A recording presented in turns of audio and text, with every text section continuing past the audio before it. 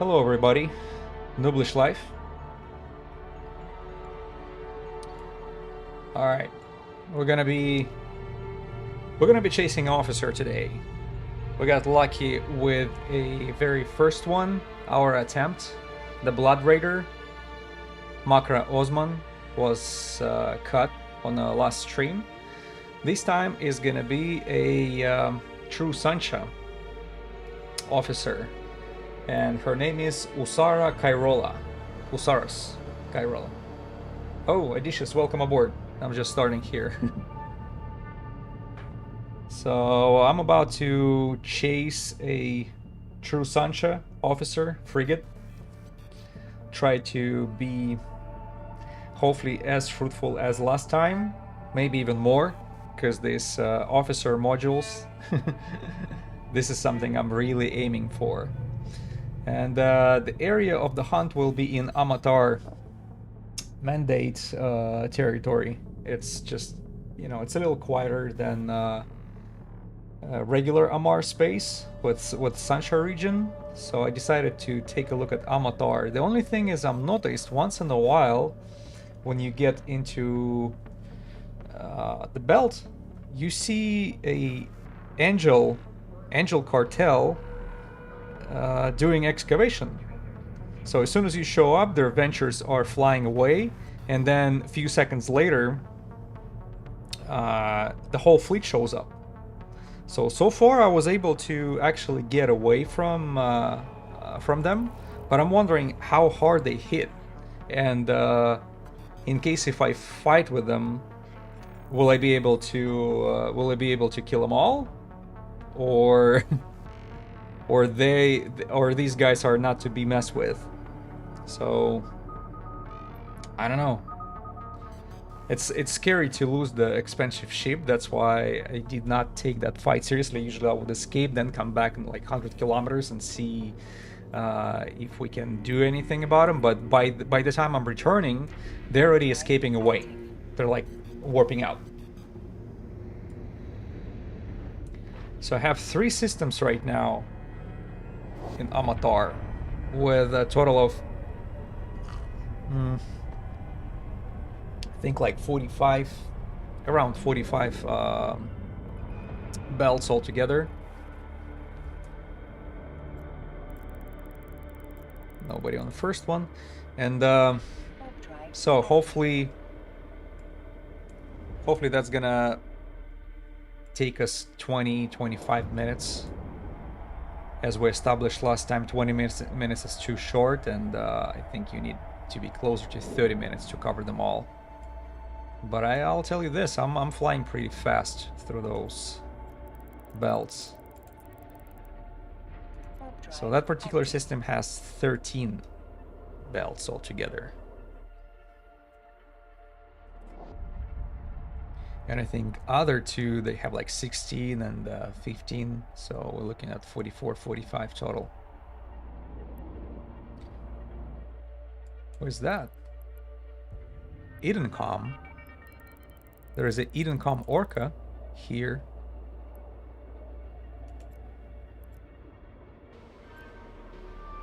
Oh well. It's good to have a good standings with these guys. They're like closing in. What's going on? Yeah, it's definitely a little different than the Blood Raiders area we've been cleaning last time. Because right now it's like Edencom, I see. Then what else? Thacker mining fleet from time to time you can find here, and also yeah, Angel excavation mining fleets. So definitely a little more activity than I was expected.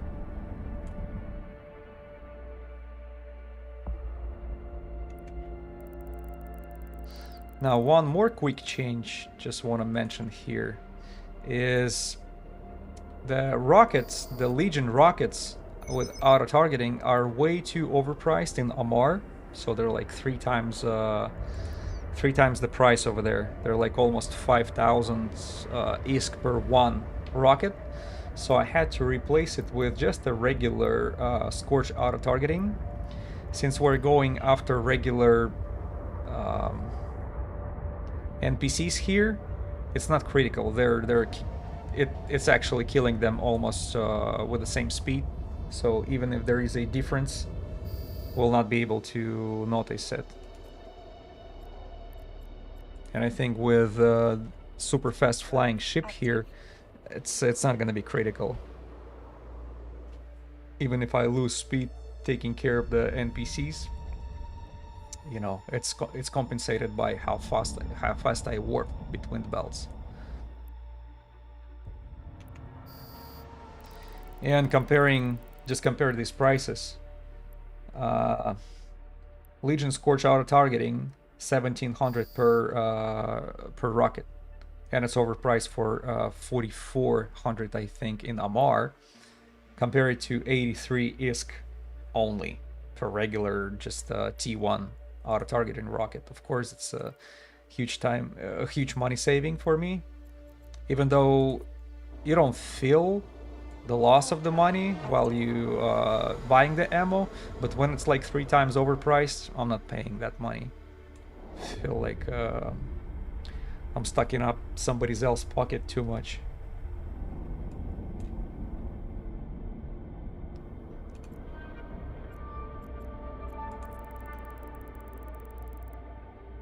Warp drive active. Did you do any officer hunt on your own? I think you were mentioning something, modifying your fit for the Proteus.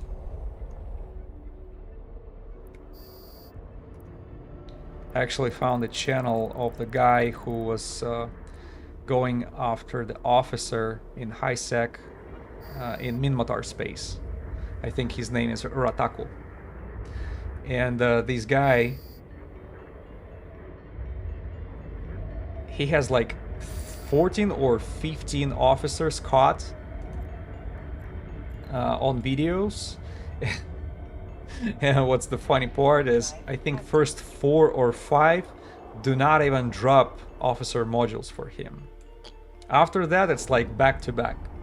But first 4 or 5, he was very upset that these officers don't drop shit for him.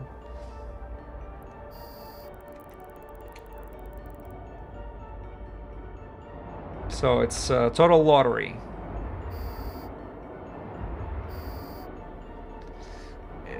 Exactly. That's the randomness exploration, and I don't know. I'm not being frustrated with it because it still gives you that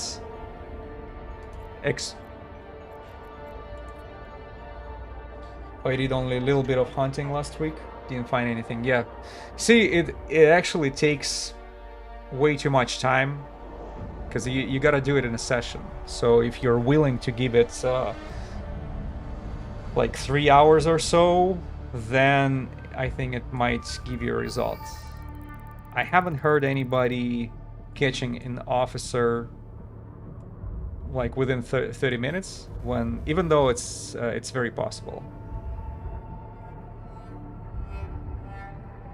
But for me, you know, I just want to figure out how successful can you be with this type of activity.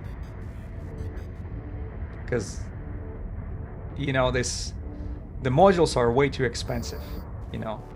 That's why it's so hard to walk by without trying. Especially, you know, when I tried it for the first time and it actually worked out. Yeah, but I'm in Amatar space, even though it's a Sansha region. I had my doubts, like, is it possible even for these officers to spawn here? But I checked.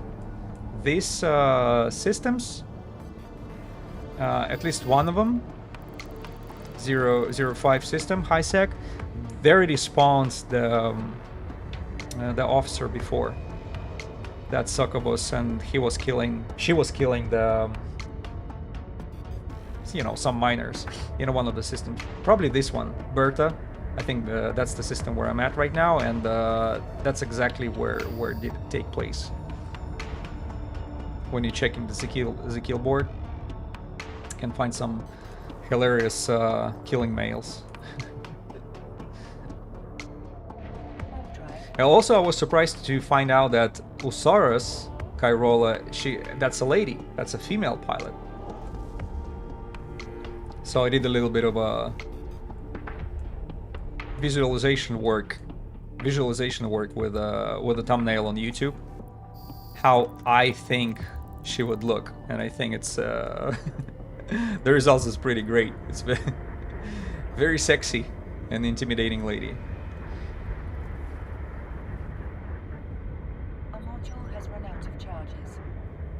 A module has run out of charges. Oh, damn.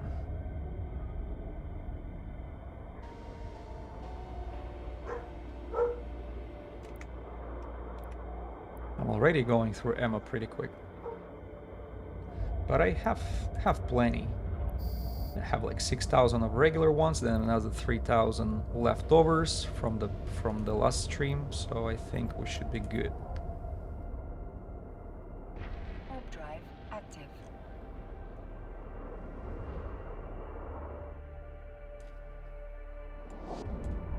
Every time I do warp, there is a feeling that fleet is about to spawn. No, that's just these two.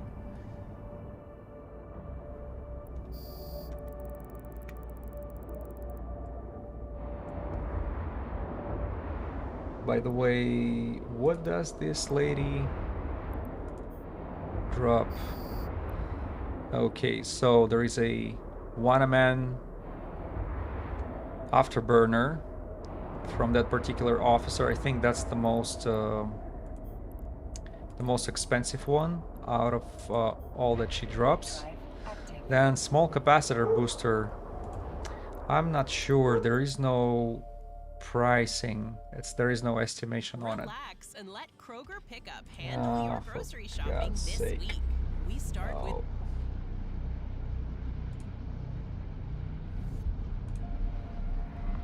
Sorry about that. So we have small capacitor booster. I think it was surprisingly highly appraised at Jita. Not that particular one, but another small capacitor booster, and I don't even know why, but they're going for pretty high buck. There is no proof. Pulse lasers, and of course it has to be this remote capacitor transmitter, but they're pretty cheap. They're pretty cheap, and okay, it doesn't have it over here, but I do know that the pricing is pretty low.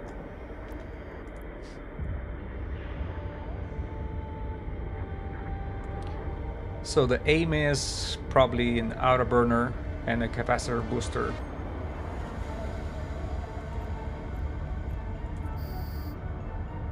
Warp drive active.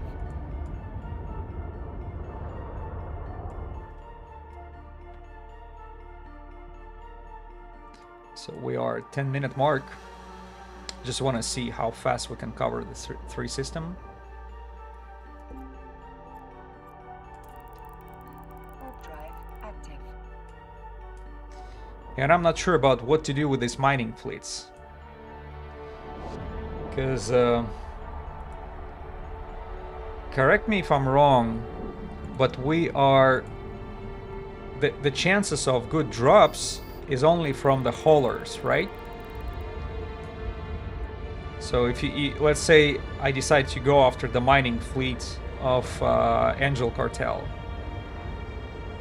do I have to go after that or hauler only? Because that's the only ship that drops boxes with skins and everything else. At least that's what I know about that activity. I never done it before. But if I decide to go after one of them, so I shouldn't.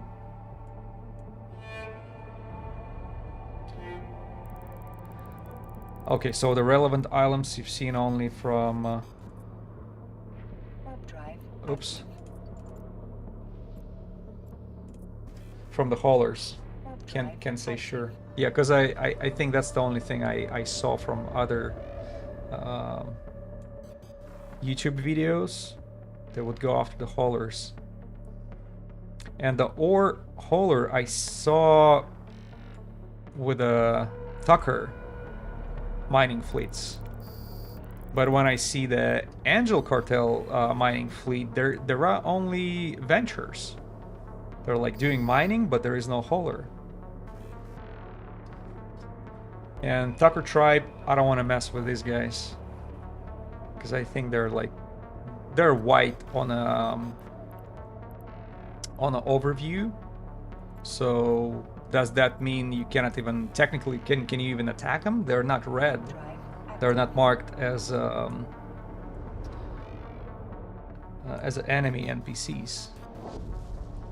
So if you attack them in a high sec, is there a repercussion from Edencom, from Concord? Someone is mining here. Okay. Warp drive active.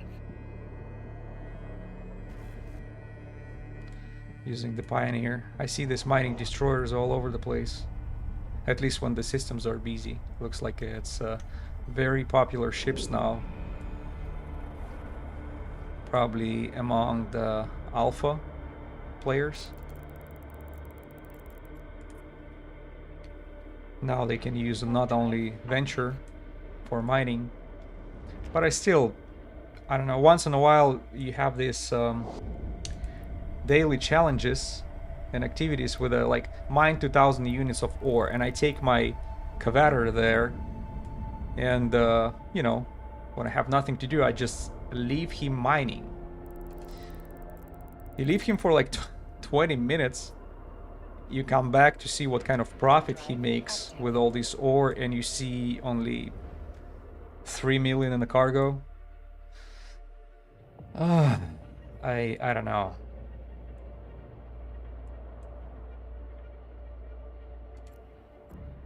How people do that. It's like you either have to do it in as a multi-boxer to make it profitable in nullsec on a very expensive yeah, solution is more miners, maybe mining fleet, but still that type of gameplay is definitely not for me. Maybe people would just get together in the mining fleet and just sit and talk.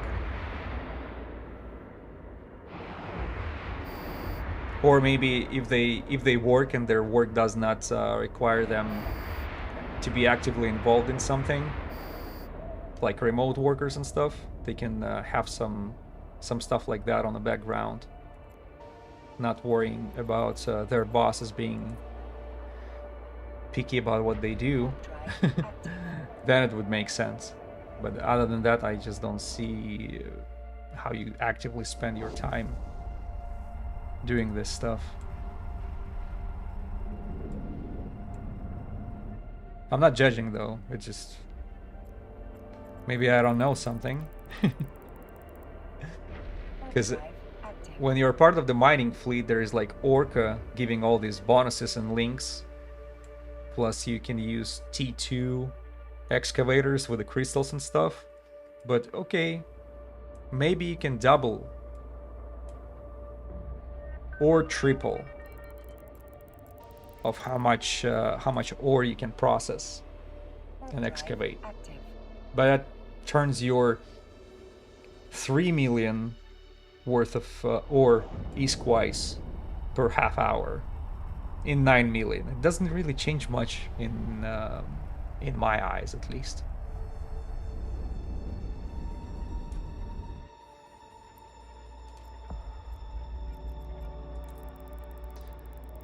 Where's everybody? What's going on? I just started it and they're hiding.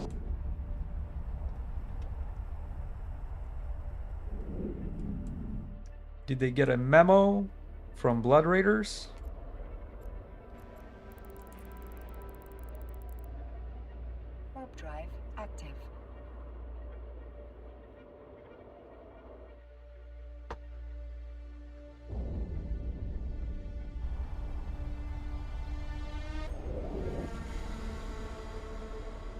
Possible.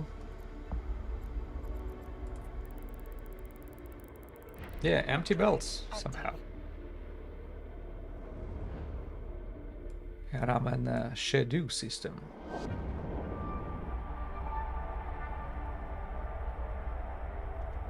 It's a 0.5 security, so I know I'm in the right place.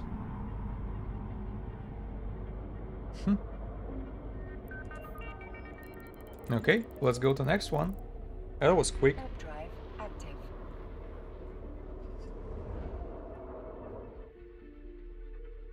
So it's 8 minutes I spent here with 16 belts. That's 30 seconds per belt. That includes flying in, warping out, and occasionally taking care of the NPCs. Oh, thank you for following.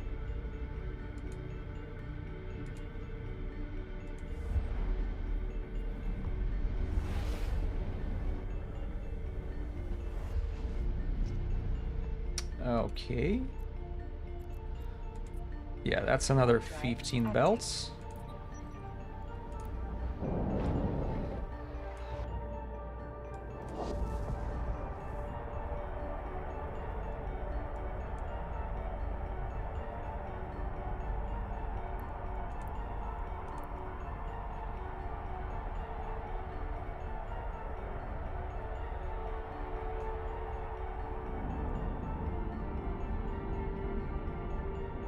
You know what it reminds me of?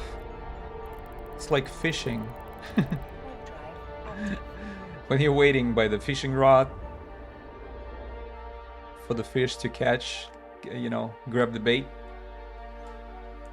so you can hook it. It just now you're pretty much visiting all these different places, hoping for the catch.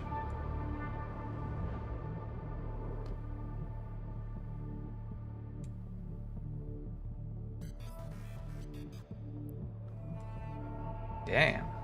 Third belt in a row, nobody's here. Warp drive active. When I got to these systems and I was making all this bookmarks, the NPCs were all over the place. And I do remember that. Like every second one of those had NPCs. But now they're not that active.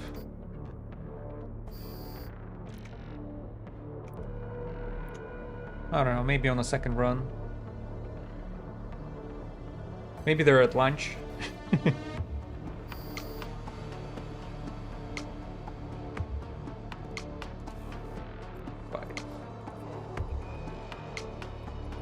Warp drive active. I decided not to participate so far in this that new event that takes place. It looks and feels exactly like all the other events before.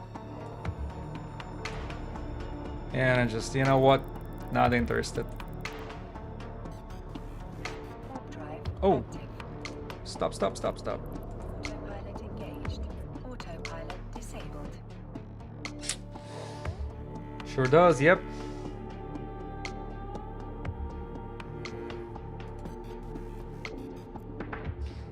And that, you know, feels copy-paste, and it's a shame because you expect a little more for, you know, because technically that's anniversary, right? How many years?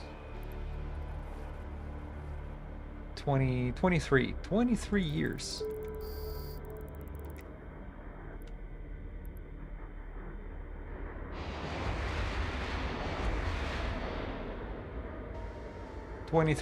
And even what's the reward is you know, conscious thought just ships, which they nerfed not so long ago.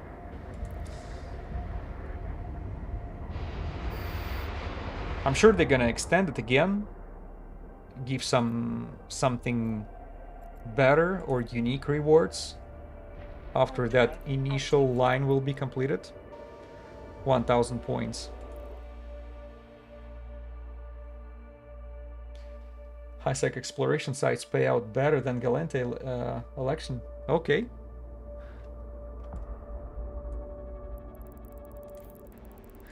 There you go. Check this out.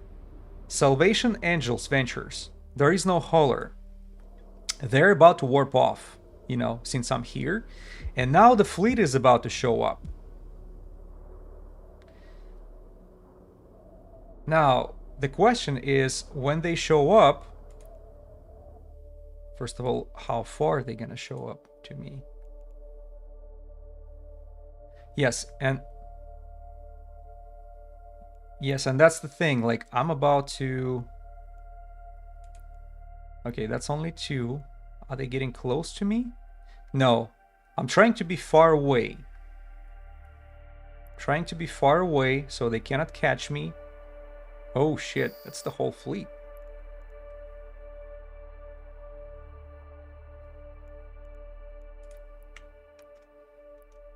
Let me see if I can... if I get him in trouble.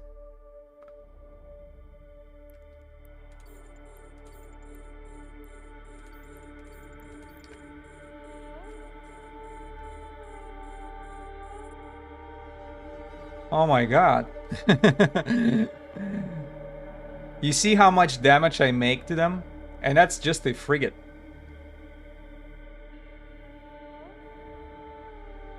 This is the frigate. Oh, and they're even oh my god, they're like healing up. They're healing up. There is nothing I'm gonna be able to do to these guys.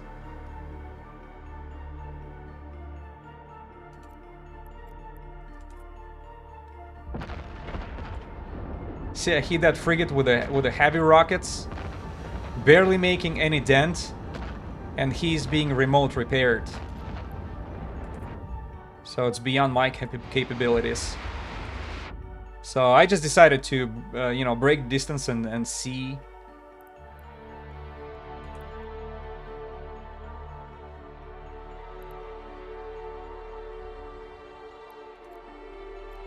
True.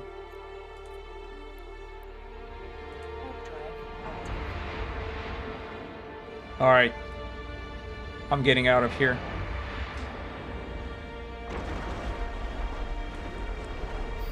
I can't do much against these guys. So now we have the answer. And it's hopeless fight against the whole fleet. Plus, if I would be anywhere near them, I'm pretty sure they will be just disrupt me or warp scramble me over there. And that would be over. Because if these battleships can apply full damage, and I'm like webified and pinpointed over there, that's it. That 1.2 billion ISK ship is a loss. That's how it would play out. That's why I decided to break distance and see how far they're gonna land. So that was a good idea. But if they're anywhere near you... So I guess next time if I see their fleet, if there is no hauler, it just makes no sense to stay there. Just gotta get out.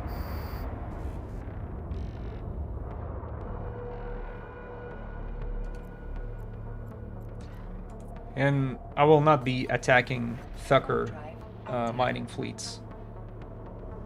Makes no sense.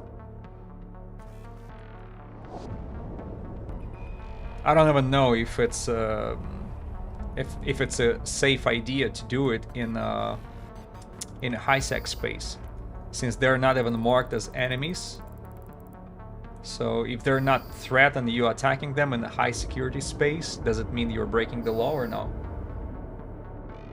Because that would be a shame to lose the ship to Concord like that, just for some stupid skin. Plus another thing, you know, my main character is Minmatar. I don't wanna go against Tucker. Tripe. I think. Verocure, right?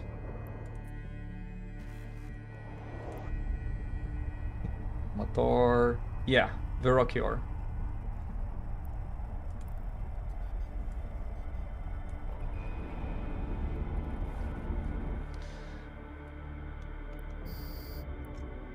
Well, NPCs are back. That's good. I think the launch is over for them. And we're finishing up the third system within 30 minutes time bracket, so time to go back to Berta. Are you gonna finish this guy?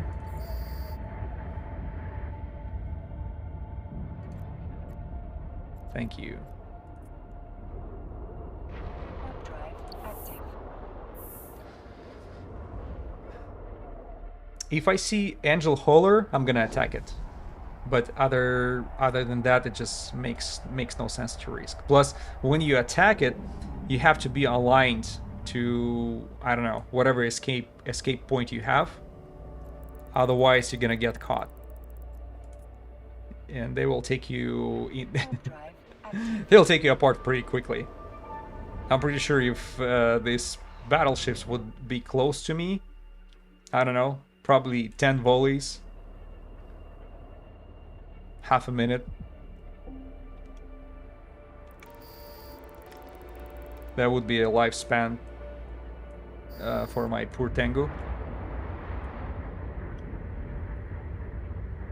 Because if they resist so, you know, so good, imagine them applying damage.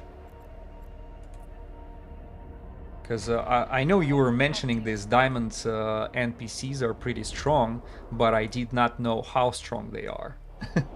Now I do have a freaking grasp on it. What's going on? Adicious, one more question to you.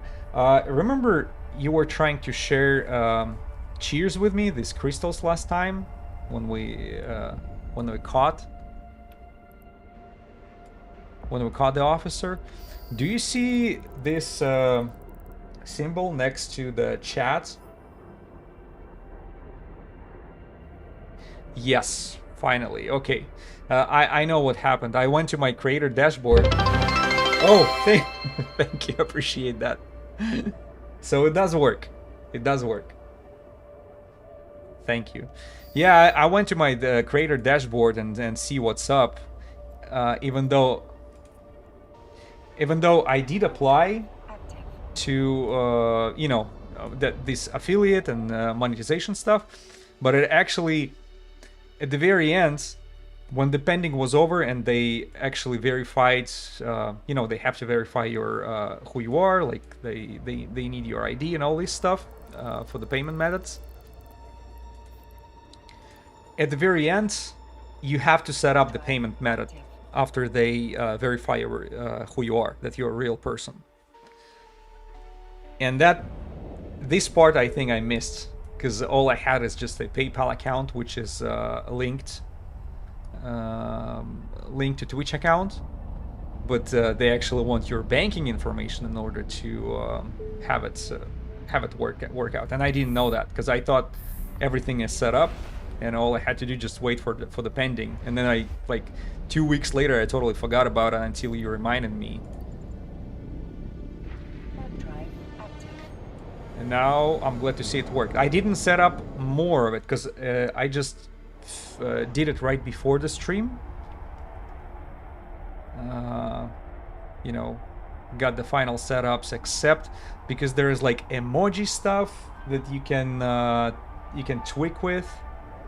So this is something for me to look forward to see how it all works, because I think there is a way to make them unique.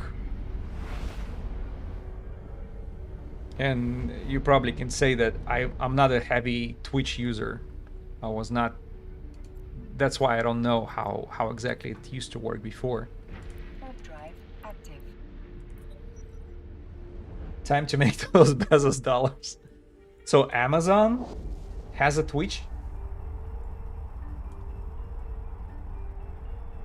I didn't know that.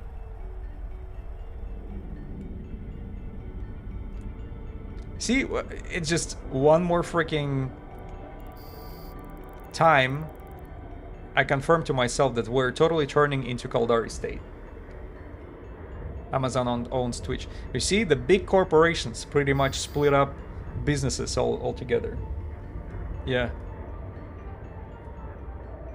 I think, as I've predicted, we're gonna turn into Caldari. There are gonna be no countries. It's just gonna be mega freaking corporations with all people mixed up across the globe, and just whatever territory you leave at, whatever that territory belongs to corp. I don't think they're gonna be even showing the president. They're just gonna be CEOs. Your president will be a CEO.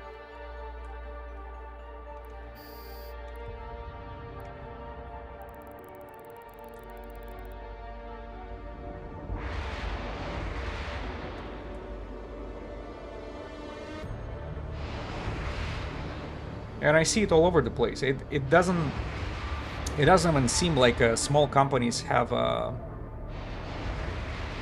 I don't want to say have a chance, but it looks like a business model. Come up with a good idea, new service or commodity, whatever the product you bringing some new ideas on the market. You set up the company, and you definitely you'll caught an attention of a big company. And now the business model plays out like this. They will show up with some good offer to you, for you to sell your ideas, your companies, your patents, or what have you. So this is the Tucker mix right there. Mining fleet. But they do not have a hauler this time, because once in a while you do see it. So I think if you can find them without the hauler, that means angel cartels, they're also like can miss out the haulers, but once in a while it should be there. So I'll try to go after him being aligned somewhere else. If I'll manage to kill the hauler, I'll just wait for the revenge fleet to despawn and then come back, pick up the loot. At least that's how it's supposed to work in theory. So yeah, coming back to my previous thought, it seems like that's a success now. You come up with something new, corporations, notice you, make you an offer, and you sell it to them. And it's, by the way, it's not even guaranteed that they're gonna sell your product or service. Maybe they're just gonna totally take it off the market, only because your product is making their product look bad, or your business idea is improved version of whatever they used to have. So they either apply your ideas to their business, or just postpone your ideas altogether until they can fully take the profit of older. If you can beat them, buy them out. Yeah. And that's a big corporation talk. So they can afford buying out.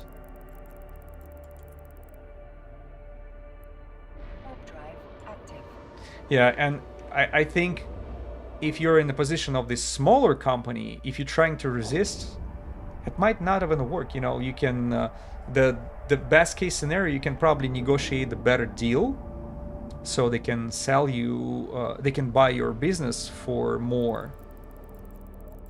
Or the absolute best thing that can happen, they can either include you into, I don't think they're gonna bring you to their like board of representatives or whatever, this board of CEOs or vice presidents, but you can buy a so-called schmuck insurance from them. That means whatever your business grows or your product sells, you have a small percentage of everything sold. So this way you don't feel absolutely bad when you're like, let's say you come up with a business idea, they buy it from you for like, I don't know, $500,000, and then they monetize it to a degree when it becomes a multi-billion company. And you just sold this idea to them for like $500,000. Which can totally happen, because a lot of time we're not even realizing how valuable our ideas are. We don't have the full department of business analytics to predict what profit it can potentially give us in the future. And they show up with all that information. They're just not going to be in a hurry to share it with you. They'll taste the water, realize that you don't have any idea how expensive your patent can potentially be, and they will just, this guy has a mortgage, this guy has a, I don't know, some family situation where they are like, they need money, and they give them a little bit but fast, so they buy a business for penny on the dollar.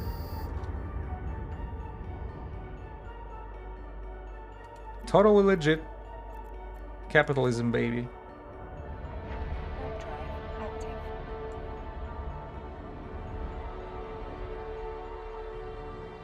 So I guess schmuck insurance is the best thing to go for. Whatever profits from your product will be in the future, you get a percentage of it. And I do know for a fact that they're not very happy. Most of that do not. Oh my god! Now you're suffering. I am so. You see how it works now?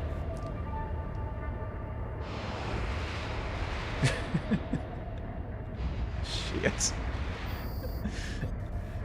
No, I didn't know they're gonna be bombarding ads on a small creators like me. I don't even have a big audience. So what is the point to throw ads at my stream so violently? Is it the very first one you ever saw, or once you joined you had to see you had to watch the ad as well?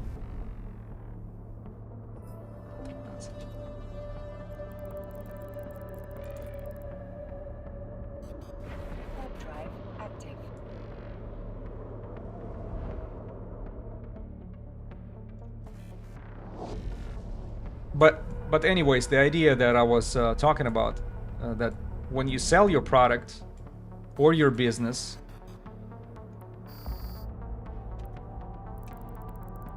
you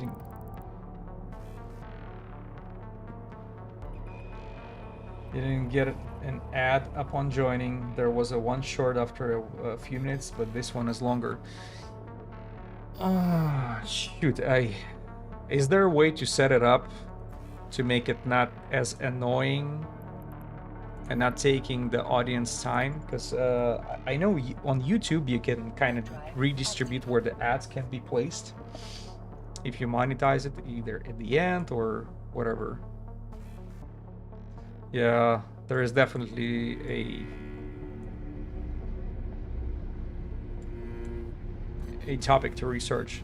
But I was discussing the schmuck insurance, so-called schmuck insurance. So you don't feel like a schmuck selling the business for way less than it's worth. You have to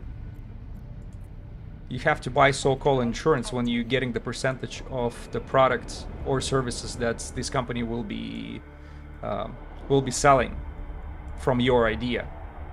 Like if it's your product, your patent, you're selling the patent with the condition that you're getting the, let's say 2 or 3 or 1%, doesn't matter what is the amount, but it's going to be permanent and constant.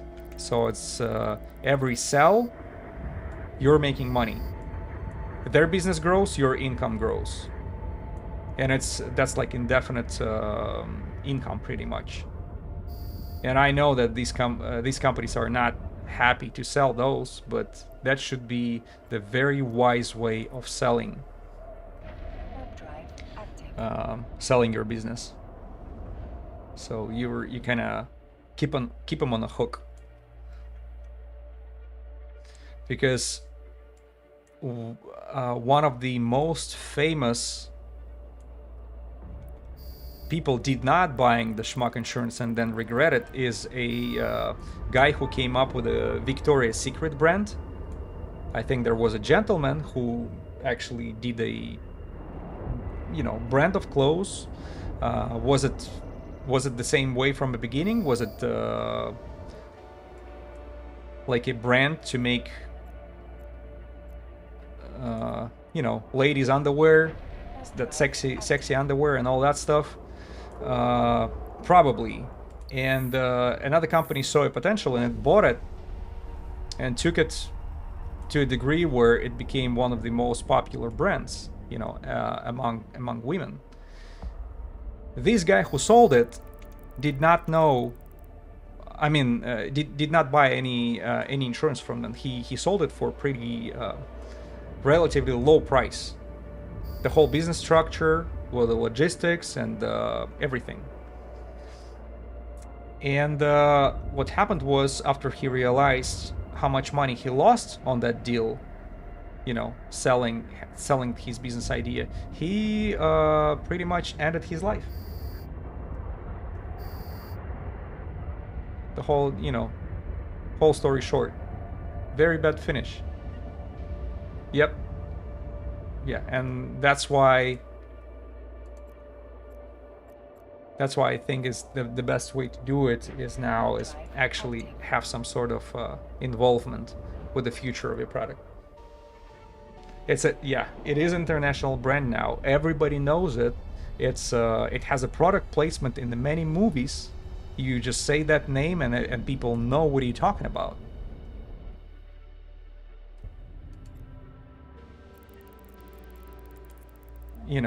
It's a catchy idea, plus it's always going to be popular, right? No matter what people say, we're going to find these ladies attractive in this attire. So of course it worked out.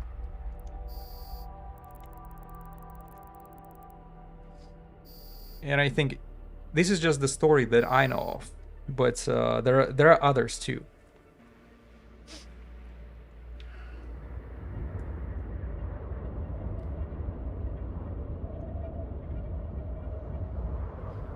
Oh, me and my wife, we watched the movie about the McDonald's. I think it was forgot what's the name. Maybe it just called it McDonald's, but it pretty much tells the story of that of the franchise, how it was, how did it start, who started it, and who purchased it later. And the guys who started it, they could not come back with a similar success. And when it was sold, it was just, first of all, the deal was unfair. And I'm not saying illegal, I'm saying unfair. So they were tricked into this deal, trusting the guy who would not stop in front of anything for his success. Yeah, he popularized and made a McDonald's, another world brand, a huge world brand. But probably businessmen like that, they have no obstacles, no moral what do you call it, no moral breaks. It's just them and their target, their like business path. If they have to walk on the heads of somebody, no problem. Break somebody's life, take two, no problem.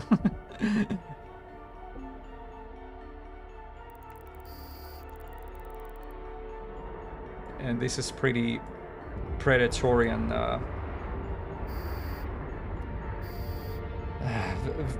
very violent line of actions, I should say. Being in a business of that scale, it can make you and it can break you. Sometimes in the same time. Building a business, but losing yourself.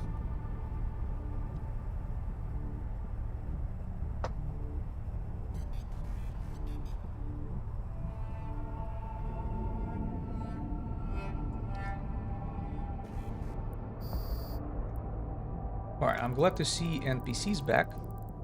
That's great.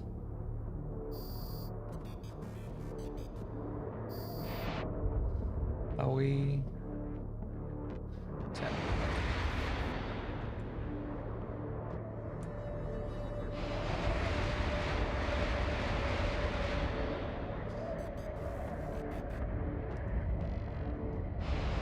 People have been talking that about CCP buying itself from Pearl Abyss. Yeah, I've heard that. Module has run out of charges.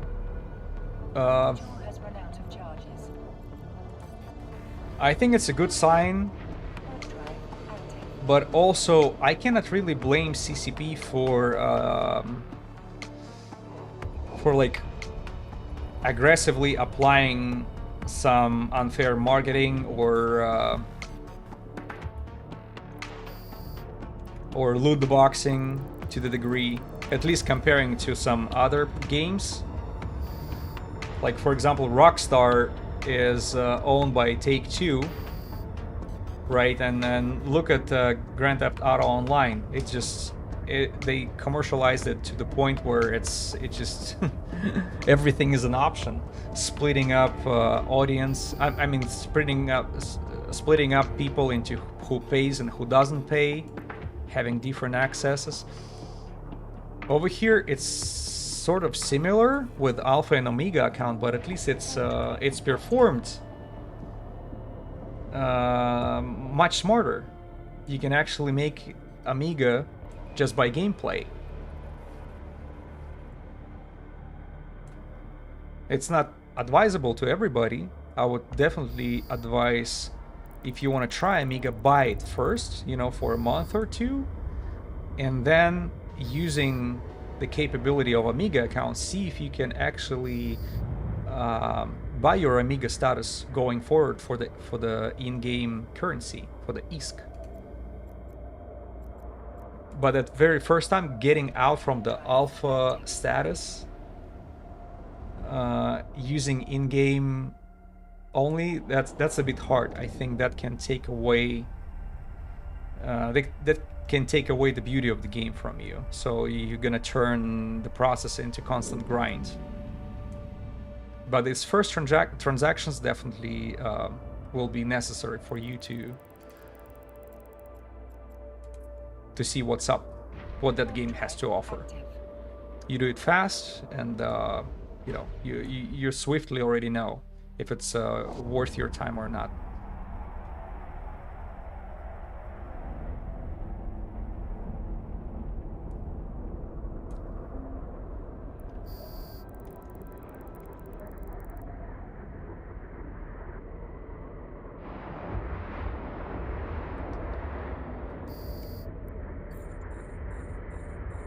Man, it takes forever to lock them up. I can't imagine lock them up all together and then wait for the guns to take care of them. Yeah, auto targeting is definitely the only way to do it, at least in the high sec.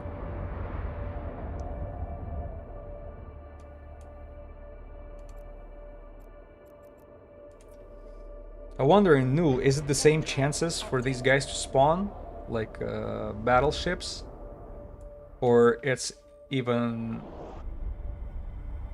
Oh, they spawn even less frequently.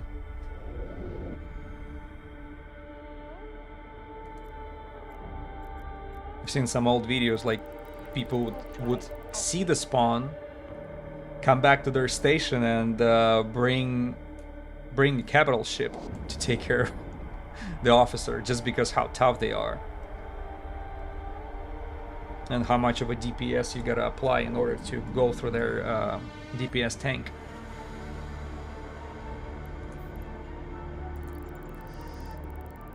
Warp drive active.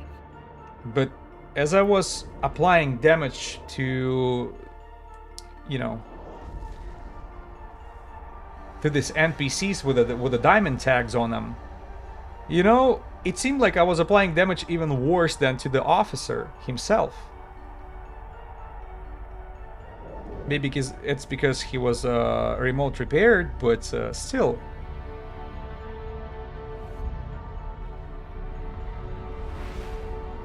even before they send the repair, you know, just looking at how much damage applied, it's like I barely do any damage because I think it's a heavy rocket with a application to the small targets is a minimal, plus the speed of that target is 1500.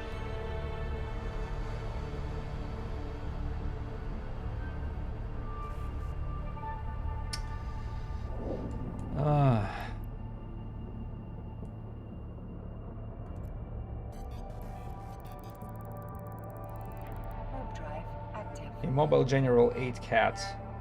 Yeah, thank you for your advice. But I don't think I'm gonna be buying audience or bots. Makes no sense.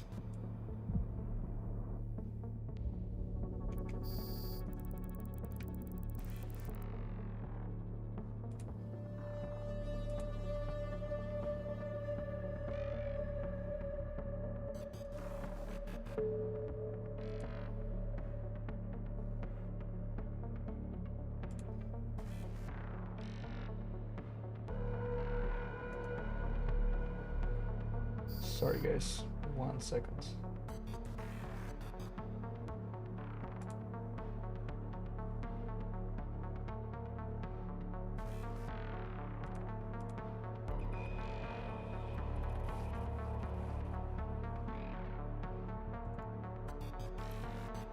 All right, let's go to the next one. Drive active.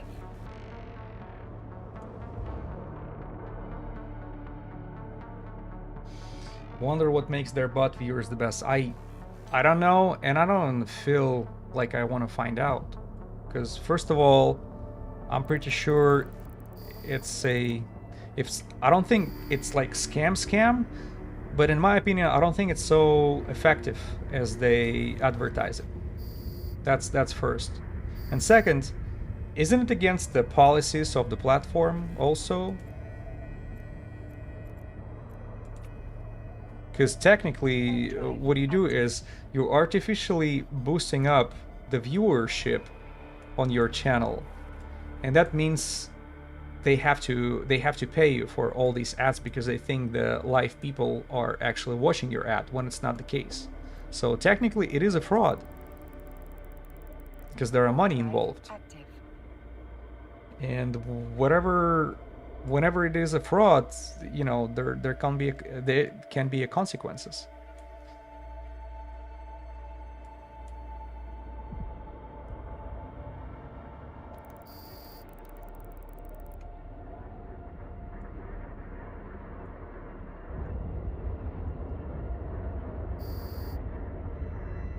Bot best. I think now they're like integrating AI to these bots, so these bots can become like interactive, making comments and stuff, trying to imitate this a live audience. But you know, aren't they have the same IP altogether, or maybe a couple batches of the same IP? I think this is very easy to track for you know, on the back end of the platform. So whoever is doing this tracking, it's obvious to them. You'll not be able to trick the system. So it might work for a couple streams, and then you'll definitely can bring unnecessary attention to yourself.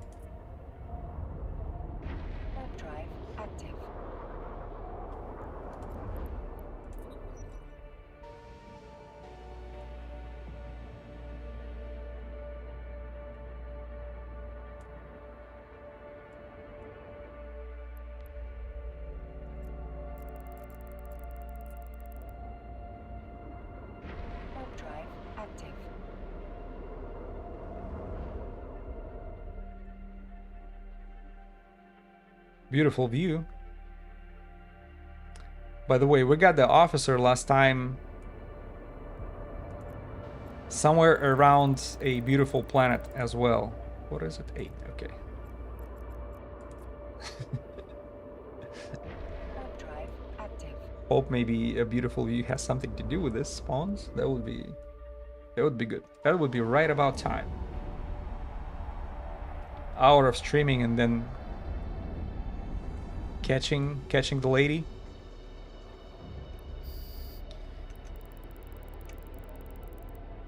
And this Usaras Koirola, it's a very brief description of her. I found. It says she was born true citizen. Koirola is not compelled. 1 second, let's jump to another one.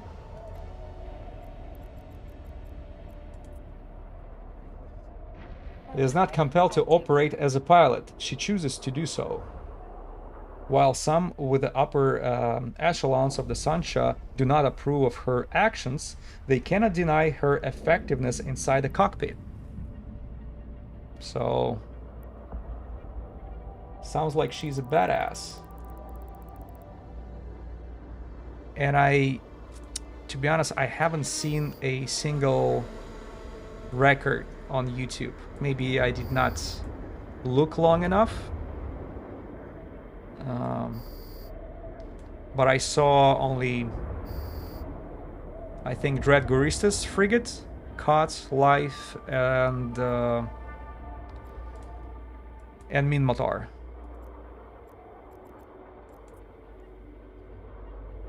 Warp drive active.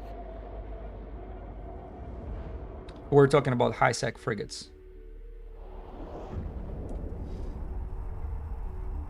Maybe it's still relatively new content. Oh, Salvation Angels were flying away. Have you seen it?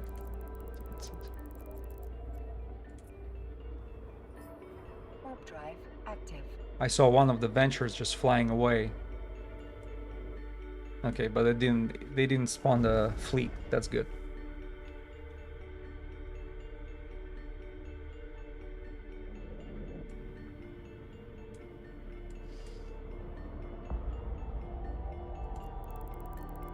Another thing, when they fly away, the Angel Cartel mining fleet, I was trying to track them, you know, just to when you track the target and it actually shows you where they fly away. They're flying just in space somewhere. They're not going to another belt, as I suspected in the beginning. No, they're just going somewhere in space, and then out of the blue, this fleet shows up as well.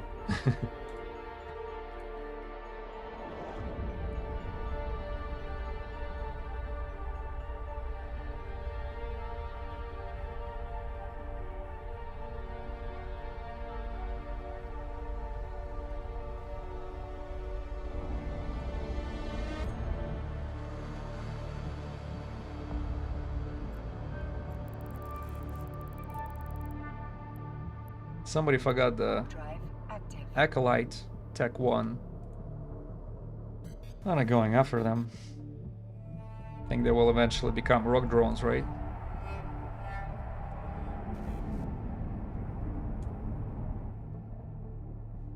Miners flew away. Okay.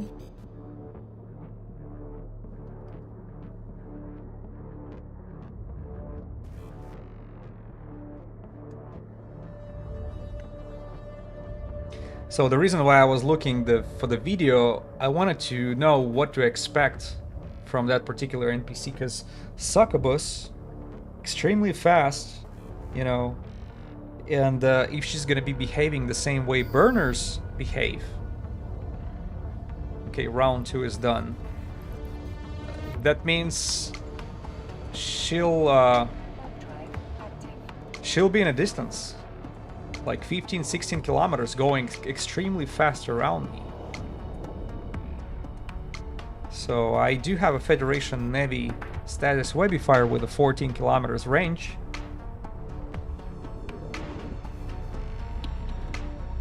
What about hot Webifier? So it's 14. Okay, it's up to 18 kilometers. Up to 18 kilometers. So I can actually catch her if she's gonna be within that range. Right, but I do not have a disruptor, or not disruptor, the warp scrambler. So if she's using micro warp drive, she'll be able to get away. So you cannot constantly overheat the webifier of mine.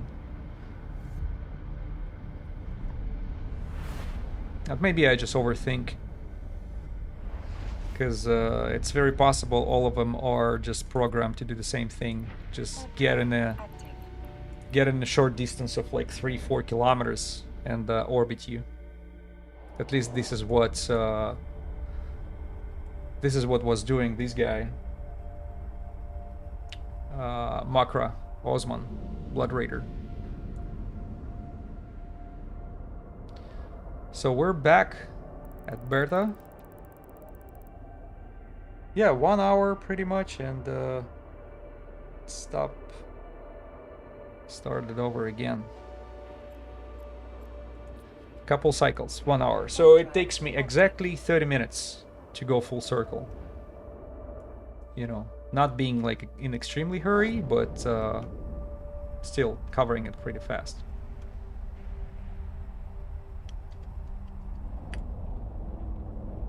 And there you go. It is enough time for them to spawn. Ah, shit, that's the very first NPCs. So they actually have to wait for them to attack you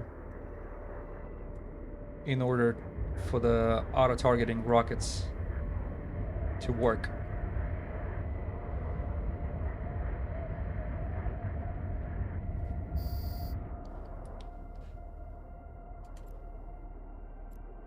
You know, I remember before, was it before the Catalyst update, when you would show up at the regular combat sites, hideouts, with the auto-targeting rockets with the Jackdaw. Okay, it's Tucker again. They would just show up instantly as soon as you kill that first wave, the second wave instantly appearing on overview, and your auto-targeting rockets are just, without finishing the cycle, just go after the next target. Right now they changed it. So you have to wait for the warp to take place within like 2-3 seconds after you clear one of the waves. And that's inconvenient because now you have to restart your auto-targeting rockets all the time. So whoever is...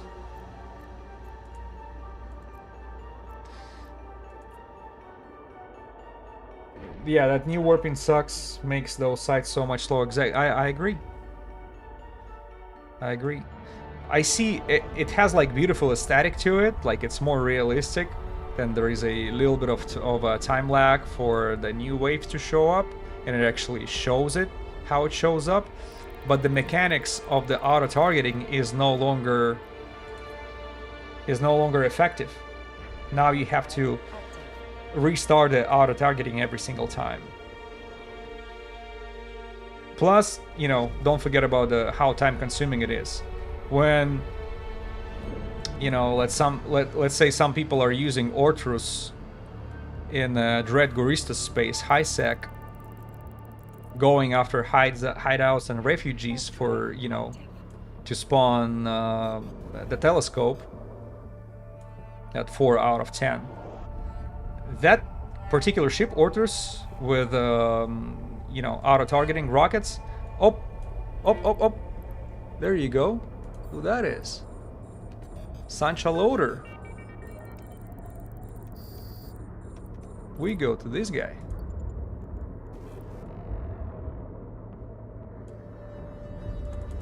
Sansha loader. Okay, well, that's a little different.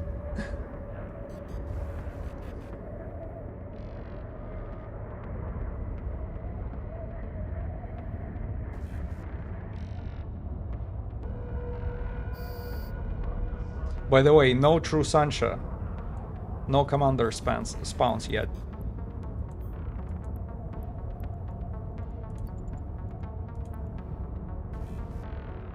Anything of value? No.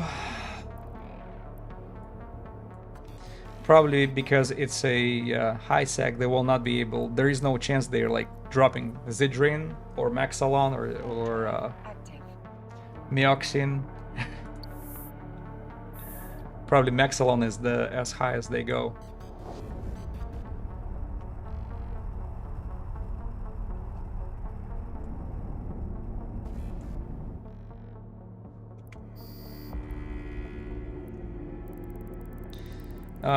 By the way, last time when that macro spawned and I was getting out from that area after the stream, I decided to go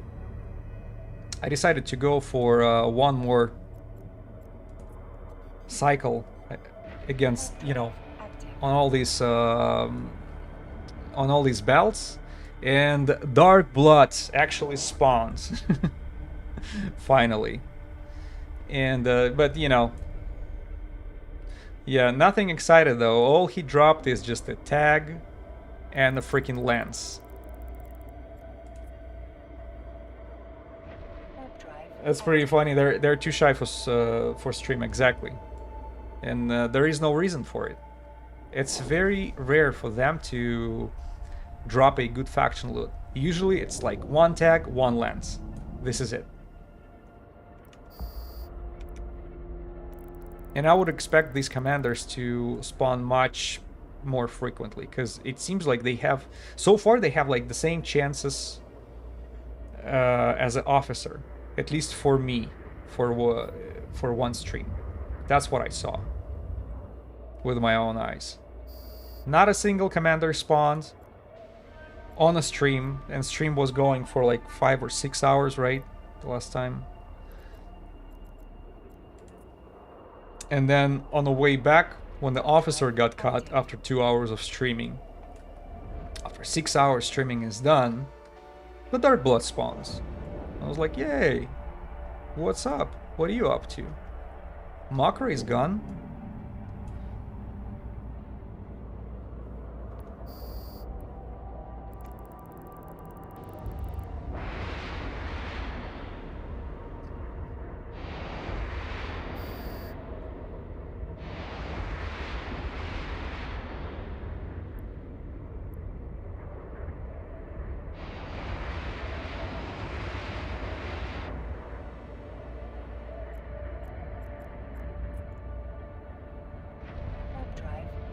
And now it seems like it's the same thing for freaking for Sansha. I don't see true Sansha commanders anywhere. Usually they would catch my eye right away. I kind of briefly look at the names. Even though I do know there is no way for the officer to spawn in a small spawn, so where there's like 2, 3, 4 NPCs, there has to be a group of escort of like 5, 6, 7. But still.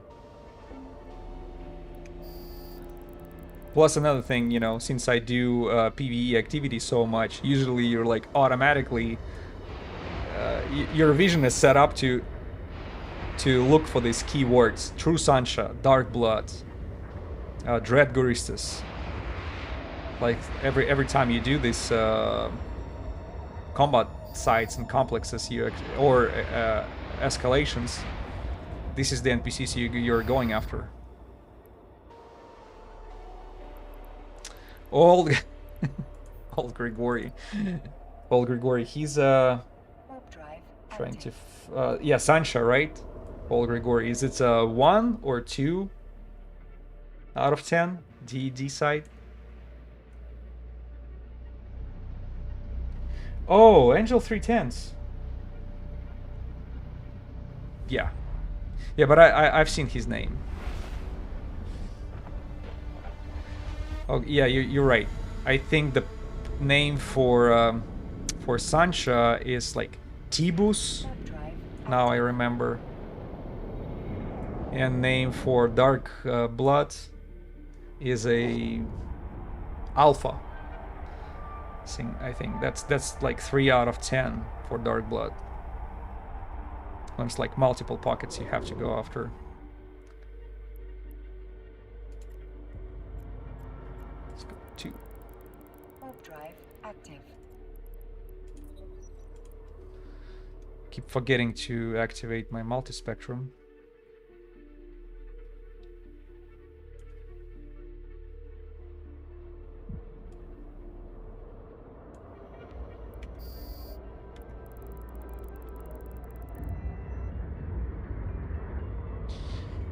Alright, well, the spawning works just like a clock.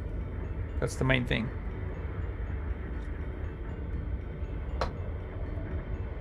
That means we're moving these rolls of dice. Warp drive. Our dice rolling machine keeps turning.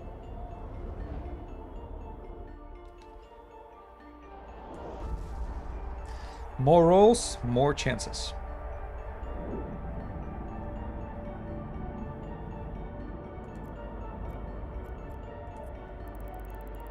Warp drive active.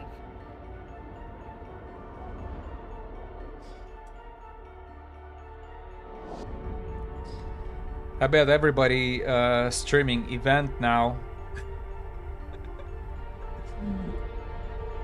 Yeah, I'm definitely a different type of streamer. Doing some stuff on my own. Officer Hunt and Highsec. But on the other hand, I don't see anybody else doing it. So why not it can be me? Warp drive active. Plus, if something spawns, you know, the level of excitement is something else.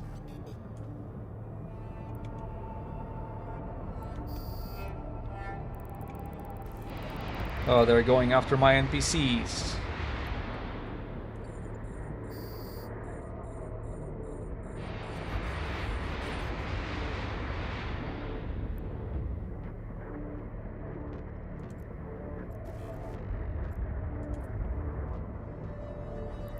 Warp drive active. Pioneer. Is one of the new guys? Not really. 2021.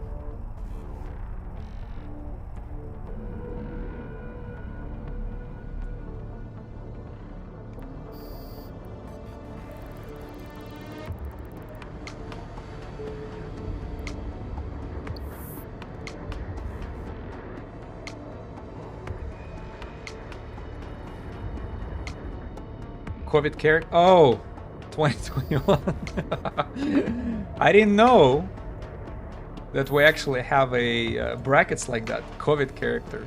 Yeah, makes sense. 2021, 2020.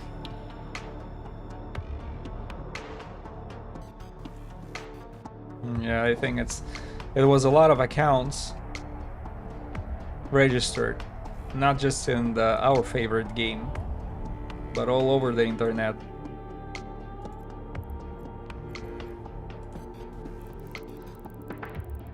Warp drive active.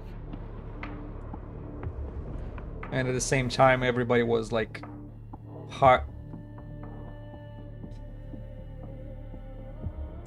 streaming services and video game companies. Yep. And that's why they were hiring so freaking violently. And now they're like cutting all these extra people from tech industry. But at least the gaming accounts are still remaining.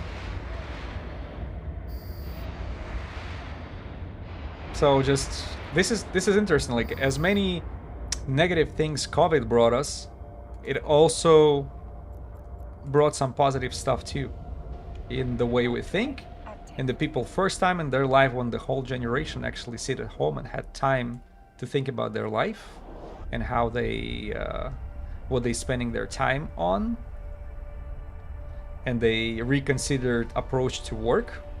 hey, a lot of the stuff, if not all of it, at least for the office workers, can be done from home these days. Easily. You know, you just need a management tool and somebody who's managing the tasks, but with proper monitoring and employees' involvement, that can be easily done, and they're very effective. And people are happy with this. They don't have to waste time on commute no more. The 2026 Chevy Oh, Equinox is for ready for your God's daily sake. drives, weekend getaways, and everything in 1 between. second. Plenty of cargo space, plus a Hold on 1 second. Just give me a second here. There is an advertisement time, which I'm trying to skip over here, and that's a long one. A freaking YouTube. Freaking hate this shit.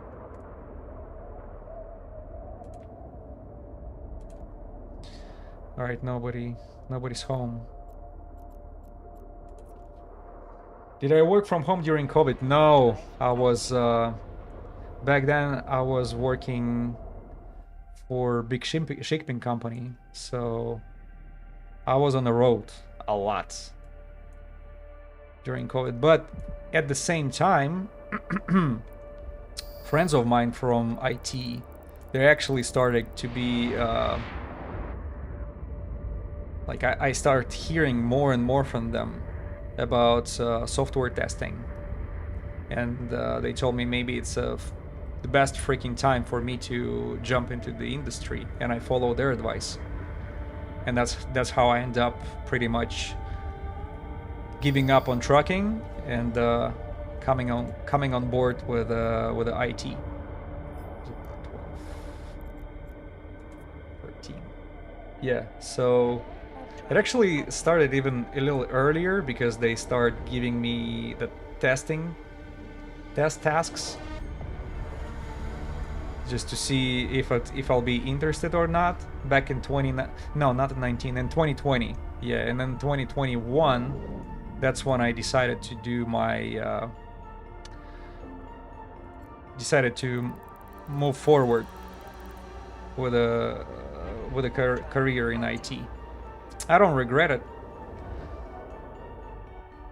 because in a shipping and trucking industry back in 2021, 2022, the volume was just dropping down significantly, especially after companies like M3, who are like manufacturing packaging materials for all the products here in the US.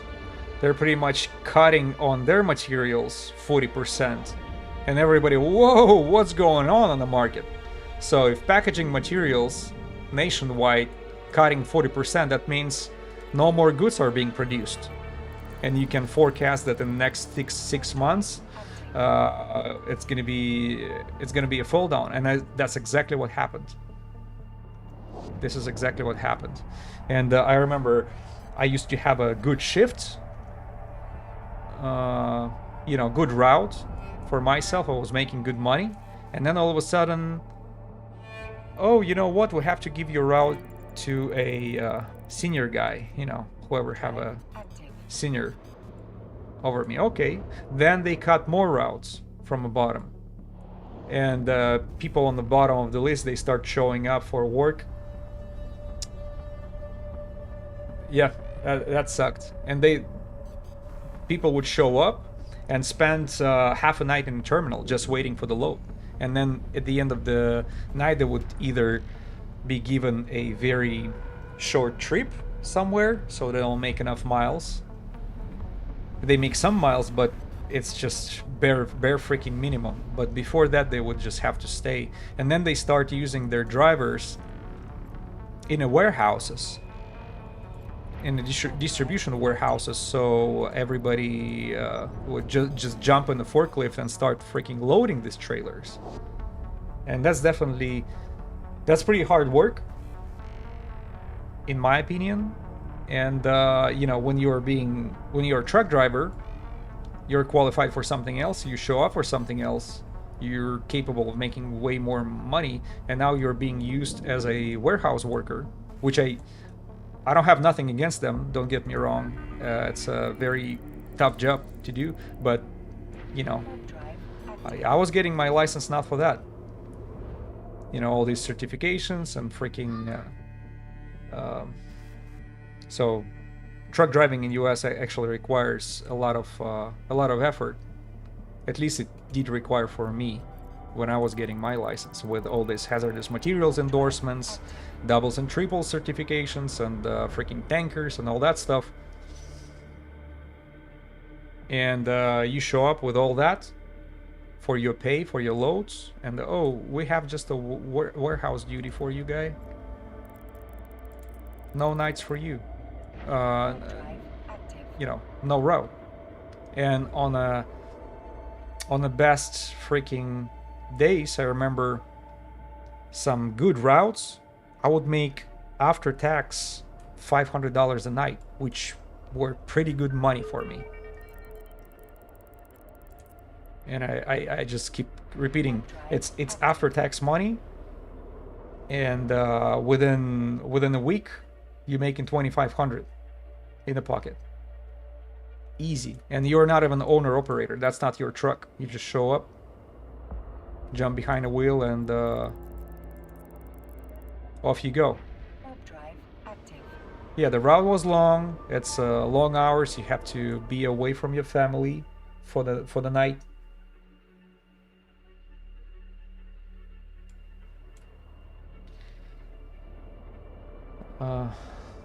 What makes the route valuable?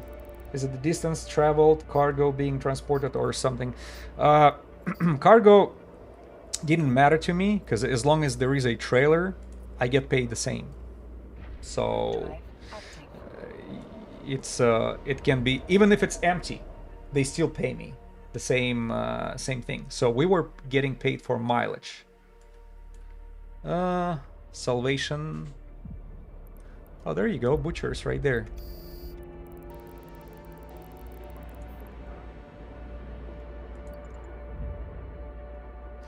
Yeah, so, but you get paying extra. You get paying extra when you are building sets of doubles and triples, because no matter how much time you spend on it, you still get paid 15 minutes.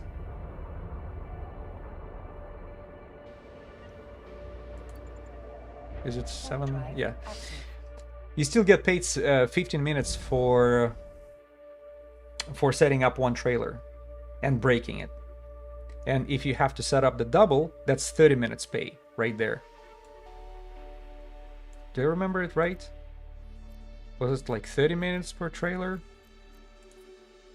No, I think it's 15 minutes, yeah. And if you have to set up the triples, not in Texas, but in Nevada, when I was doing it in Nevada, it's 45 minutes pay. And, you know, I was pretty quick. I could set up a set of triple in 15 minutes. You just have to back up freaking trailer, then the dolly, then another trailer, and another dolly. So it's just a normal routine. Gotta back it up, build it up, connect all the airlines, check everything is all right, make sure paperwork is there, and you're good to go. And in 15 minutes you get 45-minute pay.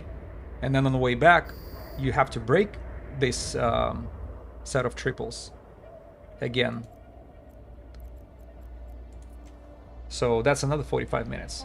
Unless you're dropping it for another one, because it's not necessary all these trailers are going to the terminal where you just brought it. Sometimes it has to be picked up and be taken further to Cali, or, you know, going from one coast to another.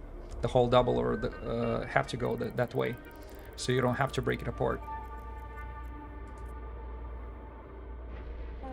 Yeah, so anyway, so when you drop the whole thing, that's 15 minutes just for the drop.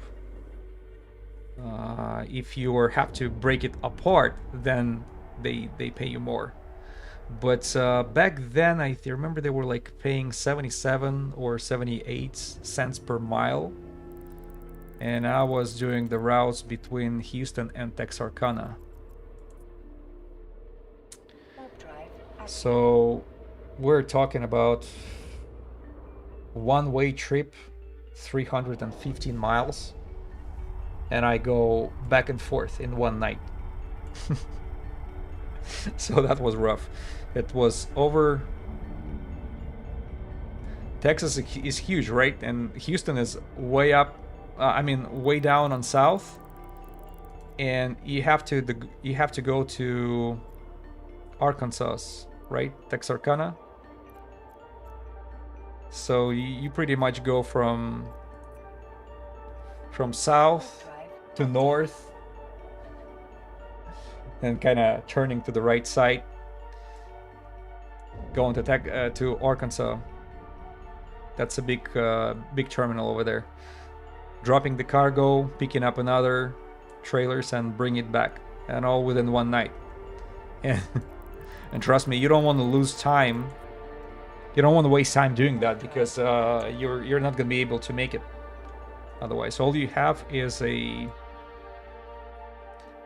DOT hours, which are limiting you to 11 hours, right? If I remember correctly. 11 hours of driving, 14 hours on duty. That's what you're legally can do. With one per week exception of 16 hours. But keep in mind, they don't pay you per hour. They pay you per miles. So did you spend on the road 12 hours or 14? The pay is the same. But I'm saying you don't want to waste any time on the route, doing any truck stops or whatever. It's because the distance is so big, you can barely fit in your legal 11 hours. That's the thing. These guys are...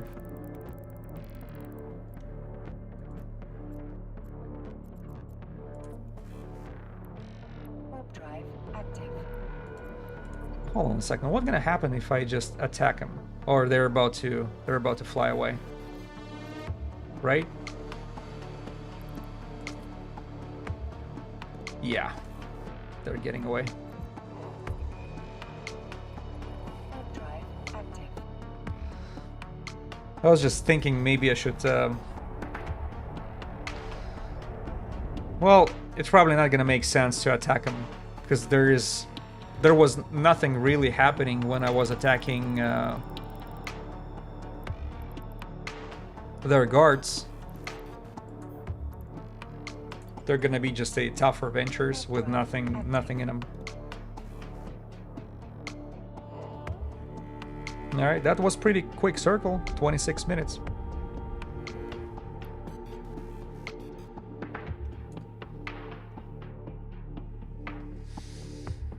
So far, only one hauler, not a single commander. I'm not even speaking about officers yet. But this Usaras lady, I really wanna get her today.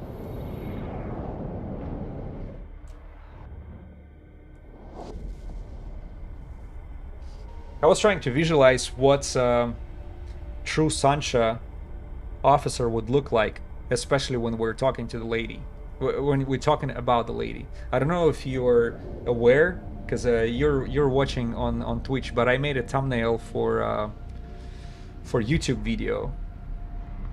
So I don't know, maybe after the stream take a look, because this is my vision of that true Sansha woman, how the female would look like, elite pilot.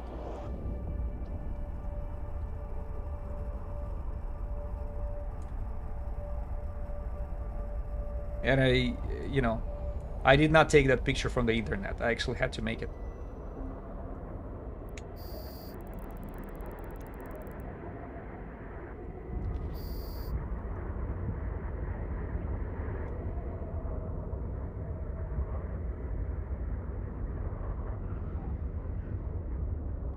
Alright, first one. Oh, I forgot to Warp drive start.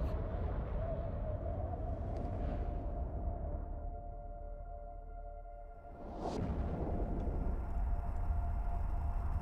Yeah, 28 minutes full cycle.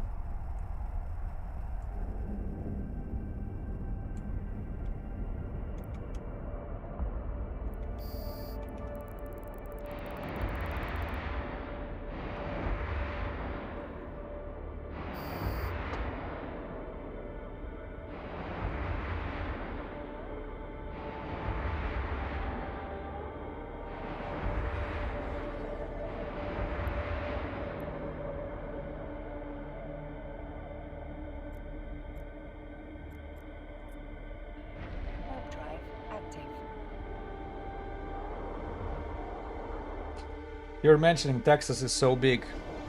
Yeah, it is, like going across. That's at work. And I remember even just on my own, driving around, had the same freaking feeling. But I can tell the same about California, because I did a drive from San Diego to San Francisco once. And that was a long drive. Warp drive active.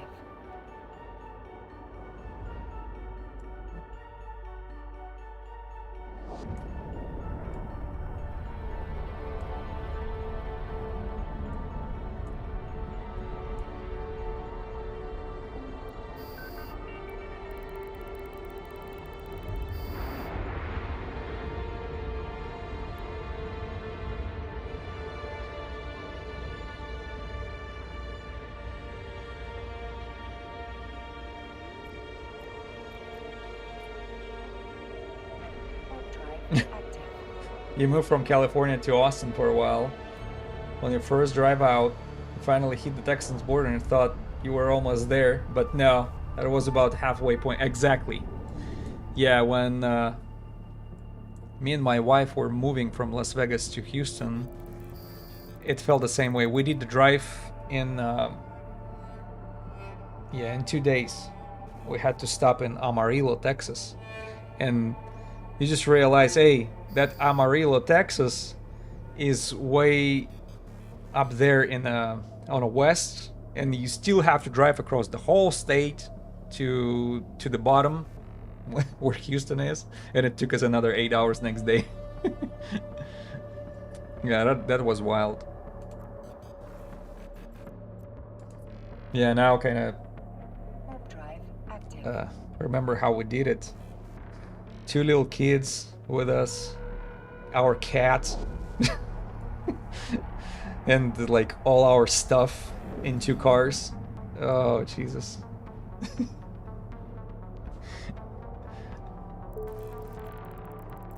It was really an adventure. You're right.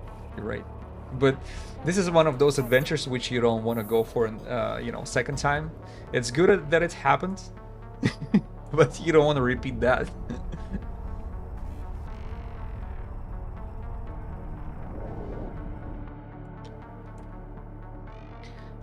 Yeah, I'm just happy it's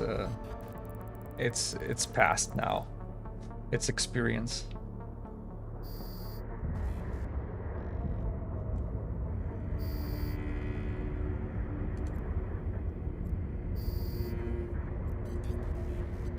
Warp drive active.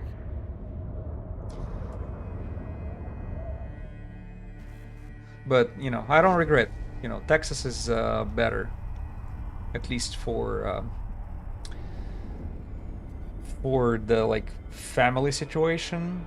I don't think Las Vegas is a best place for little kids to grow up. Warp drive active. No. No, it's more fun to do. It's a lot of playboy freaking craziness going on. If this is what you're looking for, that's exactly the place for you. But for little children, no. You want them to stay out from from the schools over there, and the climate is not very good. So yeah, we're totally did it for family, and I don't regret it.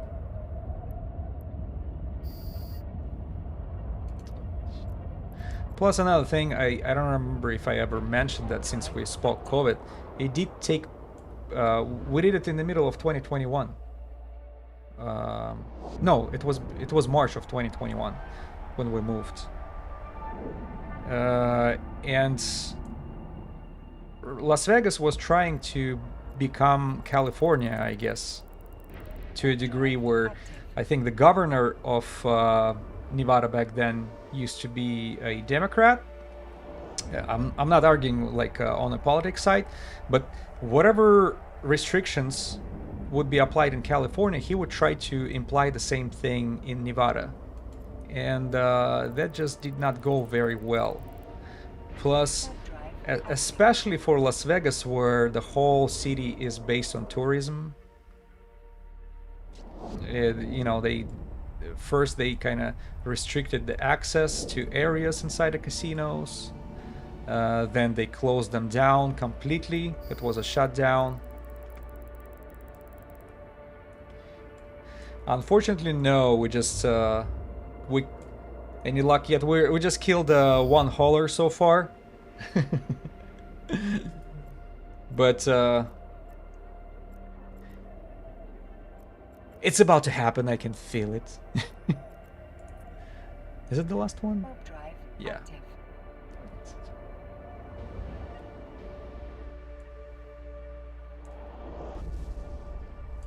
Yeah, because last time when I was going after the Blood Raider, 2 hours, I think 2 hours 16 minutes mark, that's when we got the officer.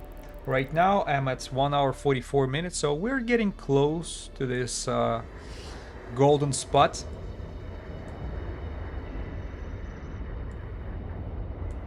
So far so good. NPCs are spawning actively.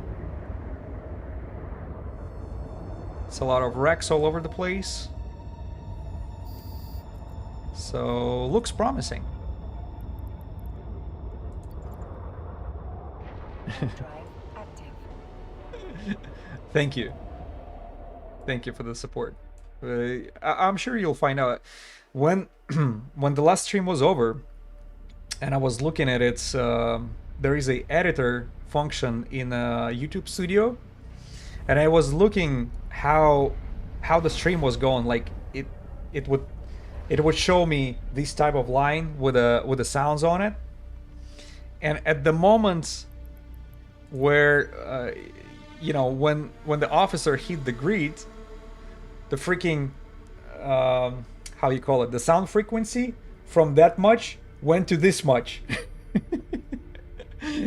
So it was pretty loud, and it's been loud for quite some time, because yeah, it was pretty funny to see that, to observe it. It was like, what is going on? Oh, I know at what point the freaking officer showed up.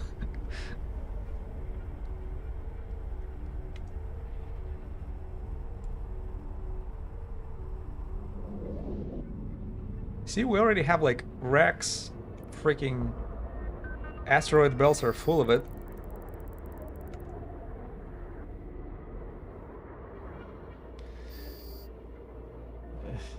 Deafening.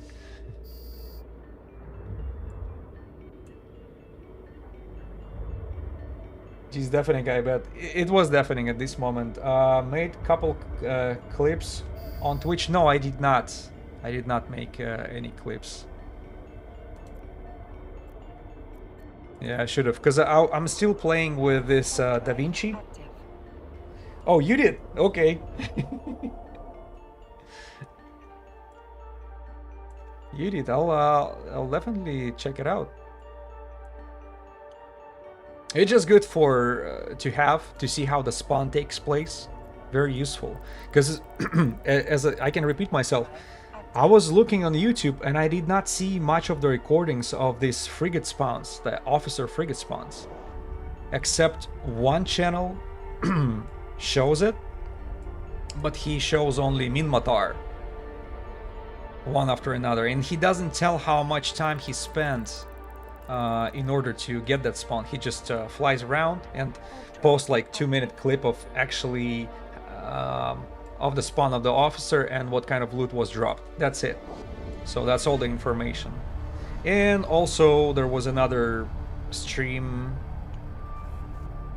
of Beast, I think. Yeah, that's where he got Panola, Dread Gorista's officer. So you can actually see how they behave, what they do, what distance they try to make, because I was trying to figure out, do I have to change my fit for Succubus or not? And I just decided, screw it. I'm pretty sure we can handle it. Because I don't think he can go through my tank. If I get rid of all his escort, all these NPCs that accompany him, her.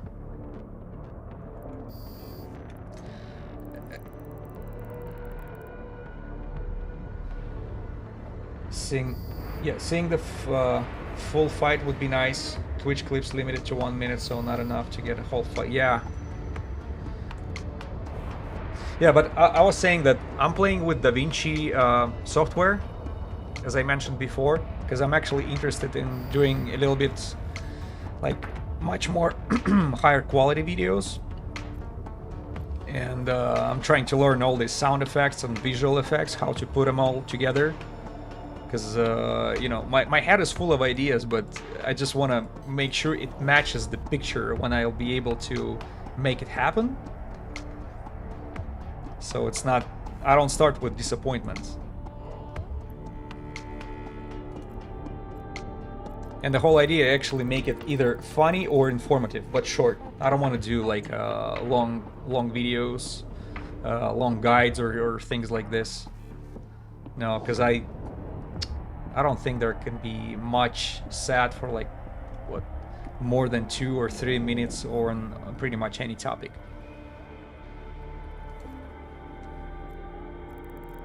Just even if we look how we use YouTube right now, at least I can tell for myself, when I put something like, hey, how to, I don't know, how to replace an air filter in a cab of this car, So on search on YouTube, it gives you like bunch of videos.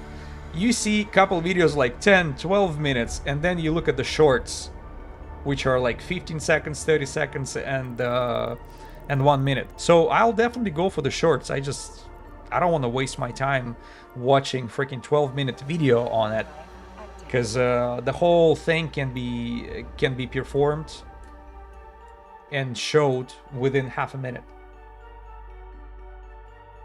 Unless this is like heavy technical video, like a big guide, or like, for example, the same even for DaVinci that I mentioned.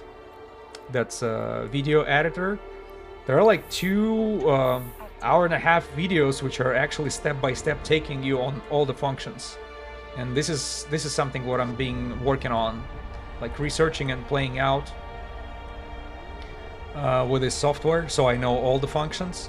And that's, of course, you will not be able to get your to wrap your mind around this type of software within 30 seconds or half a minute. You definitely need the long videos. But for most of the stuff on the things you're looking on internet, 1 minute is more than enough. And for the funny videos, that's even, you know, it's more obvious. Like whenever I get exploded, or I explode somebody else, or I find something, all that can be shown on a very little clips, 1 minute. Or maybe 2 minutes, because I think with YouTube there is some sort of limitation, like if your channel is big enough or you have enough videos as a content, it will allow you to go beyond 1 minute shorts. You can make a short up to 2 minute long. But I forgot what the conditions supposed to be. But so far I was okay with 1 minute video. Yes, I cycle 3 systems in Amatar, so I'm cycling this, and that's the only high security systems where the officers can spawn. It's 0.5s. in a particular area. Not only that, I encourage you to check the Z-kill board where the spawns would take place, you know, when the kills happened. Not the officer, but where the officer actually killed others. So I try to go for systems like this and find if there are any other systems right next to it with enough asteroid belt so I can fly around and have enough time, because every belt's supposed to respawn the NPCs every 20 minutes. So you have to kind of cycle it in your mind, so you're not going to be coming back to the same belt for the shorter, you know, in a shorter time period than 20 minutes. I usually can do it within 30. Like, Wonderlands of Mind, hi there. Welcome to the stream. Welcome to actually, I checked out your channel, by the way. It's I think I mentioned it on the previous stream, but it's a great idea with this alpha characters going after the best ship they can aim for Stratios. So I definitely look forward for this series to continue. So it's sort of Iron Man when there is a limitation for yourself, but it's only...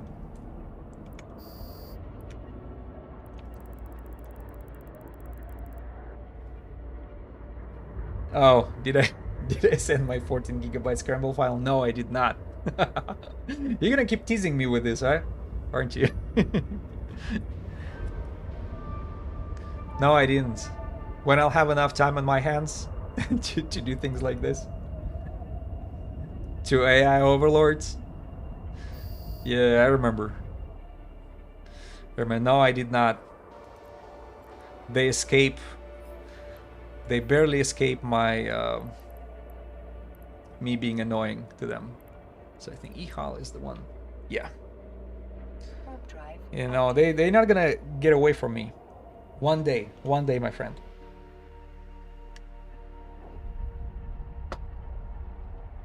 I will not put a limit on myself, 14 gig. How about 114 gig?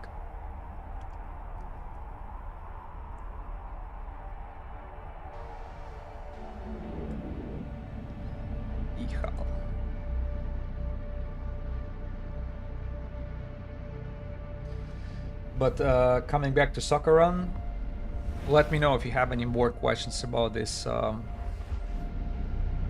type of activity. I'll let you know what I know so far, because we actually made it work. I had my doubt last time when I first tried it on a stream, but we were victorious. We actually found Blood Raider Officer on a previous stream. And I do everything the same here, only for Sansha. This Usaras lady. Koirola? I think Usaras Koirola. What a names, huh?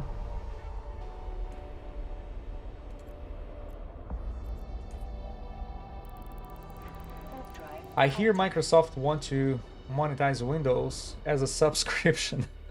Like people are willing to pay 20 USDs for a second working place. They should be able to pay for an operation system which gigabits, etc. Right? See, everything is turning into this nonsense. Subscription based. So you don't really own the game no more. So there is no. It started from a gaming industry. You don't hold physical copy of the game. Actually, from the old times, I still keep the freaking CD.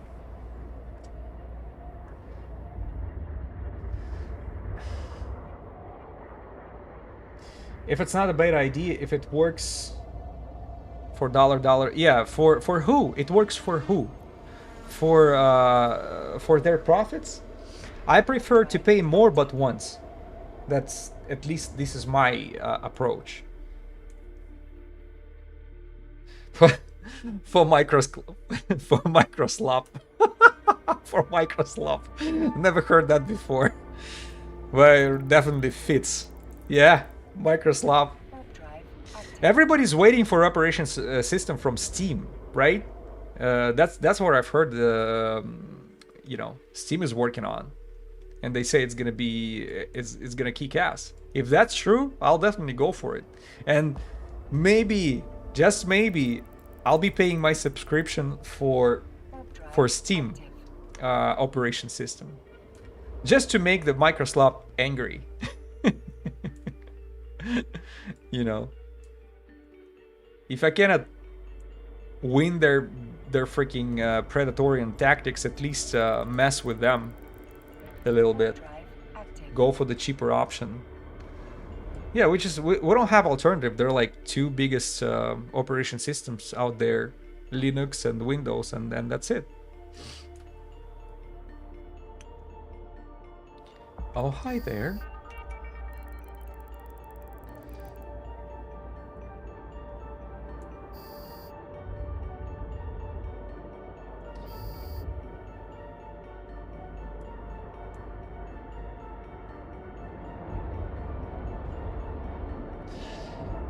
Well, see, EVE servers are expensive. The graphics artists hard carrying the game and cost money, updates, etc. So it costs. So it's one thing that EVE is subscription based. Well, yeah.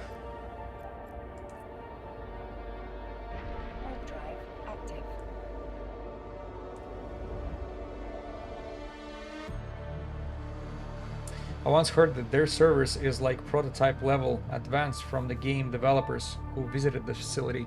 You're talking about EVE, right? Just keep in mind, we are playing on one server. All these freaking 30-40,000 players in one server. It's very unique architecture of the game industry, in the game industry and game development. Because if you look on any other games, they always, they always split them apart.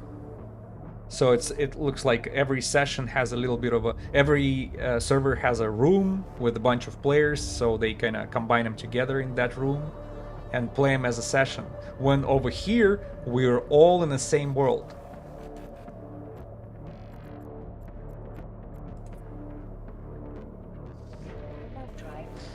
If you play MMO, they better have a single short game world. Well, technically it's very hard to do. Imagine all these systems are full of players, and all that is being processed simultaneously in on one server. I can't imagine how it's supposed to be just a work of art server, and its internal infrastructure. So how they make it happen is beyond me. And keep in mind, some systems once in a while getting absolutely colossal fights in them with like 8,000 people in one system. How the server can handle it is beyond my understanding. I've heard Jita is on a separate server or it's on a sub-server, something like this. But it's working together with the main server of EVE.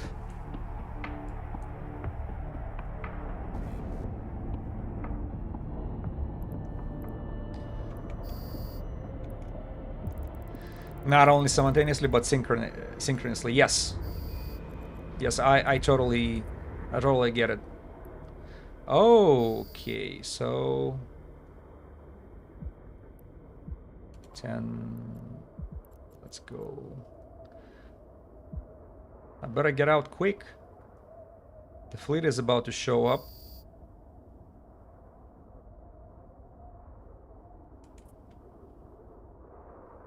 Drive active. Yeah, they're coming back. Yeah. This is your brain when you're struggling to focus. And this is your brain when you're at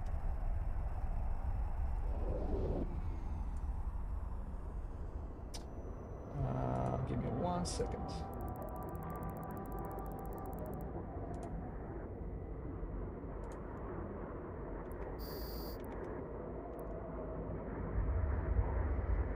So simultaneously, synchronously, second word has a meaning. I totally agree. Big meaning and consequences. I just finished grinding one event. And another another is on. Yeah, sad face, exactly. We were just talking in the beginning of that stream. I don't feel like participating in this event. It totally Control C, Control V, just copy pasting of previous things. There is nothing nothing to surprise us. Active. By the way, you won't believe what happened yesterday. What happened? Tell me.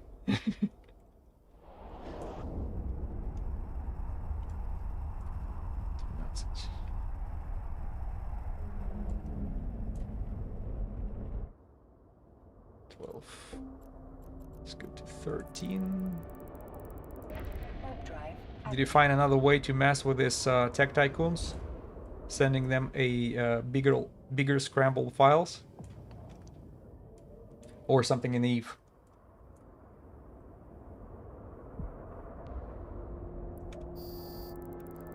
So you decided to go to your null alliance from .exe. Okay.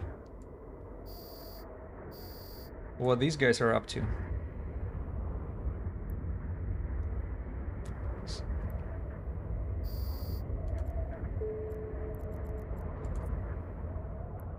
Warp drive active. Went via Terra, exited Terra, and Stiletto chased you for 3 jumps? Oh, and Heron survived somehow. Wow, that's intense chase. Then when he stopped chasing you,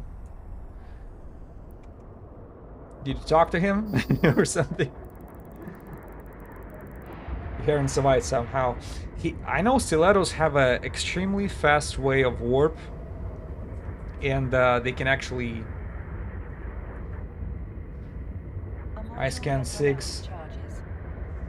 A module has run out of charges. Oh, you scanned 6 and found 2 superior sleeper caches in the same system. Wow. That's a big win for the big lottery win. I hope you didn't take your Heron there.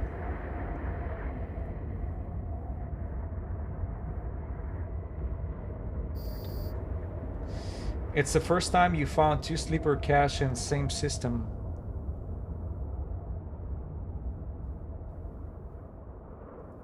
Your alpha. Yeah, you can't scan fully. True. You know what? I think I saw minor cache and standard cache in the same system before, but never 2 superiors. So you chatted in a corp chat if any explorers did the same thing. Oh, if any explorers can take care of the superior sleeper caches. Yeah. I've seen a video where Tengu can take the final room with no problem. The whole thing. Tanking it all the way.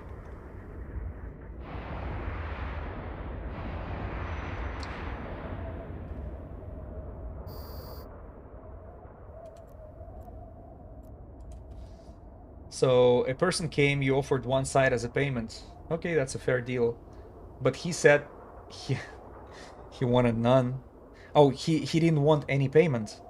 What did he give it to you, or he didn't pay it to you? He decided not to go for the sleeper caches.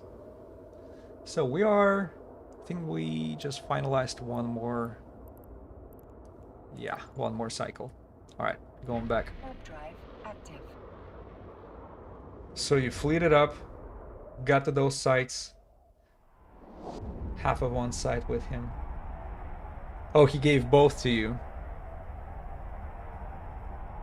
Yeah, this is great. Yeah, nice move. Yeah, but as I mentioned, that's a unique situation when like 2 superior caches in 1 system. I did see other sleeper caches together, but never superior ones. Warp drive active.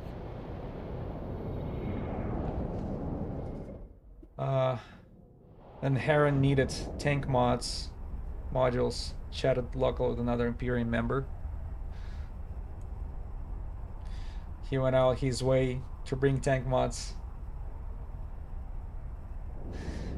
Bring tank mods to the system. That's great, right? People are going extra mile. Fitted tank modules. Indeed, both the sights and Heron. Wow.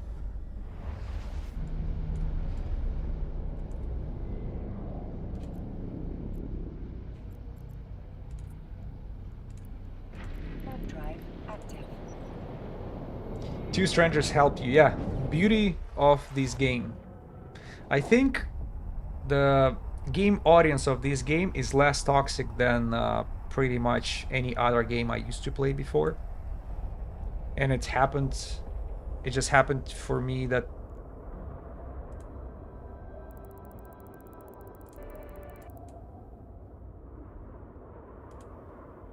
and this is the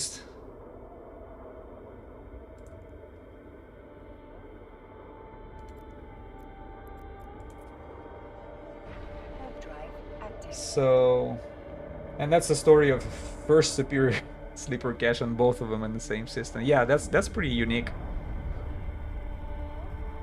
Yeah, but even tank the Heron to the point where it can handle a heat of the superior sleeper cache. One wrong move and you're gone. So you have to ignore the minefields, right? The mines over there. I'm trying to remember what the superior caches rooms are like. There is a freaking room over there with a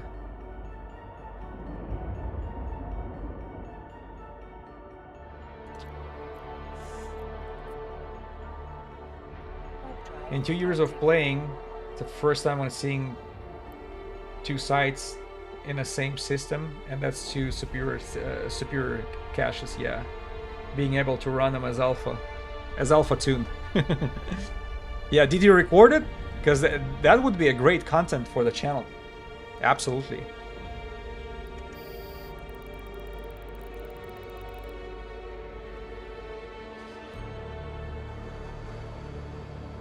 So whelp two Herons as you wanted to explore after you looted in Citadel. Okay. I did not record it. Took much time.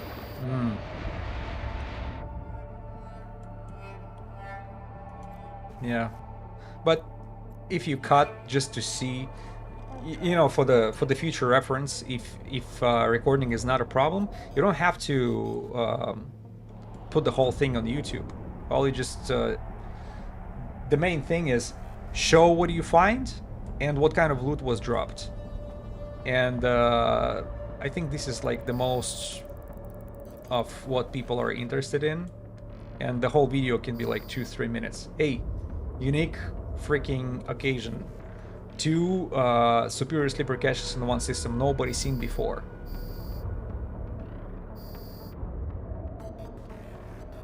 See your Imperium member. And full access to full Citadel. Yeah, that's a big benefit.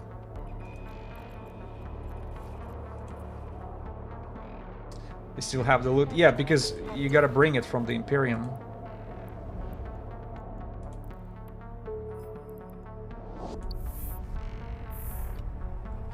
To sell, unless Imperium has a huge market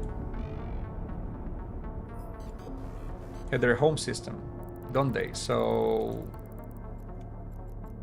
try to ask around. Maybe people are buying like Warp drive active.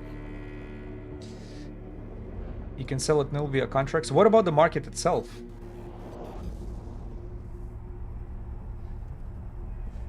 Have 2 to 3% who build capital ships. Okay.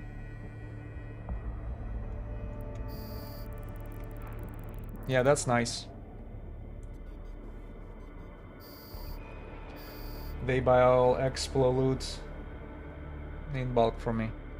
Are they good on pricing? Like when you sell it, are they offering Jita price or it's like a little low? I just wonder what kind of margin you can make, or there is a loss.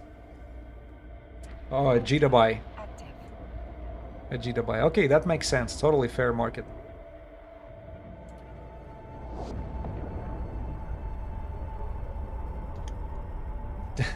10K private contract. Yeah, that's the only expense you have. Oh shoot! For a second, I thought there was a wreck of the officer. No, there was just a Sansha hauler that we killed and checked.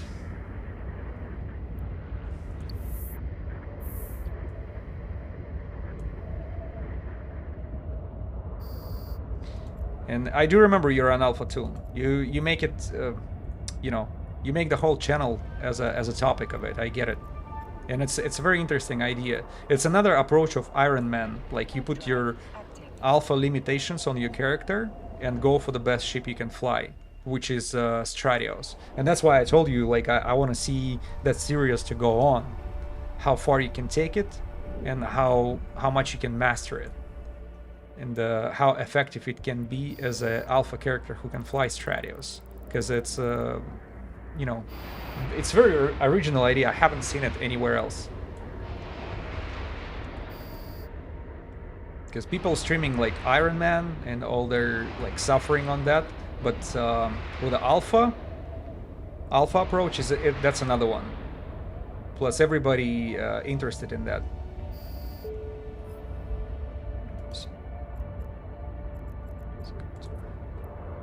Somebody just took all my contracts. This is very nice. Do I have any contracts left? No. All my contracts are purchased. That's good.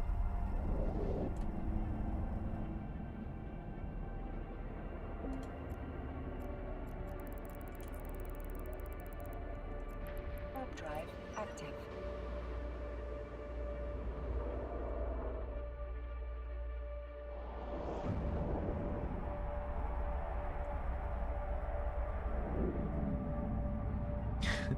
Man, now we have more wrecks than asteroids. Staying busy.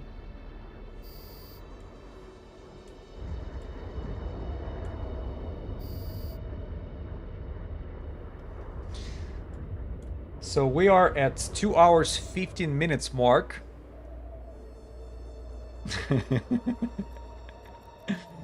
I know it doesn't mean shit, but at 2 hours 16 minutes last stream, Makro showed up, Blood Raider officer. I would expect something similar from Usaras, from True Sansha. Come on, girl. I believe in you.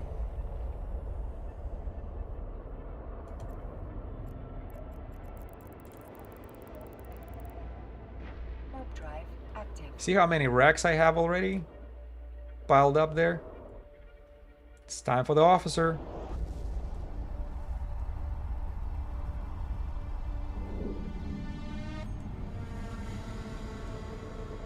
Okay.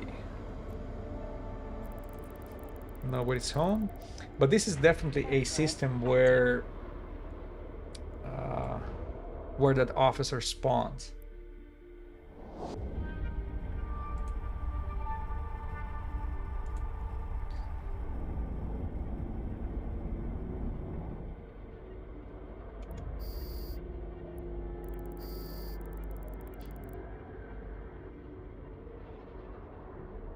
Even Jita buy is better than selling in Jita.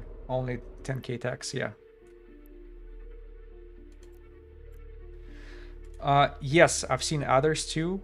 Give me 1 second. I actually looked through the channel.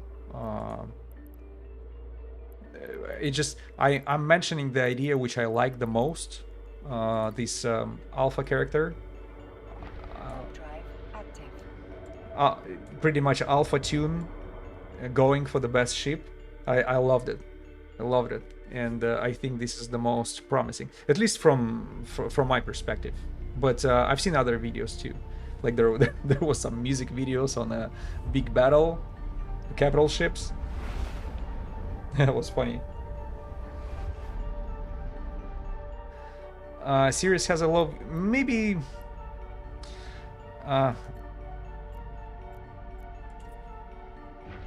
drive active. Theme music has the most views. you see, at some point, maybe at least in the beginning, try to make videos which are most interesting for you. First of all, you know, if it's interesting for you, audience will eventually come to you too, and then you'll be able to kind of change the course of what you do. I know it's coming rich from the guy with freaking with no viewership or like very little channel, but at least this is my opinion. I would make yourself a focus of like you are the focus group of your channel.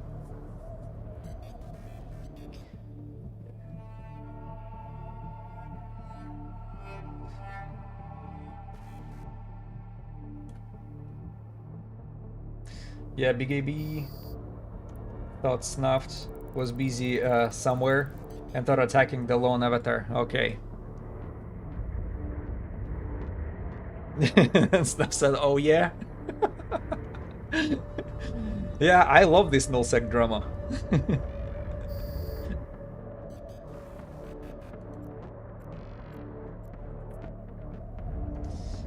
Yeah, because it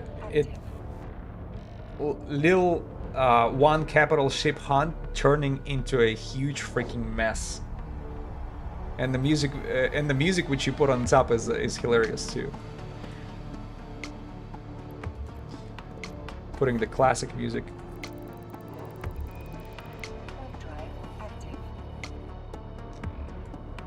Yeah, so and undock like plus 20 titans in Amamaki. Yeah. And Doomsday all these ships.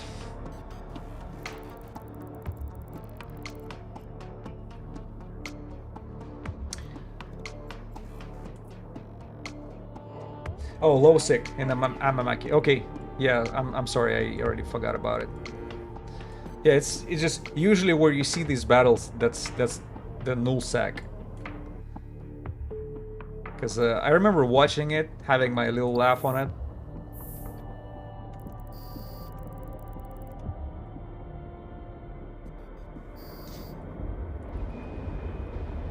Amamaki is famous. You're right. It is famous, and you know, it seems like people are not even attacking each other over there much. They're like,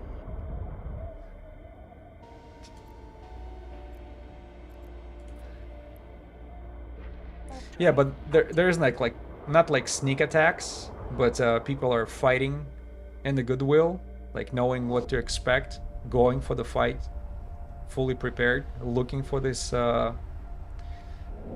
You know what I mean? Not this backstabbing. Even though I have to admit the backstabbing is pretty fun too in this game. Oh, somebody just subscribed to the channel on YouTube. Thank you.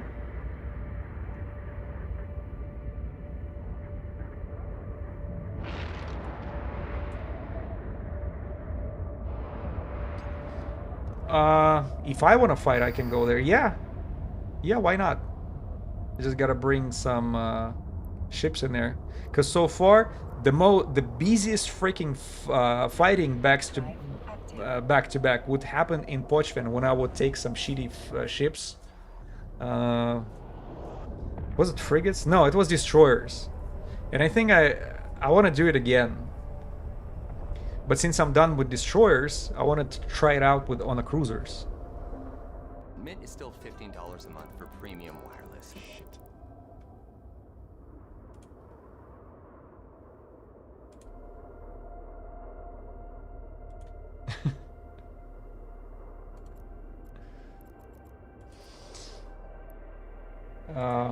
Feel bad for you.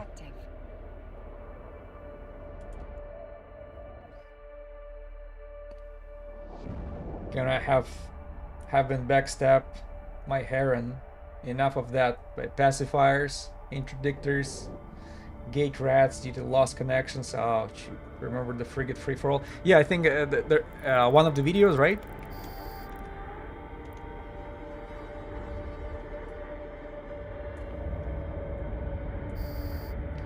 Yeah, it was a couple weeks ago when I took a look at the content, and I'm noticed what I like the most over there. Frigate for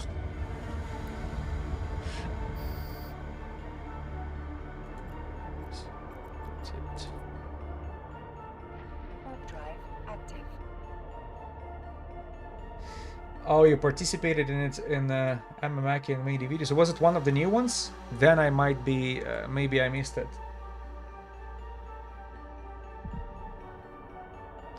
And you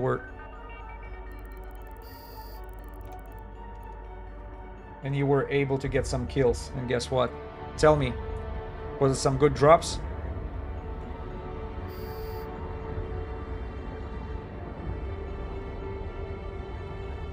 Probably.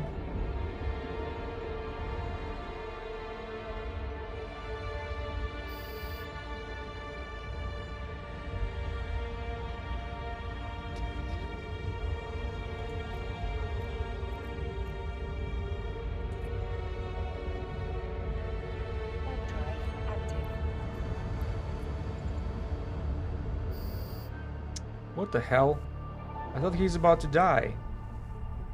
Remember Guilty Ascent, the Eve creator? No, I do not. Oh, thank you for following. I appreciate that. Guilty Ascent, the Eve creator.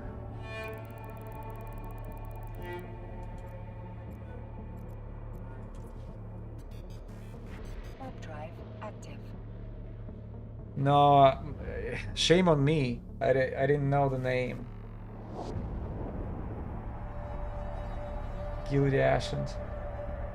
Was like one person? I thought that there were like the whole group of creators.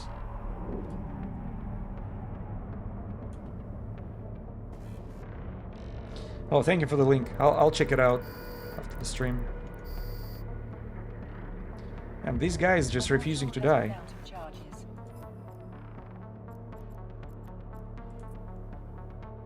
Thank you. Yeah, I saw. I just I'm not gonna open it on the stream, but I'm definitely saving it.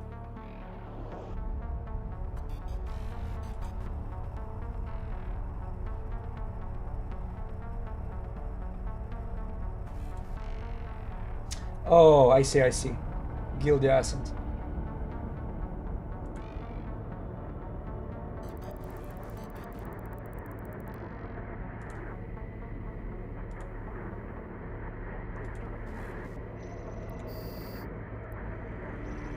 You have his frozen corpse, and I think that's rare in a good loot. Wow, that's dope. You know, there are people in Eve who are actually buying rare corpses. There is a like market. I thought it's a joke, but no, people are actually going after it. Everybody has their own fetish. Warp drive active. So try to find out a little more about it.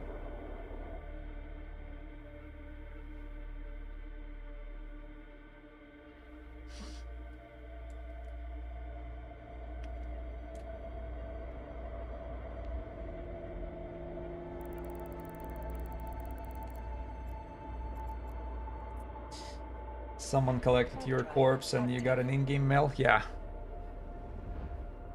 I didn't know there is an in-game mail for corpse collection.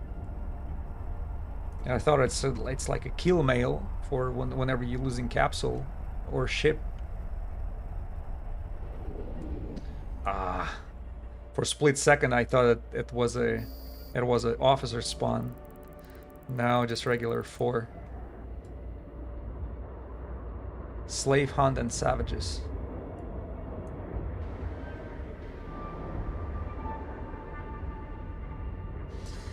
Oh, you also have a CCP developer's corpse from Pochman sold to Zekpando for Brick Debis mod. Okay, well, you see, that's good. You're aware of the market then. Yeah, you're gonna need the unique buyer for the unique item. Warp drive active. But It's supply and demand pretty much. If demand is there, why not to do that? Especially going for the Abyss modules. And bricked, you mean good? What do you mean by bricked? Or like absolute trash? Warp drive active.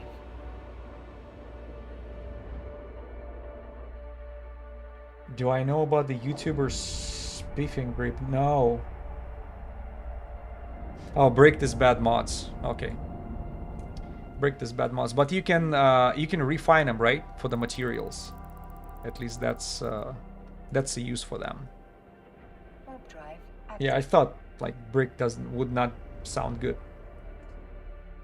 Still wanted a module from the found the Eve crater. Yeah, makes sense. Yes, you can refine it.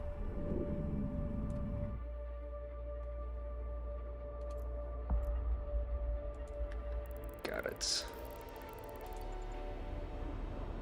Warp drive Yeah, active. that's good. Because I was like, first time I saw a tractor unit which is specifically made for pulling corpses, I was like, what the hell was this for?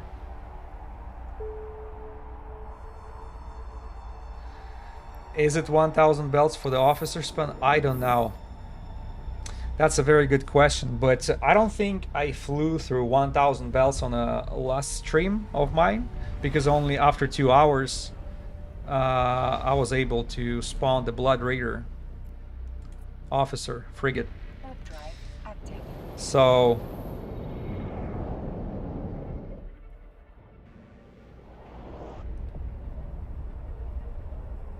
Spiffenbrit makes videos like Stellaris is a perfectly balanced game with no exploits and shows the imbalanced mechanics. Okay, interesting.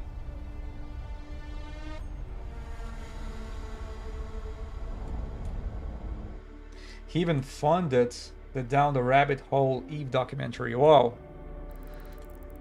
That's interesting. You know, for the game of 23 years old, I'm sure that's one of the deepest rabbit holes you can actually find in the gaming industry.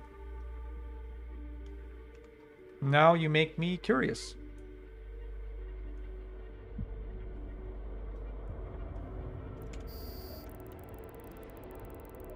Uh, 1000 bells for the officer spawn. Well, if only. If only would I know that it's 1000, and then you go for that particular 1000. But it can be, who knows? It can be 50 belts, or it can be probably 2000 belts.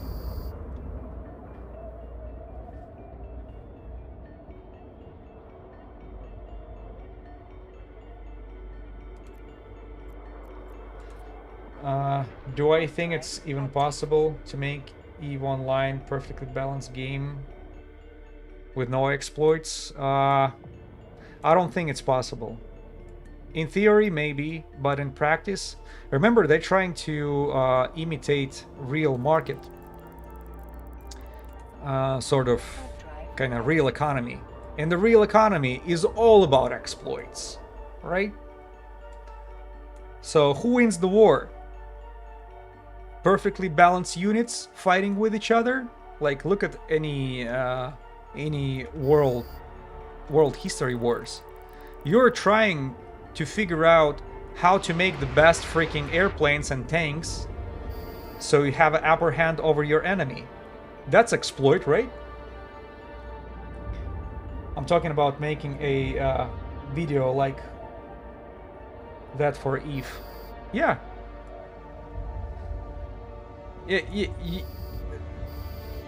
That's an interesting idea for the video, but I don't think the concept is possible.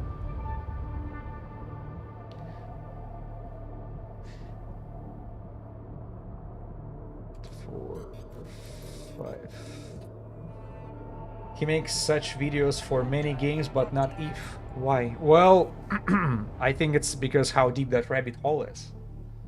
And maybe he's still learning stuff about it and trying to come to a conclusion which he will not have to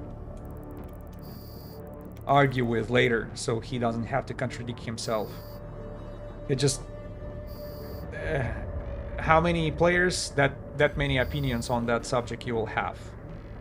But in my opinion, more complex system you're dealing with, like this game, harder it is to balance. Warp drive active.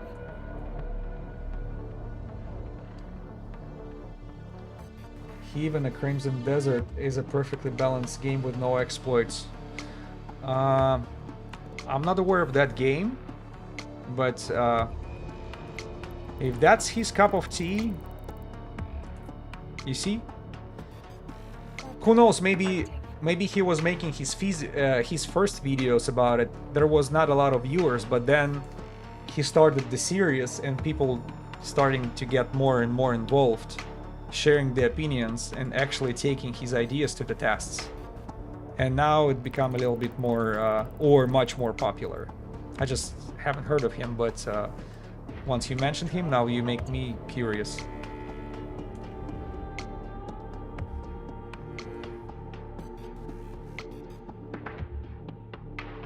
Yeah, Crimson Desert. See, the name doesn't even ring the bell for me. I don't know this game. Maybe it's a small game, but that would confirm my idea. The smaller the system, easier it is to balance. Bigger the system, harder it is to balance. And we're dealing with absolutely mind-blowingly huge system. EVE Online is a huge market, a lot of locations. There are so many differences, fractions. Crimson Desert is also from Pearl Abyss. Oh, okay. Yeah. Shame on me, I don't even know the distributor of the game that I'm playing.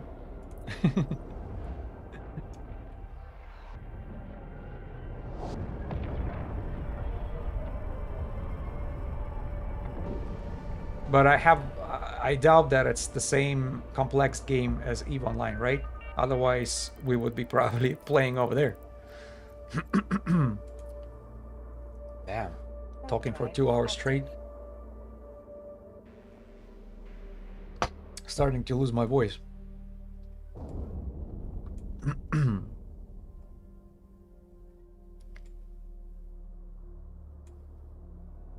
Man.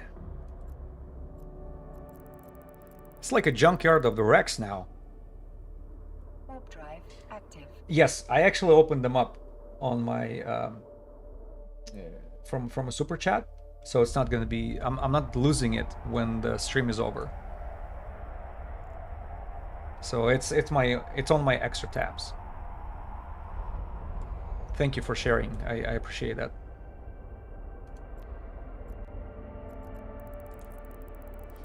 You, just you, Warp drive building your active. app.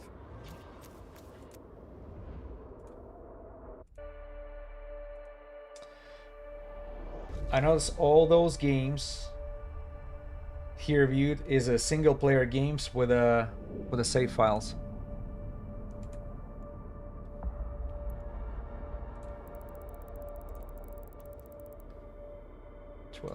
Let's go to 13. All those games here review single player games with save files. Okay, that's a simple architecture. Best of luck getting the save file for the EVE Online. Yep. Oh my god. It was a little bit of a delayed spawn of multiple ships. For a split second I thought it's an officer again. Stop tricking me like this. Come on, Usaras. I'm waiting. I'm at the rendezvous point. Hold on, what is the 13, 14? Warp drive active.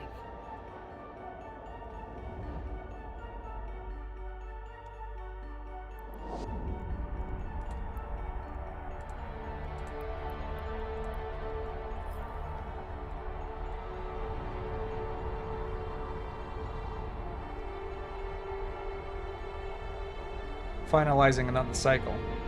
Oh, speaking of 1000 asteroid belts, remember somebody was sharing his stats, which the guy was like absolute freaking accounting geek, and he was counting every single asteroid belt and how many spawns he actually had of the officer. So he actually had 16, no, not 16, he had 6,000 belts recorded. And out of this, no, it's 14, out of the 6,000 belts, if I remember correctly, he had 4 officers. So 4.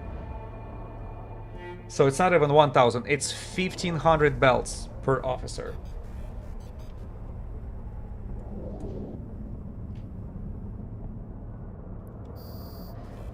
Imagine going to that site to loot can drop a save file, loot the can until you get the best loot combo, then process. Is it the exploit you're mentioning about? You're talking about? That can be exploited. Yeah. You're rolling the save files pretty much. Warp drive active.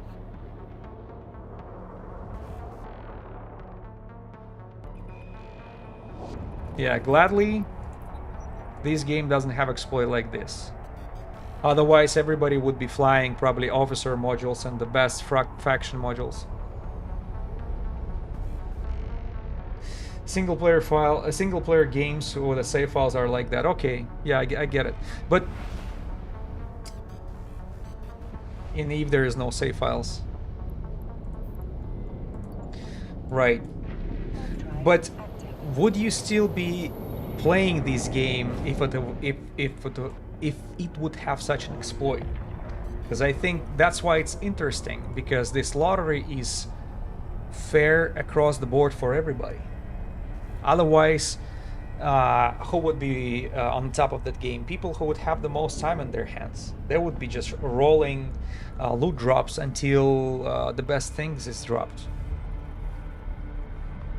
Now for us, I think the only role is actually fair grind. When we are going to the DED sites, getting the drop, picking up from it and go for another one. That's the only role we have.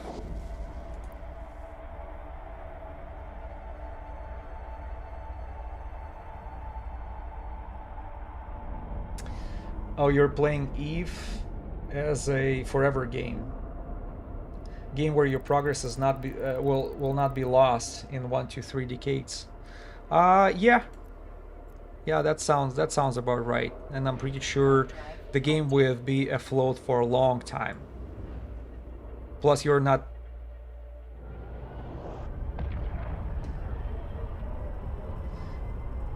Even if you return after 10 years, the game won't change at the fundamental level, and your progress is preserved. Yes, exactly.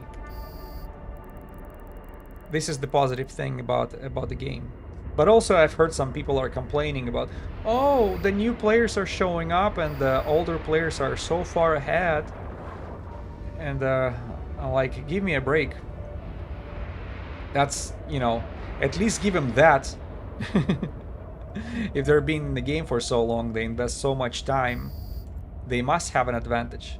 And by the way, it doesn't mean that you cannot challenge them. You absolutely can. And Tech 1 ship is enough in order, you know, to try your luck against them. You can find a situation where they're going to be vulnerable. But that's only if you put the target on their heads, which is, you know, to me is a little bit of a overkill. Why would you do that? Out of jealousy?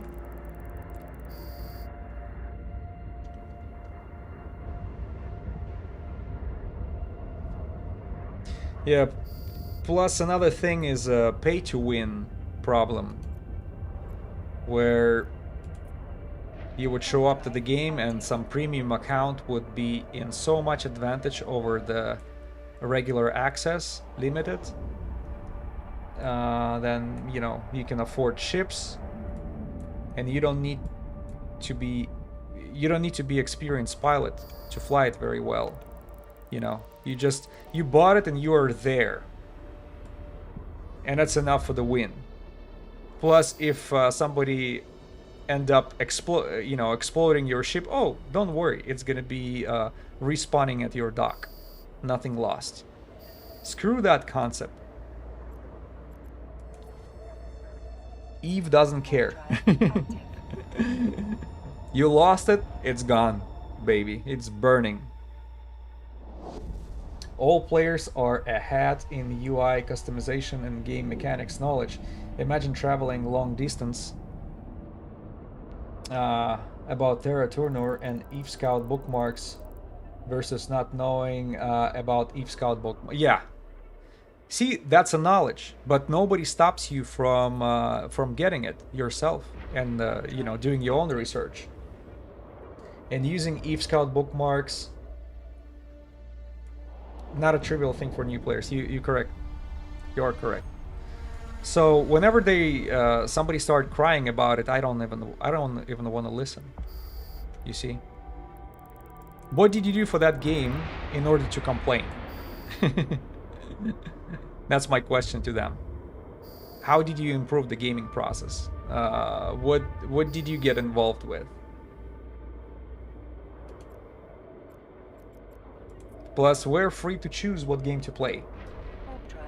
Eve is very unique comparing to other projects, and that's the beauty of it. Plus, I visually enjoy it. It's a big improvement on even on graphics.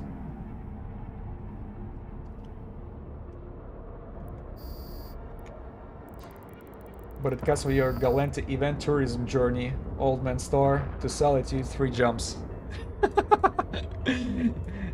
Yeah, short trip. Sell it to Amar region, 5 jumps. Yes. And this is the benefit of holding the key of the knowledge.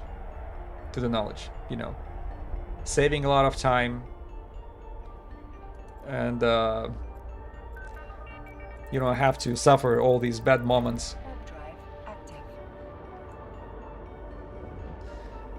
Come on, Sansha. I'm missing you, baby.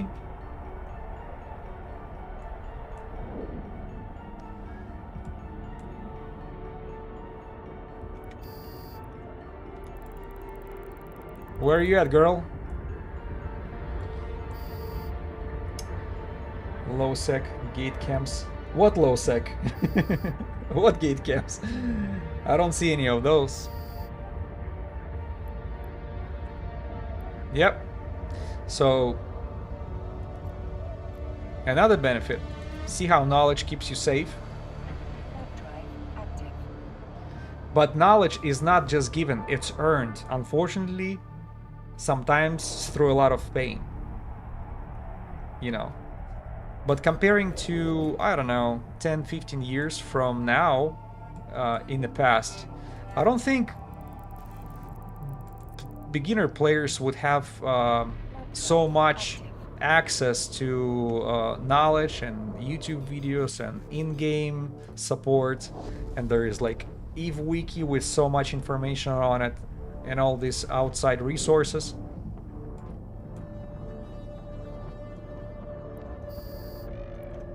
So the real progress in Eve is first from knowledge, then from items. Yes, exactly. And that's why the pay to win over here is not as critical. Technically, you can bring the money in the game, buy all these plaques and buy the expensive ships.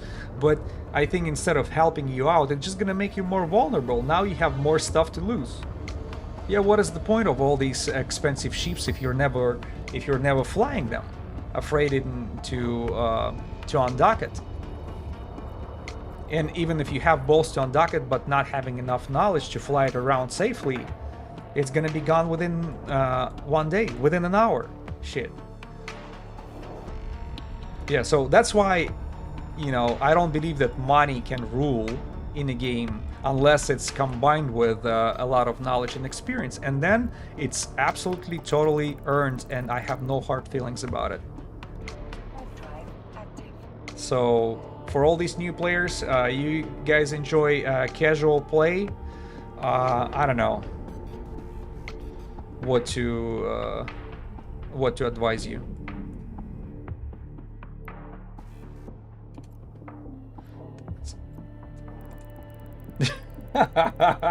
Within an hour, I've heard of Jita and Duck shenanigans. Yes. Well, I'm saying an hour. It's just giving a little extra time for pilot to fly around. You know, mess around to find out this principle. They're like, oh, high security space. Oh, that's not bad. Not bad. You know, nobody is accepting my duel invitations. Just, you know, I'm saying it just an example. Even though I do know there is a lot of people out there who will not hesitate to hit the accept button on your duel invitation.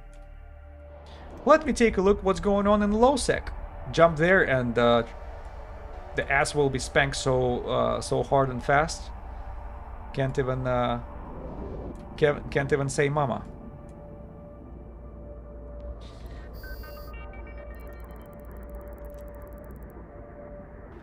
Yeah, but Undock in Jita, that famous,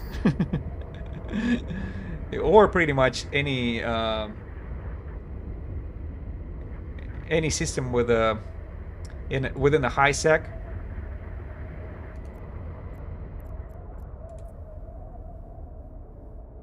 Warp drive active. Extra time, yeah. I saw on Reddit someone pop needlejack filament, went to 4-hour. Oh, 4 or 5,000 player slugfest. TD and died fast under the Protoss. Yeah, you can end up there. Pop needlejack filament. Warp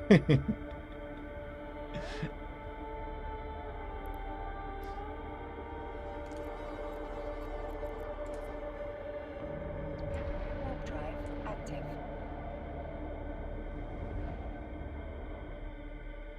Said in local, this is unfair. Oh. Needlejack did me wrong.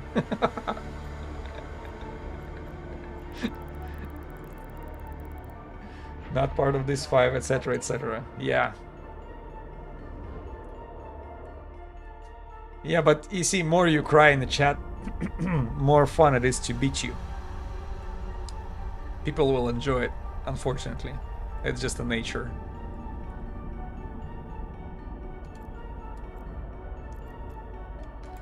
Because people showing up for emotions and entertainment, and all this crying in the local chat gives them exactly this.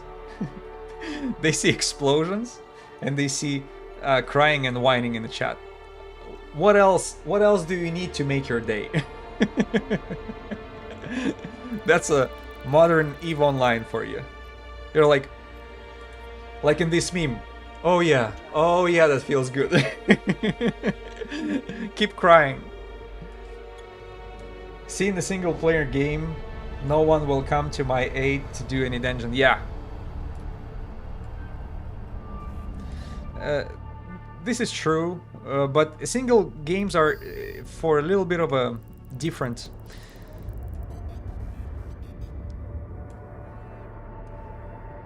Have a different purpose. I personally play single player to enjoy the story.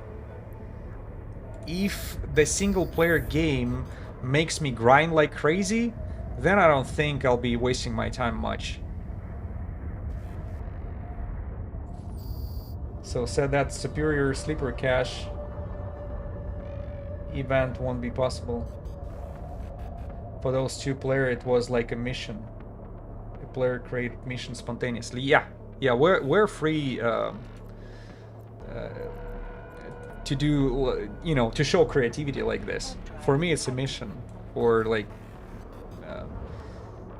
if you see a new player and you help him out with something, making his day, totally leave a mark. He will remember that. You know, maybe share a little money with him, a little knowledge, or take him through the new emotions for him. You also paid 50 mil for the player who brought you tank mods. Yeah, see, that's the type of adventure. You're like communicating with them. Business. And the other player that got event sites and a system scanned, which he was interested in. Yeah, everybody benefited. Everybody benefited. And now that's the full story for... oh, I'm sorry. And that's the full story for you guys. Now all of you have something, everybody involved has something to share and make it memorable.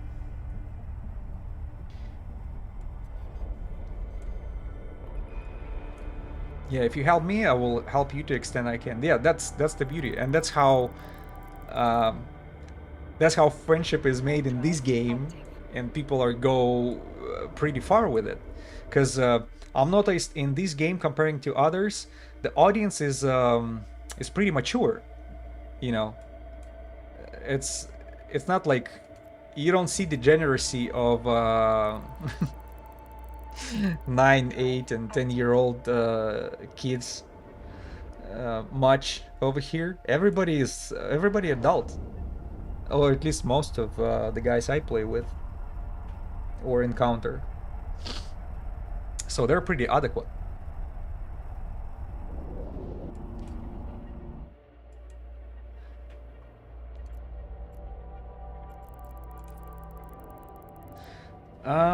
I don't recall. Does this game has a age limitation on it? Is it like 12-year-old, or do you guys remember if Ayula says it?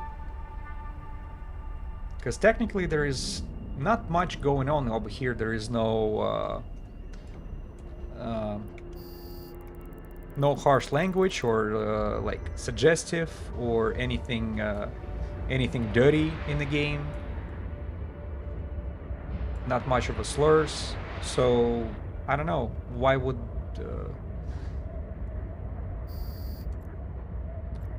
that would be age limit.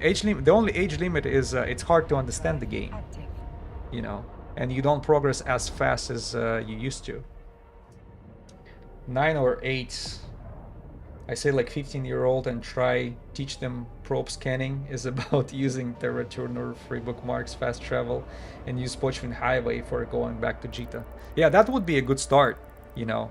The logistical part of this game, very important. Otherwise, you're gonna be like me. 137 jumps on a freaking... on stream. But it was fun. I did it on purpose. I didn't want to take the shortcuts. Plus, I enjoy all these jumps. And there is always a chance to see something you did not expect, you know, on another gate. It's like, oh, you show up and somebody's suicide ganking somebody and something expensive falling off. 10-year-olds. Have I seen the Crimson Harvest latest trailer? No, I did not. I don't recall. What's maybe I saw it, but I, you know, related to our topic. Warp drive active. 12-year-old kids can't spreadsheet like you must to play this game. It's an Excel in space. It's called that for a reason, guys. See, that's another filter of the, you know, of the little kids. This is our escape territory.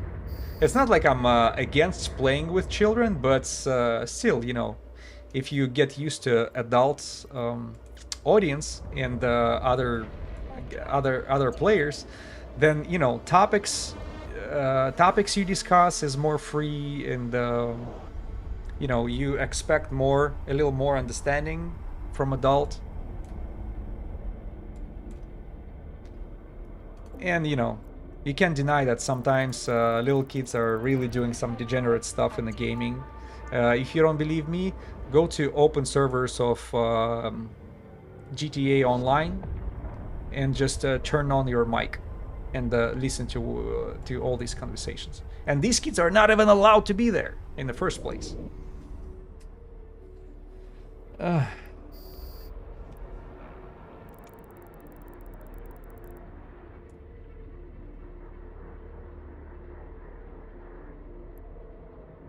module has run out of charges. A module has run out of charges. Damn, these Sansha are eating my rockets like a cornflakes. A module has run out of charges.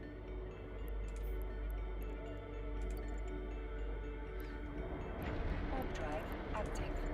Oh, hold on. I forgot to... He's still alive. Enslaver. Alright, now we can jump. Warp drive active.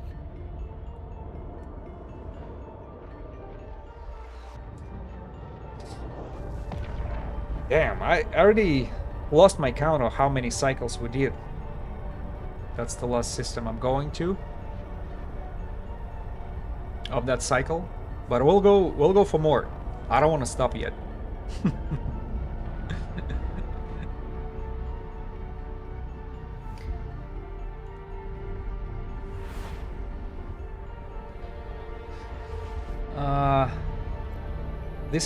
I think this is exactly right. You think the older player base has been the reason why the game hasn't died, like World of Warcraft did? Yes.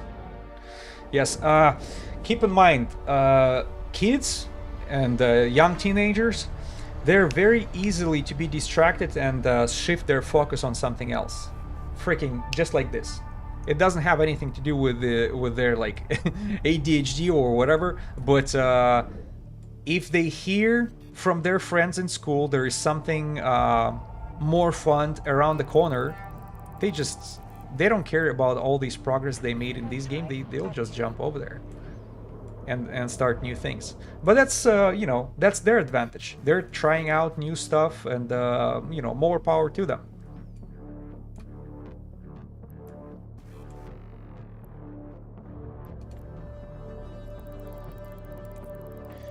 Check the official trailer on Crimson Heart. I will. I will. You make me interested. There's because I'm subscribed to like Eve Scope and Eve Pulse and all these news and trailers. Whenever they pop up, I try to keep track on them. But to be honest, I totally miss out on all these most recent events.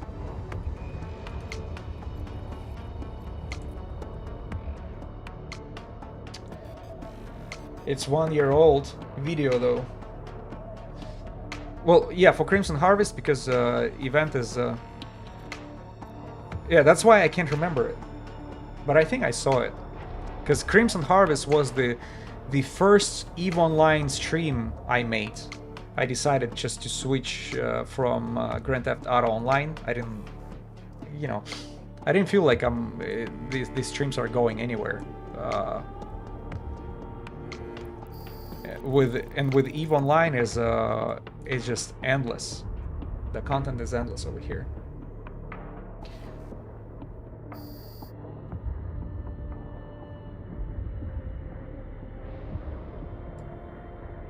It might be not the most interesting one, at least not for everybody, but for me, I can't wait to see that Usaras True Sansha officer, and just want to see what she drops.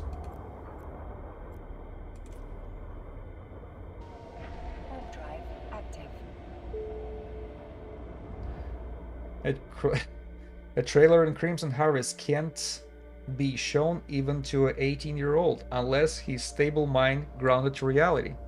You intrigued me.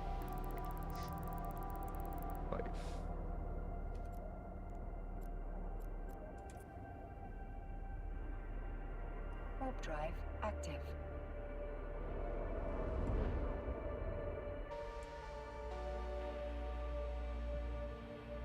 Damn, I don't see. Shoot, I think I either deleted it because there was a OBS scene specifically for that purpose to look up the stuff online. Warp drive And shoot, I don't have it.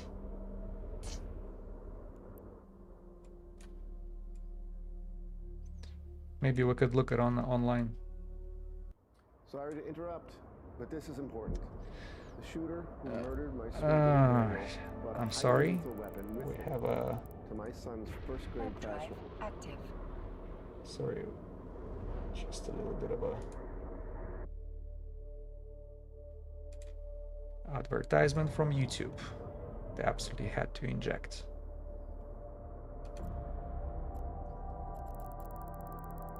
See, I wanted that particular music playing, but that video is monetized, and that's why the ads are coming from time to time.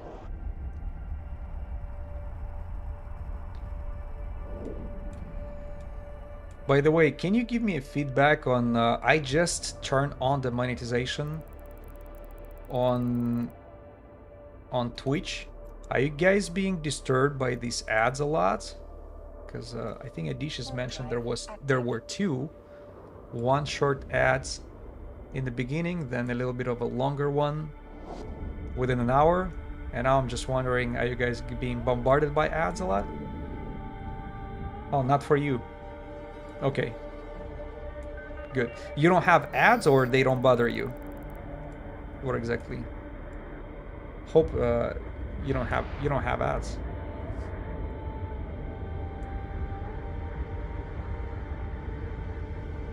Yeah, I could have turned it on earlier, but I totally miss out on opportunity because I thought I set it all up and then forget about it. And they actually wanted what is your payment method?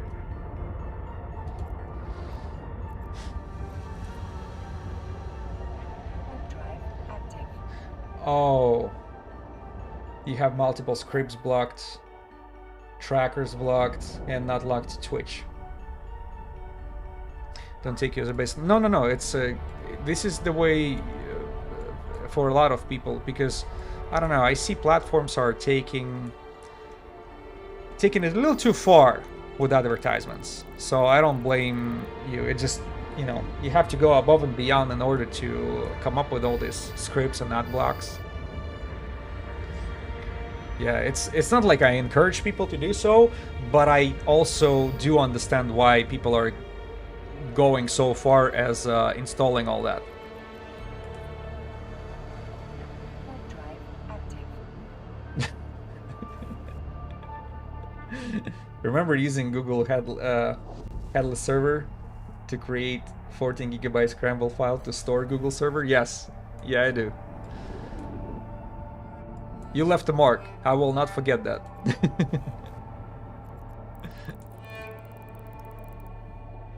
Warp drive active.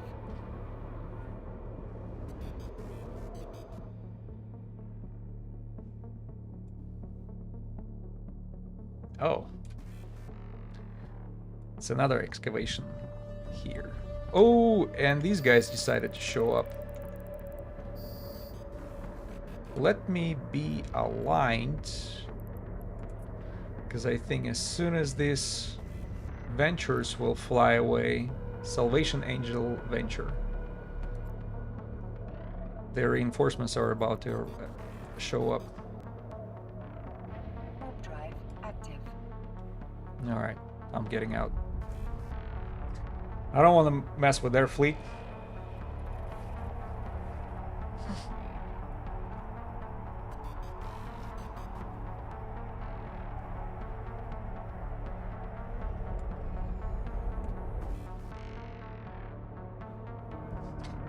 It just, what I'm afraid of, and I really don't want it to happen, is if I show up to the belt and it's gonna spawn the officer, and at the same belt I will have the freaking mining fleet of angels.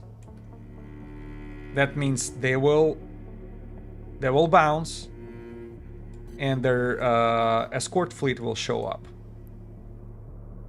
And these guys will definitely mess up the whole operations for me.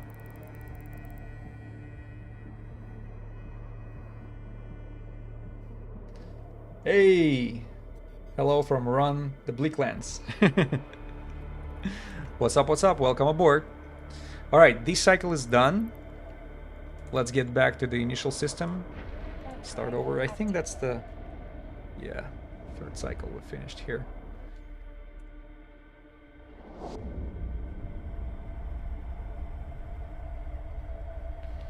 Oh, 07 from Gamel, the Bleaklands. Welcome aboard.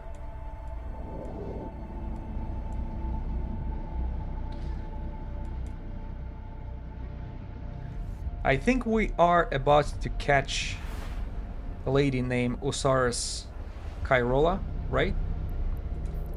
Hope I pronounce it right. Drive active. Yeah, because I've been running these NPCs for over 3 hours now. And I have that feeling that they're about to spawn. I'm telling you, become comfortable with Linux terminal and Python if needed.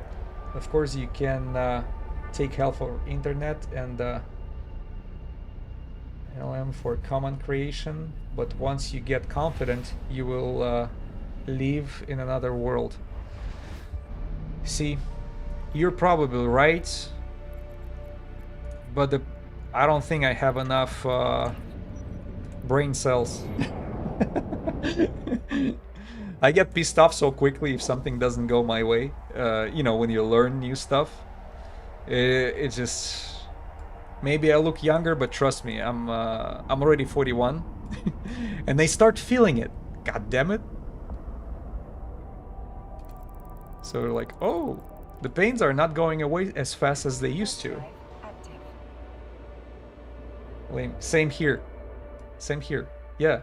41. Even though I'm trying to be in relatively good shape, eat well, staying active, but you cannot cheat time. You cannot cheat time, and not only your health and activity or like energy levels are going down, but also your capability to get to wrap your mind around new stuff. You're not far from 41. Yeah. See, I was expecting that you guys are adult audience, because the conversation that we have over here definitely would not be interesting for a teenager. They have different topics, different lifestyle, and absolutely different vibe. And even when I go on their like some popular Twitch or YouTube channels and I try to listen to their conversation, I'm losing interest quickly.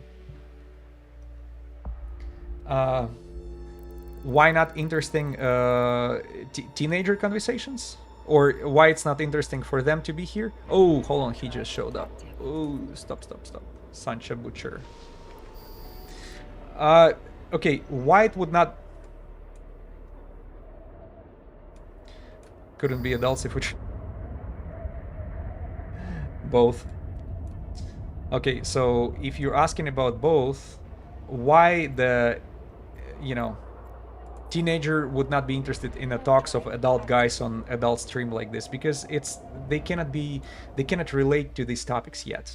You know, it might become interesting for them in the future, but for now, they're interested in different stuff. That's first.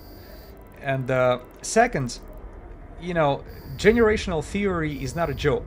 I think it's a, you know, whoever was born after 2000, you know, cell phone is in absolute basics.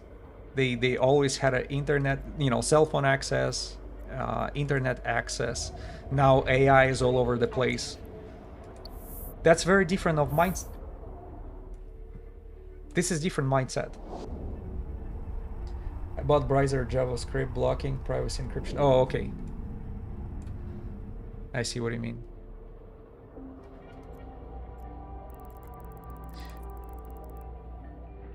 Drive Annoying the overlords. I know. Because in the beginning I thought you were kind of protecting their interests, but now I know you definitely don't. Even is very interesting game, and but I want to finish my thought and why I would not be interested in a streams. Usually I'm not interested in streams of this young kids. I don't get their jokes. It's just, you know, whatever they find funny, I found primitive and stupid, or something I'm not even aware. It's like, it seems like it's a internal inside internet jokes of some distant Discord server for me. Whatever they find funny. And then freaking half a year later I find out, oh, this is what they were joking about. So I guess I'm too slow now for their sense of humor. Creating polygon safe spots, annoying cloaky hunters, even if I'm alpha tune and they're blinched.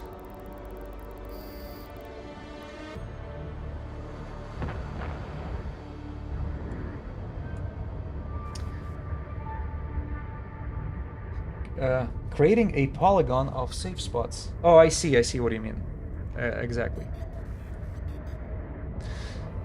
Polygon of safe spots and bookmarks. Do you know how many? I've heard there is a limitation of bookmarks per account, how many you can have in a folder. Is it true? Like, for example, I'm putting the bookmark on every single asteroid belt I have over here, but does it mean it go to some limited depository? Like after 1000 you cannot no longer saving bookmarks because you saved way too many? So I'm just asking because you might want to be a little bit careful with all this avalanche of bookmarks that you're saving.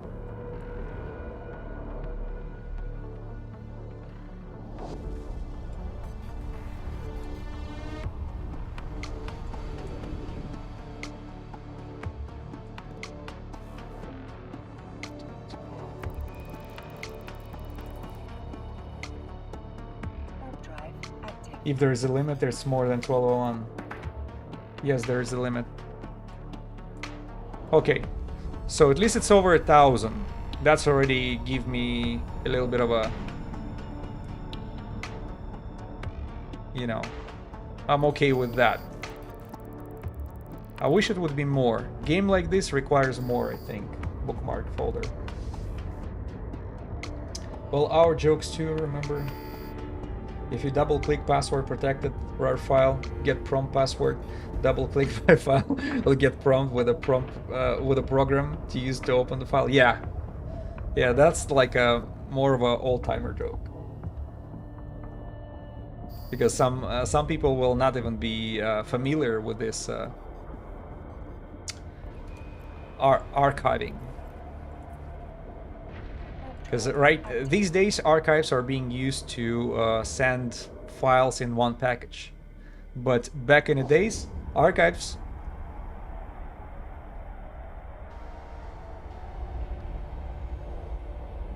will it land? Yeah, will it land? That joke might not land with a younger audience. And the reason why is like I don't think they're using archives much. By the way, they don't even take seriously our concern about big corporations controlling all these, collecting and controlling data. They just say, so what?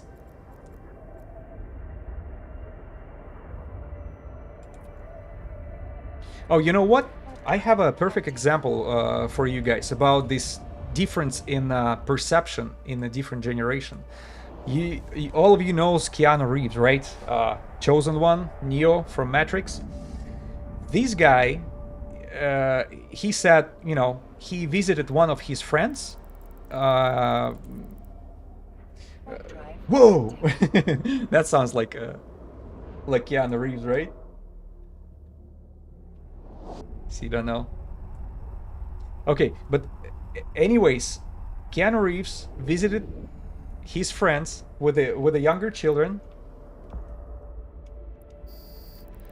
right? And there was like a young girl.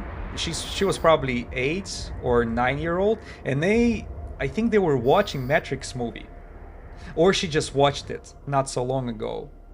So what happened was, and they start discussing the movie. You know, her parents, who's Keanu's friend, Keanu himself, and this little girl, and they were talking about from the perspective of the person who want to liberate their minds from the machine, right? So they can know what the reality is. And the girl was looking at them as like, why you want to know that? Why would that be a concern for you? So they just got dumbfounded by her question. So this generation, they don't even care if they're not in a reality as long as they enjoy it. So that's absolutely, this is like conceptually different approach of something what we used to think, okay, that's a common sense for everybody to try to liberate their mind. If you find out that you're trapped, you wanna get out. She did not want it.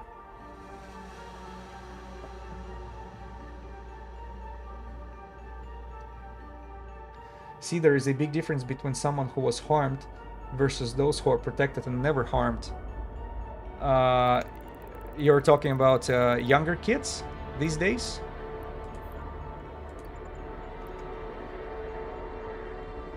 I don't think they're exposed to violence as much as I was when I was a kid. Yeah, well, I was talking to my wife not so long ago. It was normal for my parents not to know where I was spending all my day when I was like outside with my friends.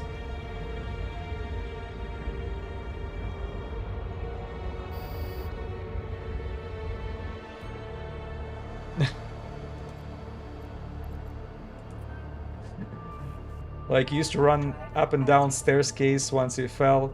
Not too hard, no broken bones, but fell.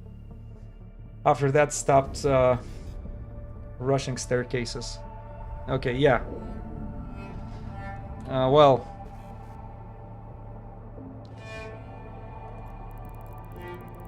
I think we approach the pain and negative experience differently. Back in days, we were learning from it. These days, kids, or I don't know, are they taking it as abuse? No other person who never fell from a staircase won't know the pain and will say why not to rush staircases. Yeah, well, the problem is we're telling our kids to avoid doing things that we were doing all our childhood. At least I can take from my side. I don't want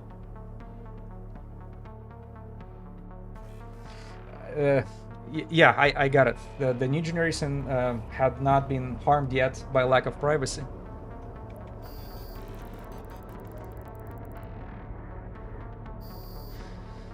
Once they harm, they too will become cautious. Yeah. Yeah, true. That's another point of view on it.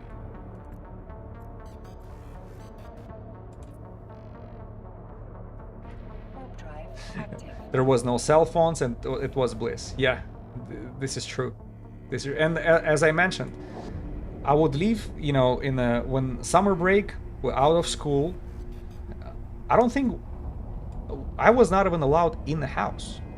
We were like, wake up, getting breakfast, and we were kicked out from the house. And we were not playing in the front yard or backyard. No, we were like all over the place. And some places where I've been, I would never tell my parents where I was because of the ass whooping would happen. And I'm talking about age freaking starting 10, 11 and up.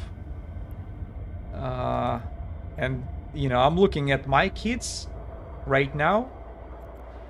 It seems like they're way less mature than I was at their age.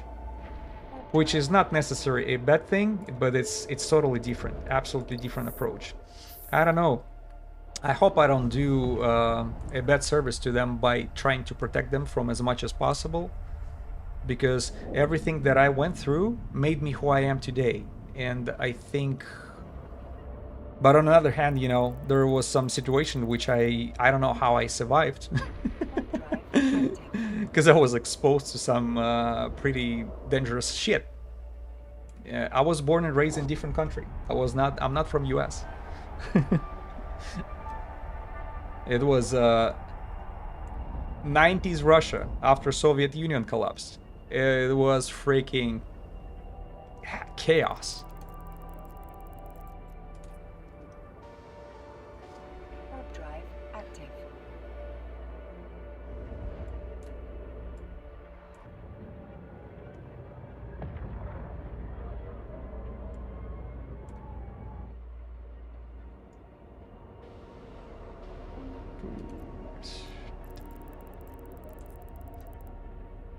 Warp drive active. The ability to detect new type of incoming harm before that type harm is even inflicted from other sources of info and predicting incoming harm. Okay.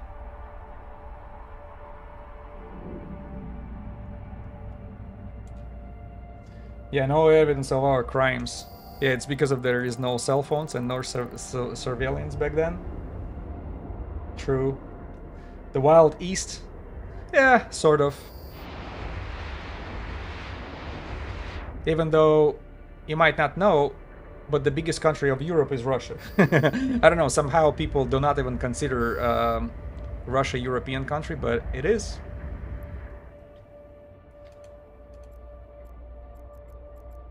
Now, and taking steps to avoid the calculated incoming harm in advanced is advanced process and advanced ability. Yeah, predicting and forecasting, but maybe it's critical for child minds to get through painful experience in order to learn something. It's just like how many you can 100 times tell your kid not to touch hot, item, and he or she still will grab it at some point and have that negative emotions about it, and will freaking memorize that moment for the whole life. From now on, the reflex is formed. Depends on how advanced is the child brain. Yeah. That's a big dependency though. But we still share these common features of curiosity. It's like no matter how many times we were told about hot item, we're still gonna grab it, at least for the first time, just to sense it. And maybe there is a not obvious benefit of it as well.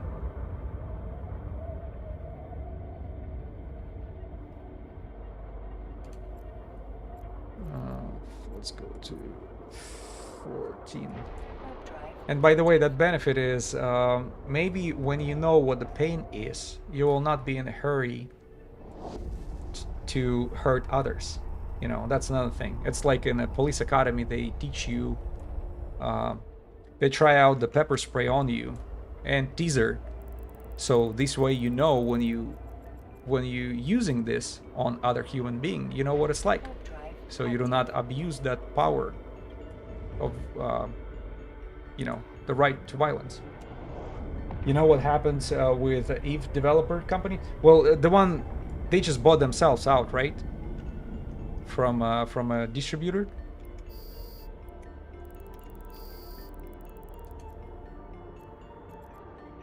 This is the latest news that I've heard. If this is what you want to mention. Warp drive active. Not only that, what else happens? Yeah, I haven't dived too deep into that topic. I just know usually it's a good sign, but also I cannot say that EVE Online is really abusing marketing. Warp drive active.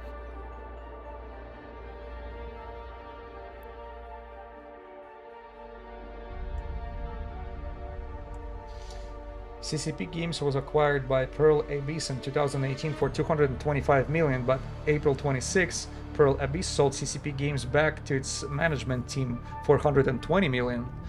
Wow, that's a loss. Almost 50%. Yeah, 50%. Yeah, I didn't know the how much money it was involved.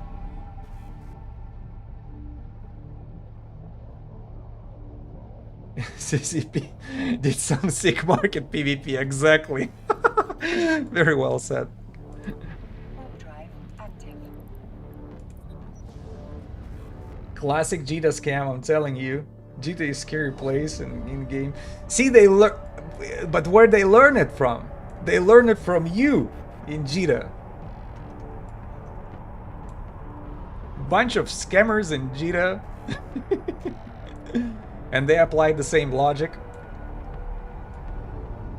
Double dollar. And you know, also take into account inflation in this short period of time. Because 2018, pre-COVID, money worth more. And now we have all this political mess all over the place. Russia, Ukraine, Israel, Iran, all these conflicts in the world. Hitting economy left and right, and well, it's probably well played for CCP. What can I say? Yeah, that's interesting. You see, what if it would be another way around? If they would lose on it, we would potentially lose a good game, or they would be so desperate that they would definitely like betray their principles and start doing something what EA is doing, or some other, or Ubisoft.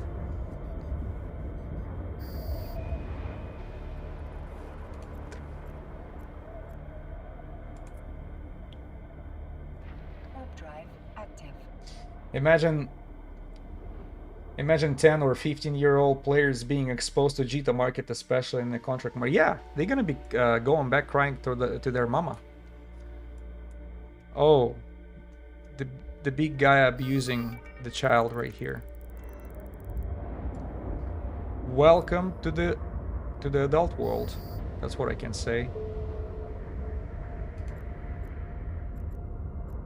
But you know, to a degree, they will probably learn a bad patterns for it. So see, we're looking at these Jita scams and stuff. We don't apply it to real life because we know there are consequences for scamming.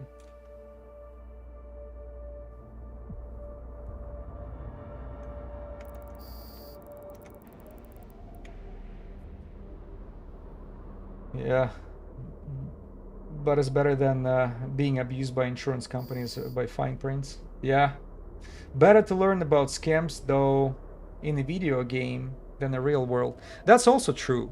It just, you see. Connection isn't just physical; it's mental too, and that's actually. Shut up. I just don't want them to bring it to the real life after.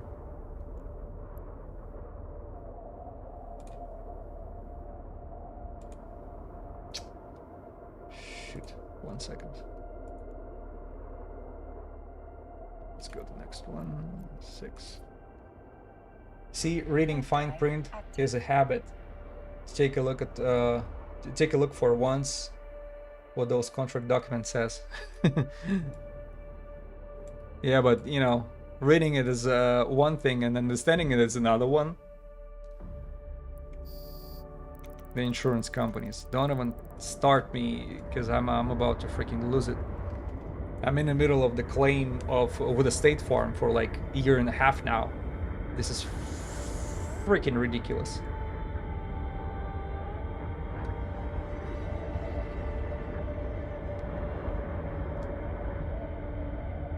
It just...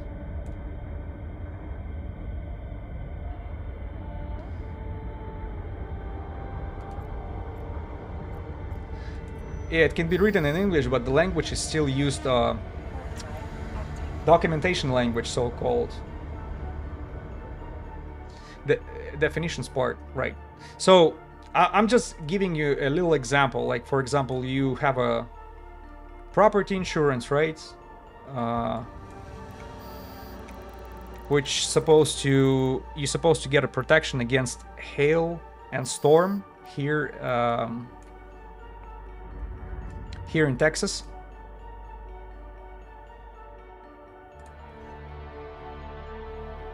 Hold on 1 second.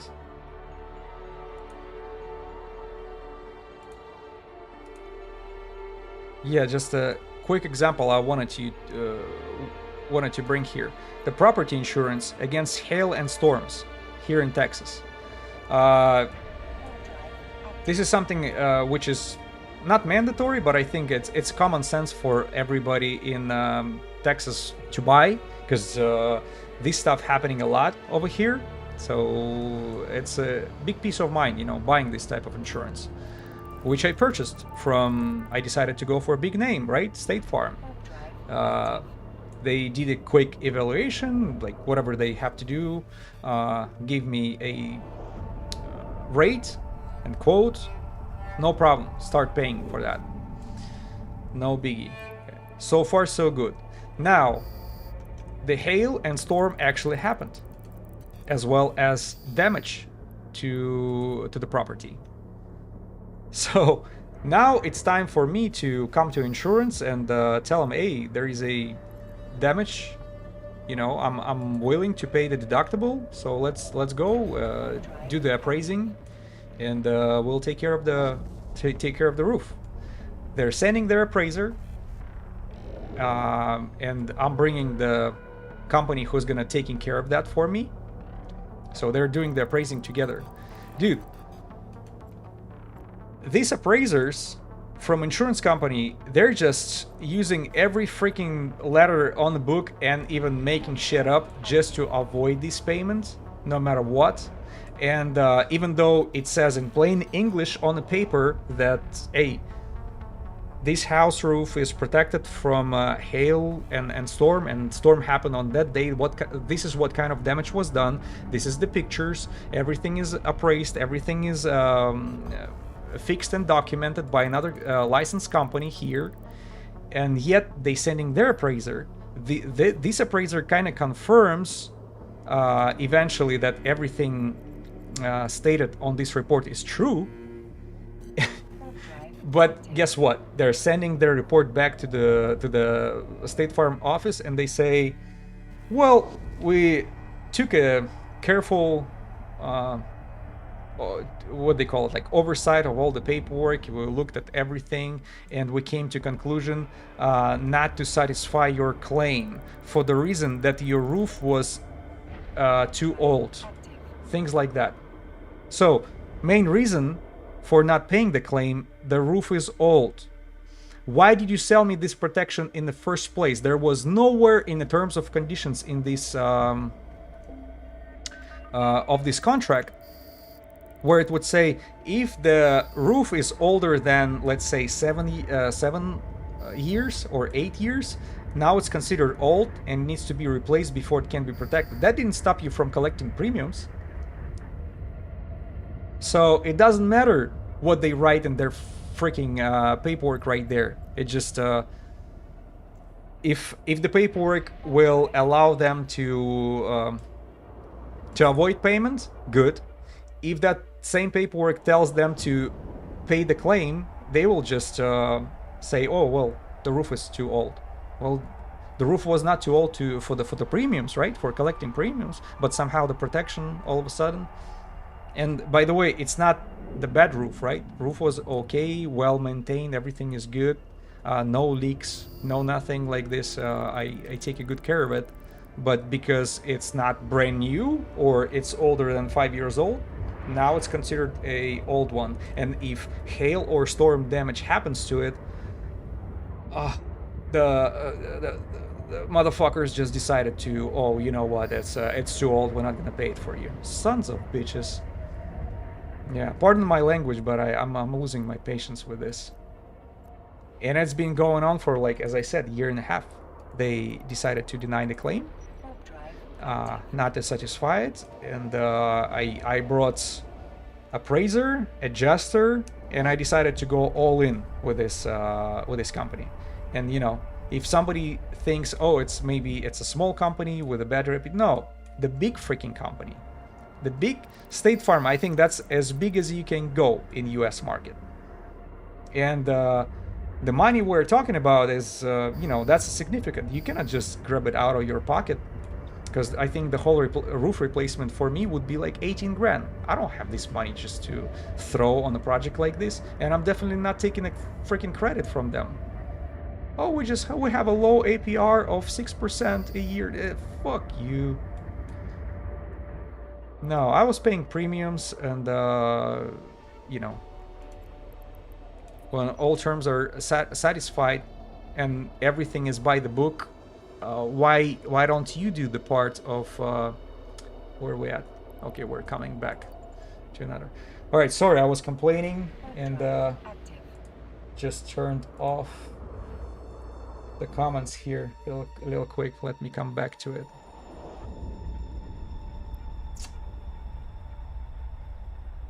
Understand as simple as written in English. Definitions. That's important part. Tells what its meaning of each word. It just takes patience. Yeah, but year and a half, man. Imagine if the roof would be leaking, and you actually have a freaking damage done to the property, which supposed to be fixed right now, right here, right now. Otherwise, you don't have a roof over your head.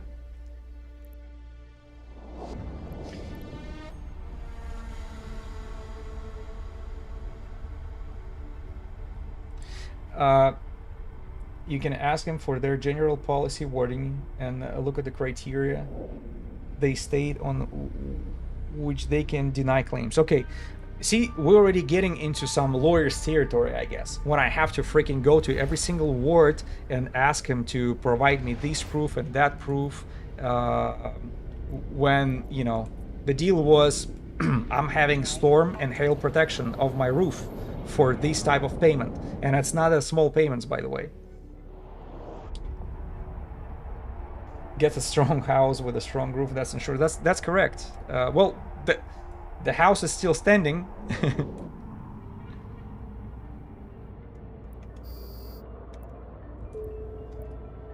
If they don't state the roof age, it's a thing they don't have a foot to stand on. That's correct. That's like pure logic applied, and I totally get it. And I think this is what's this arbiter that it's which supposed to be like a middleman right now between us, because I don't handle it myself. I handle the whole case to this company who's interested in doing the renovation for me, and after they failed, they advised their adjuster, who's like specifically dealing with these companies for like years and years, and in case if you have to wait. So they're the ones who are doing it right. But it's a very valid point about the aging. If the age of the roof is not stated anywhere as a limitations for that protection, why you basing your denial on it? So totally makes sense. Sorry, I missed some more comments. It takes patience. I say get a strong house with strong... The money that you already paid for insurance would be enough to repair. That's exactly right. Would be enough for the repair.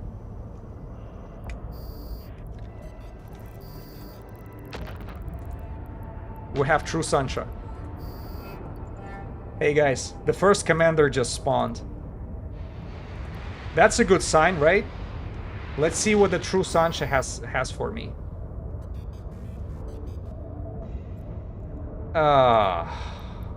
Jesus. One tag, one lens. Not surprised. Okay. But, you know, we're spawning someone here. Sorry, let me read more comments. What did I miss? Just take Yeah, and money would be enough for the repairs. And this is the part which pisses me off the most, because the premiums for the houses are they're not low. Over the years, you're paying like freaking thousands and thousands, if not tens of thousands of dollars. My house is not big, but I know some property insurance are just freaking skyrocketing in premiums. Sue them. An example needs to be set to what happens when you mess with an EVE player. I don't think even Mother Russia is this scammy. Yeah. No, I don't think Russians are famous for scamming, but anyways, suing them. It's a big company. They have freaking whole department of lawyers. They will eat me for breakfast if I go against them. They know how to play this game. So I think the only tactics is just be unstoppable and annoying and go after them. And it just, fortunately, I do have a luxury of, you know, even though the damage was done to the roof and it needs to be replaced, it's not leaking, and that local damage here and there can be maintained to the point where no more damage is done, especially by leaks inside your roof structure. And this is the level where I'm able to maintain it. Thanks God, because otherwise I would be in trouble. I would have to pay out of my pocket first and then holding the bag, right? Hoping these guys will pay me something back so I can return the investment. But you know, this is the big names for you. What else? CCP monkey paw. CCP monkey paw. What do you mean? Or scam him like a CCP? Monkey paw. I'm so innocent. I don't even know which scam you're referring to. I know the torpedo scam. You know, the torpedo that looks like a skill injector. This is the only scam I'm familiar with. Not because I bought it or sell it, but because I saw it so much in the freaking Jita chat. That's why research properly before picking insurance. You know, you're right. I'm not gonna point my fingers at everybody else, but when you're looking at the names, the biggest names on the market, back in the days, that used to be a, you know, that used to be your guarantee. That's like, don't they have reputation? They don't give a shit no more. They can have like 1-star reviews all over the place. They don't care. They already have a customer base. They already have a brand name and huge market to work with.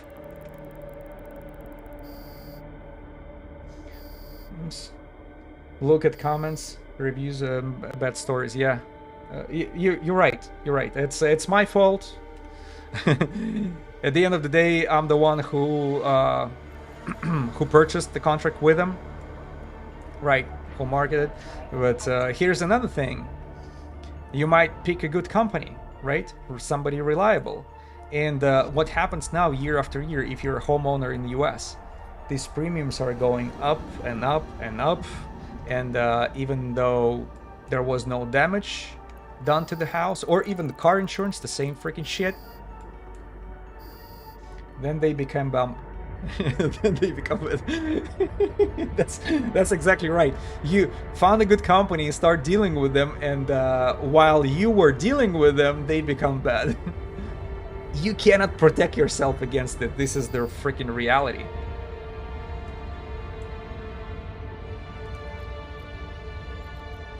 This is the freaking reality. And I think at some point, probably the mid-size or small-size companies are now the answer, because they're trying to make their names and reputation competing with the big ones. And the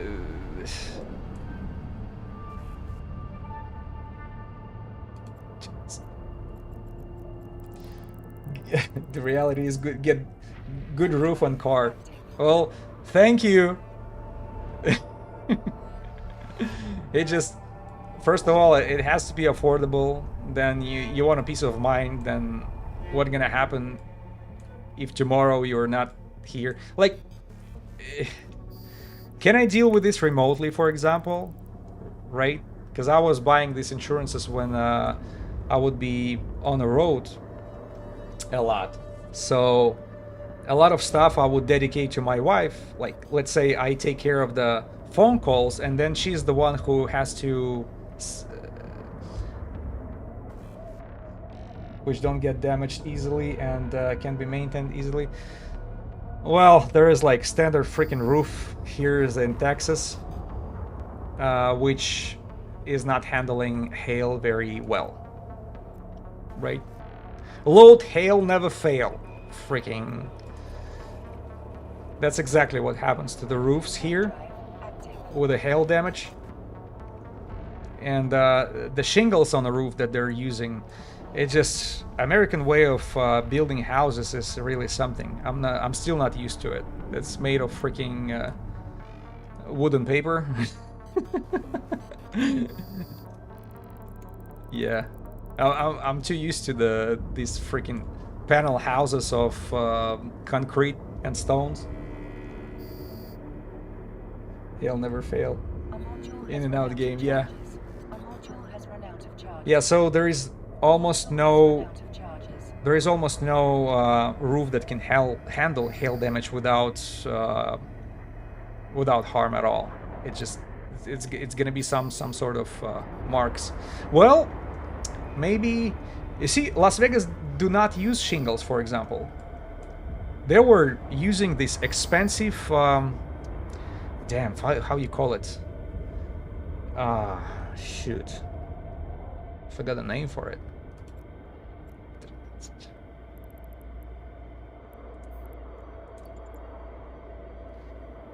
Wait, houses are supposed to be made of concrete and rebar, right? Yeah, not in US. I'm sorry. The residential houses are here. It's a wood, freaking drywall wood. If you're not familiar with it, Google it. This is this is really something. It's very light, very cheap, expensive as fuck. Very cheap material and easy to deal with, but I'm living with this, and I don't see this house standing 50 years from now, right? Maybe it is, but definitely not in the same shape or form. You're gonna have to remodel the whole thing, build it from within, rebuild it from within. And with these occasional storms happening every other year. Okay, what if you make a house properly with concrete rebar and dense bricks? This is a great question for US market. They will not allow you to do that. There is like some sort of like certifications and regulations which are making these houses specifically built this way and no other. Like your house built by grandparents 70 years ago, still standing. I totally get it. And 70 years from now, it's gonna be standing almost unchanged.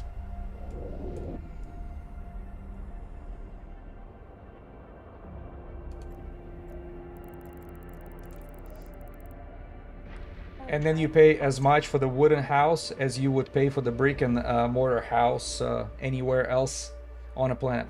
Crazy Americans. Yeah, well, I'm telling you, I don't want to criticize US, but there are things that make me scratch my head pretty hard. Like, why the fuck you set it up this way? I can only get surprised, but there are always like pros and cons, so you're always balancing it out. For me, there was way more positive things happen to me and happening now in US comparing to some stuff that I question. And a lot of this stuff that is bothering me start happening lately. So it's not something that America is famous for. No, this is some stuff that lately started to be more apparent. And even the wooden houses, that's not new. They're building it this way for like last 60 or 70 years, I don't know. But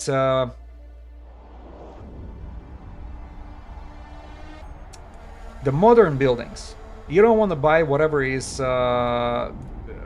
built after the COVID. This is just this is being ridiculous. They were like cutting corners on materials back then. Now it's to the extreme. Now they don't even care. People are asking how they passing the basic inspection before they deploy the house, before the house is being thrown in the market as a brand new one.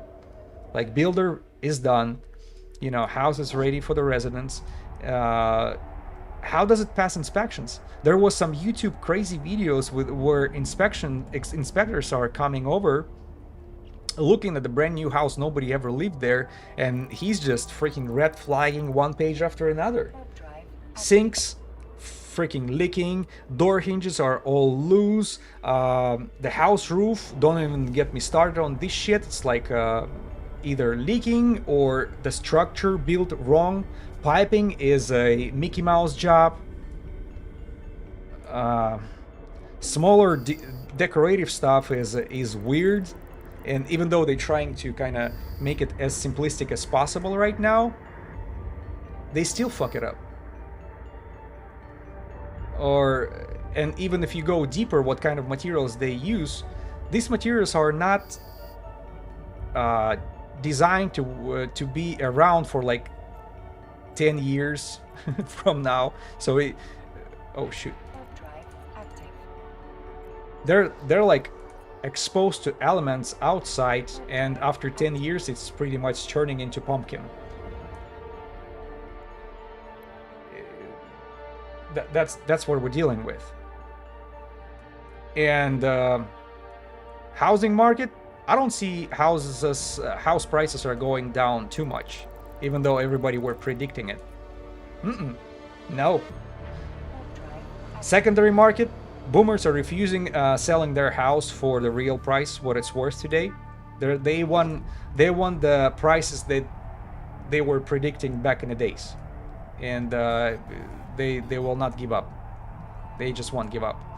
And the new house markets, I mean new houses on the market, quality is so low, you don't wanna touch it with a 10-foot stick. That's how bad it is. So what do you do with this? I don't know. Live with your parents, I guess. I'm joking, but and not joking at the same time. This is very sad. Sorry, I kind of let myself go outside of Eve. I'm doing Eve on on a screen, but my mind is so far away from it. I almost missed that commander through Sansha spawn.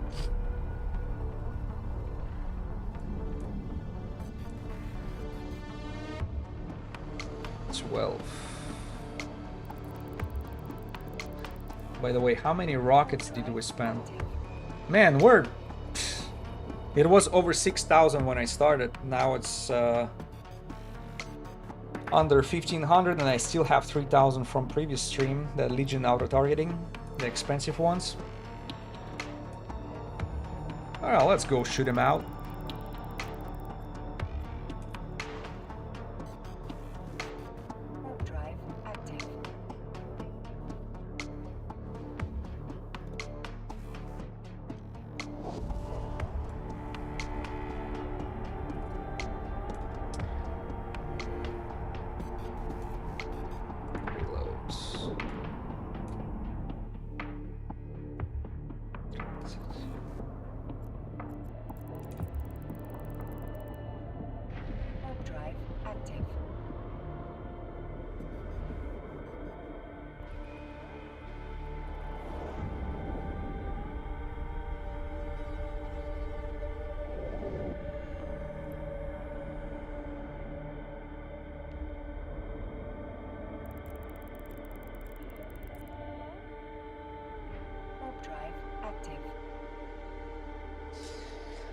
But now I think about more point that Edicius mentioned. It's better to learn about everything about the scam here in Jita market rather than in real life. Yeah, I will not argue with this. Hopefully the modern kids have enough common sense to be able to determine what is bad and what is good and not follow the bad examples.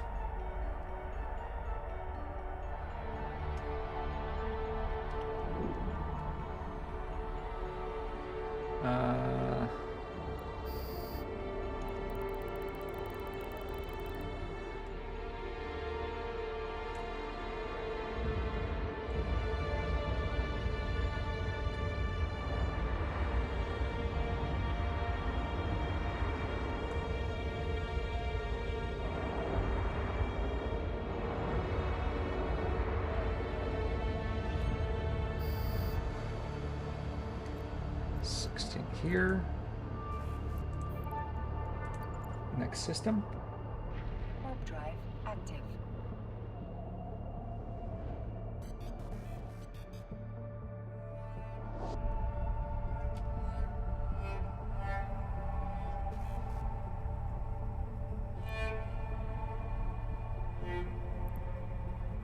Dang it, 4 hours.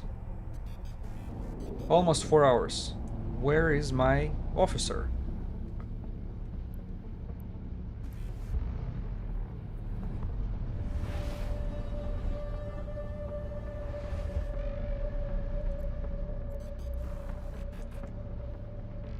Warp drive active. I've been counting on that lady.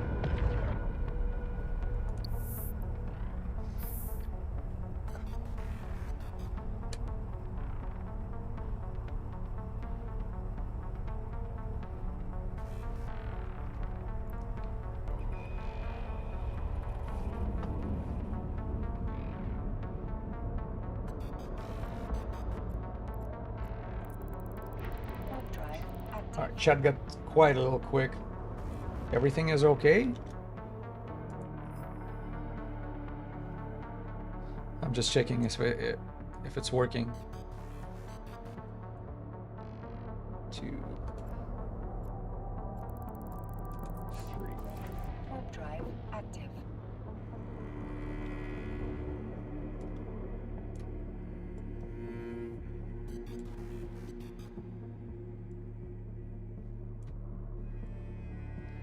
Or it might be a super long ad is being played now, so everybody disappeared. Warp drive active. I hope I didn't shoot myself in the foot with turning on the monetization on Twitch channel.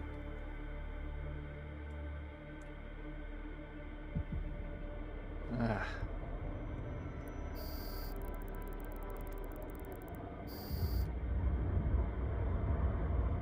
Remember, no ads for me, yeah. Good.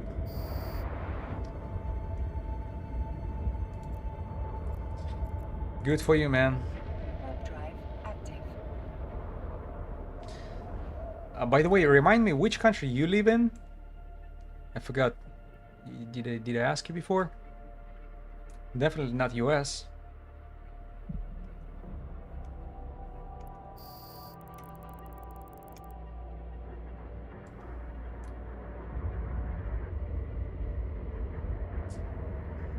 Necessary JavaScript block.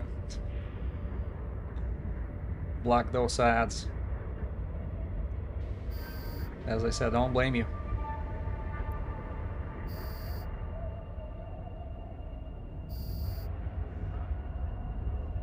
USA, 70-year-old house. Yeah. Well, maybe that's the reason why. Think about it. How are they gonna sell you the same stuff all over and over again if it's just standing 70 or 100 years later? No, they want to build the car, freaking overcomplicate it for $80,000 which barely survives the freaking warranty period. After 5 years, it's turning into shit.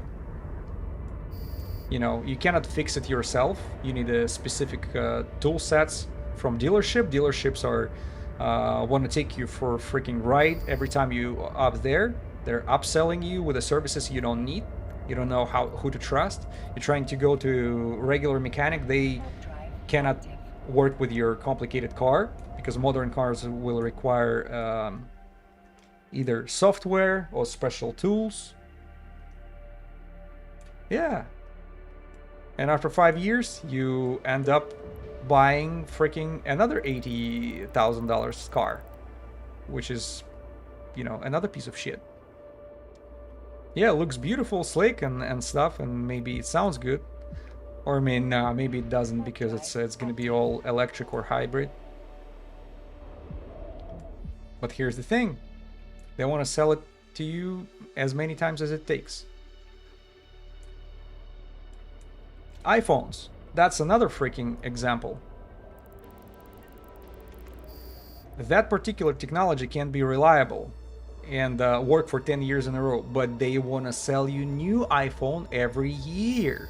So what they do, on one hand, they can either lower the hardware quality or just bombard it with updates which slow down your phone to the point where you cannot use it no more. Or it will be just pushed away from all the app stores because this older hardware does not support all these apps that you're using. And they will sell you the same shit over and over again. And we're talking about expensive devices. Now, why can't we apply the same logic to houses?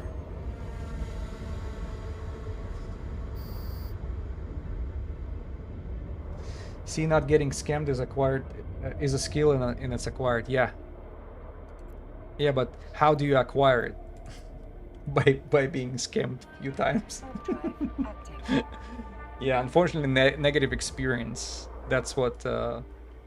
This is the foundation of the educating yourself. At least for the most of people. Yeah. I know this is the case for me. By getting Jita scammed, yeah.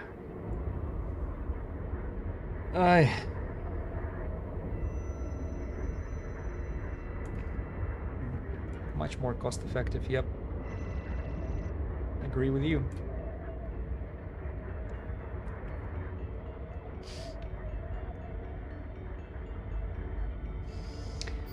Learn fast and learn cheap. Hopefully it is cheap. Once in a while you're being shafted very well.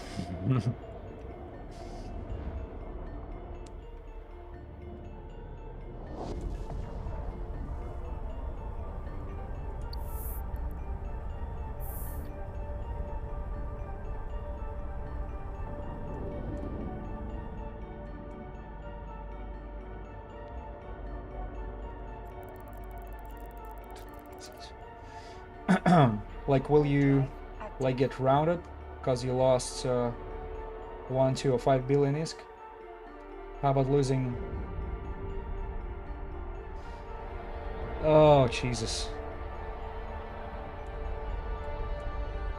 How about losing 18k US dollars? Yeah, that's discouraging. What can I say? No, to me, my biggest loss was several billions. I decided to move my stuff in Praxis from Dodexy to Amar, and my stupid ass decided to take a shortcut in Bicamia. That's a system like Arbazan.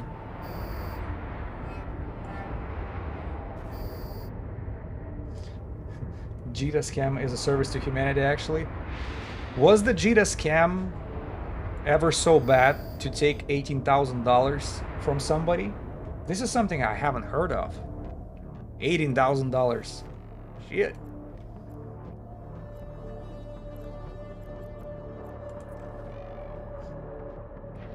Drive active.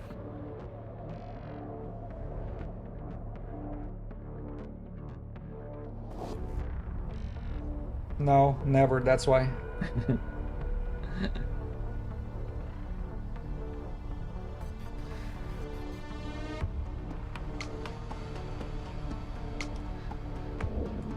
I hope so. I hope Ajita scam prepares me for life. I hope I'm not being scammed in real life and then decided to kind of escape from reality, go for positive emotion to the game and be scammed again. God damn it.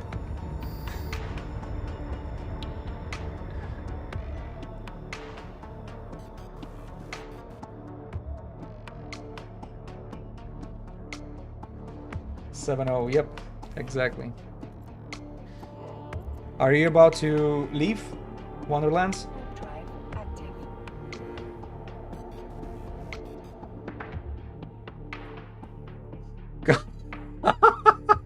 We should make a corporation called our State Farm.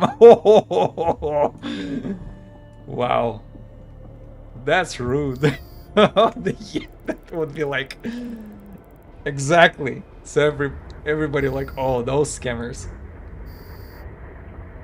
Yeah, have fun. Mine Lutz, thank you for the company. It was interesting conversation. Appreciate it.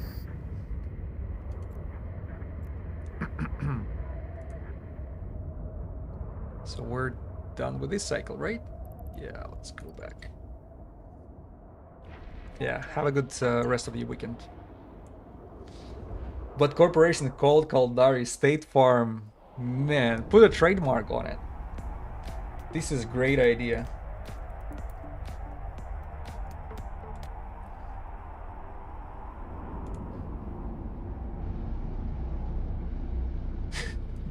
Caldari State Farm. Oh, shit. Yeah, good luck selling anything with this name and reputation.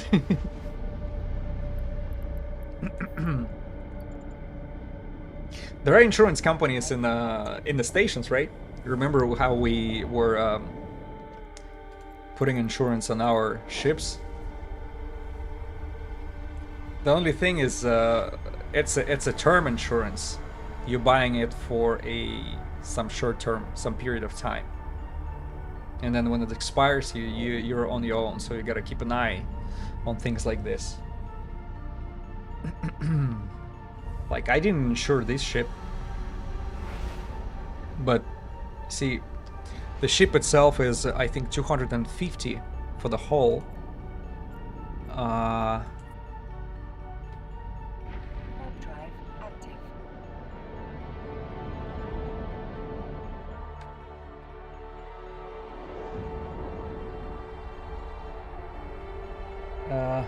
Dated parades. Thank you for the comment. Now we know where the best viewers are.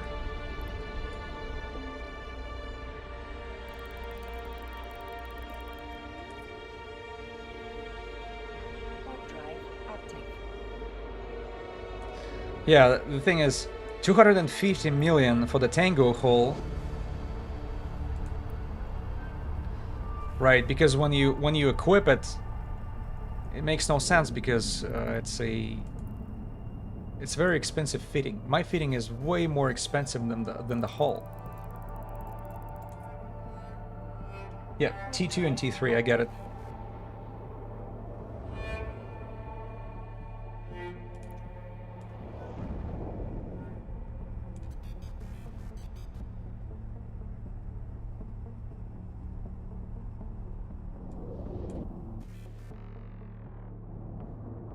Where's everybody?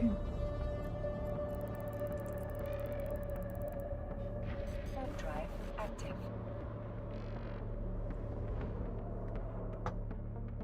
See, you're trying to insure the expensive hull,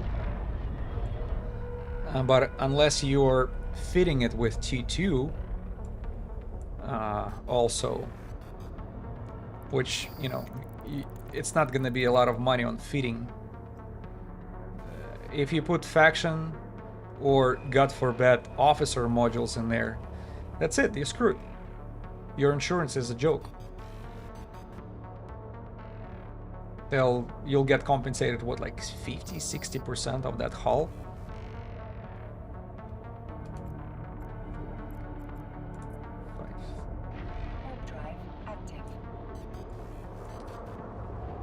I wonder if it makes any sense to go hunt officer cruisers in a low sec. That's a next level adventure. But you know, with so much time being exposed to this environment of low sec, you're being on the same route in the same system or systems, you can get tracked very easily. Even though the modules might be, you know, worth it, it should be probably definitely different different fitting, like more PvP oriented.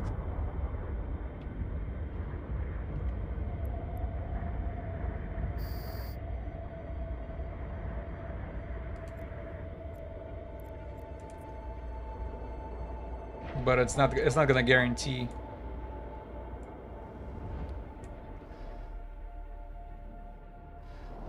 Yeah, would ideally want to do it in an empty system, still probably spend a lot of time dodging other players. Yeah, and see, that type of activity is not about dodging. You actually have to be like a freaking train on the rails, just going through these asteroid belts without skipping. Where am I? Yeah, okay, 7. So to keep it rolling.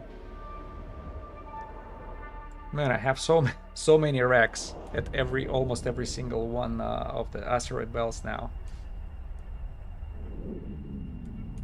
Because this is probably 9th cycle of mine, right? Oh, wrong. Warp drive active. It's gonna be 8. Warp drive Yeah, because if it's 4 hours and I do 1 cycle in half hour, so 8 cycles are done. And I did not spend much on the beginning of that stream of talking in the dock, so we almost instantly start. Warp drive active.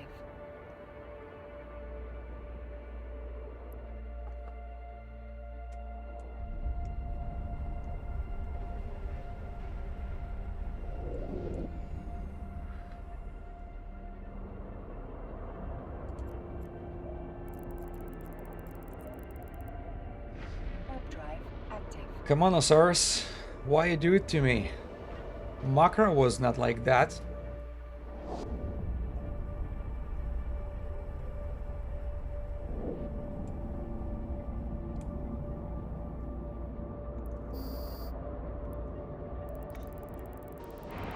What a cruel mistress.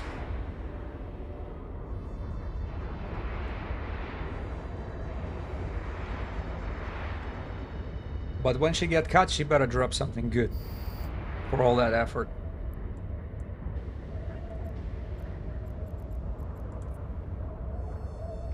Warp drive active. Probably propulsion module would be good. That 1 minute afterburner, they're going for the big price. And even more expensive is our micro warp drives. I think they are pretty expensive. With the cap boosters, that's a little weird. It shows that it's appraised for high price in Jita, at least for the ones that actually have some selling history, but I still can't understand why. Why would you want to spend? Are they so good on a fitting, or they allow you to what? Roll batteries faster? Reload them? There should be a benefit of it, because otherwise I don't know why would these type of, in my opinion, not critical modules would cost so critical price. Just because.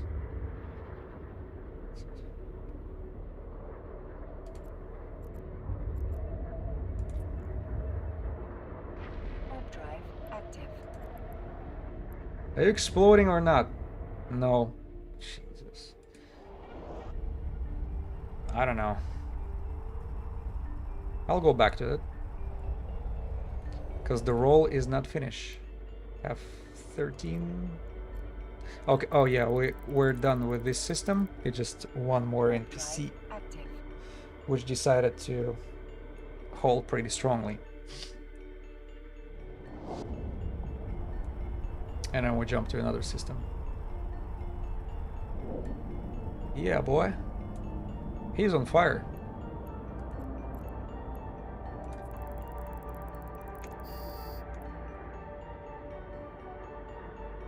Kaboom!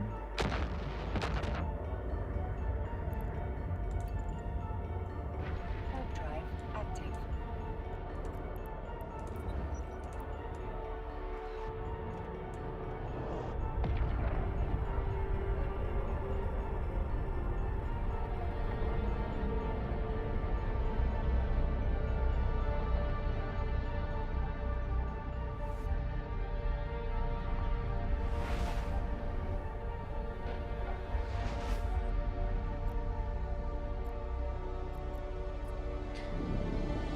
Warp drive active. Now, since the thumbnail was such a good artwork, at least for me, now I have an idea to actually visualize them all. All these officers deserve a good thumbnail. But I see that I cannot go to next one until I catch this lady. That would be unfair. Warp drive active. Plus when that picture was actually crafted, I was like, she looks at me with such a bitchy look. I will not be able to catch her right away. And that's exactly what I see here. Warp drive active.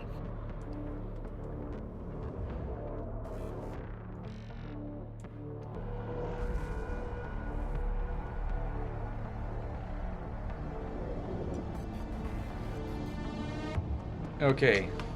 Is it another lunch for them? Because they disappeared again. No, I definitely gave them enough time. Because I'm like solid 30 minutes every cycle.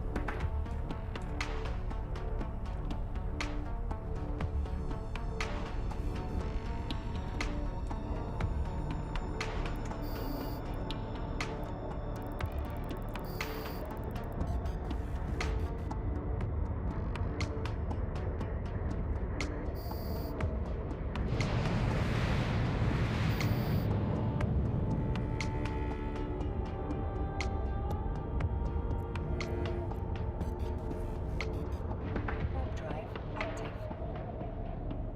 Come on, beautiful. That ship deserves another officer.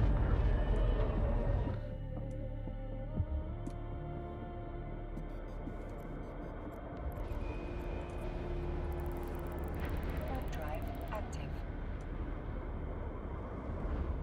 Beautiful.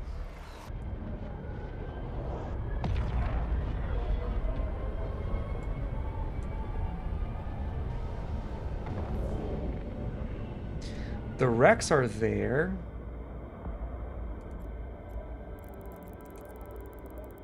NPCs are missing. Warp drive active. I hope I don't overcrowd the asteroid belt with the wrecks, so nobody have so NPCs don't have room to spawn. Because they're arriving to the same spot or somewhat similar spots all the time.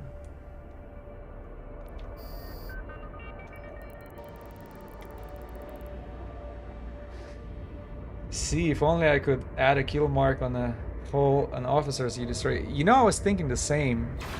Just giving it a look. Because we get a kill marks for PvP activity. Why can't we do the same for PvE?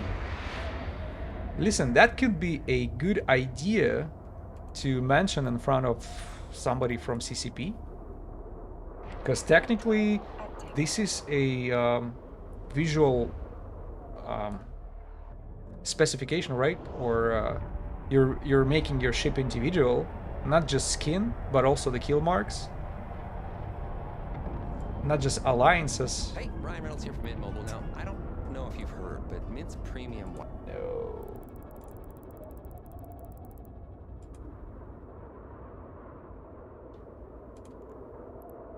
Where are we at? 8, 9. Nobody here. Yeah, because that doesn't give advantage over other players. No, it just makes them jealous and make them buy the same freaking feature. What if that feature could be purchased? Like commanders on the DED sites can leave a mark like that, and maybe officers. Well, maybe for an officers that would be overkill, because one of the viewers on the last stream called me, he said, welcome to the 1% club. I can't remember, was it you or was it somebody else who told me, welcome to the 1% club? And that sounds about right. This is 1% or less of the players actually catching freaking officer in the game. Yeah. But it's definitely not too far from the truth. So selling skins only to, not skins, but kill marks only to whoever killed the officers, that would be a little too rough. Market is too small. But killing commanders, that would be great.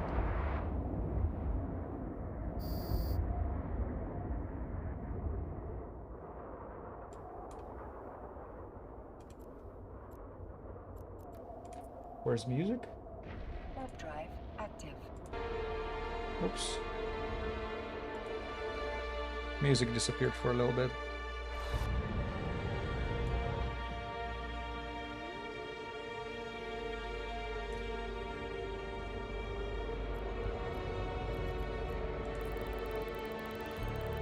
Warp drive active.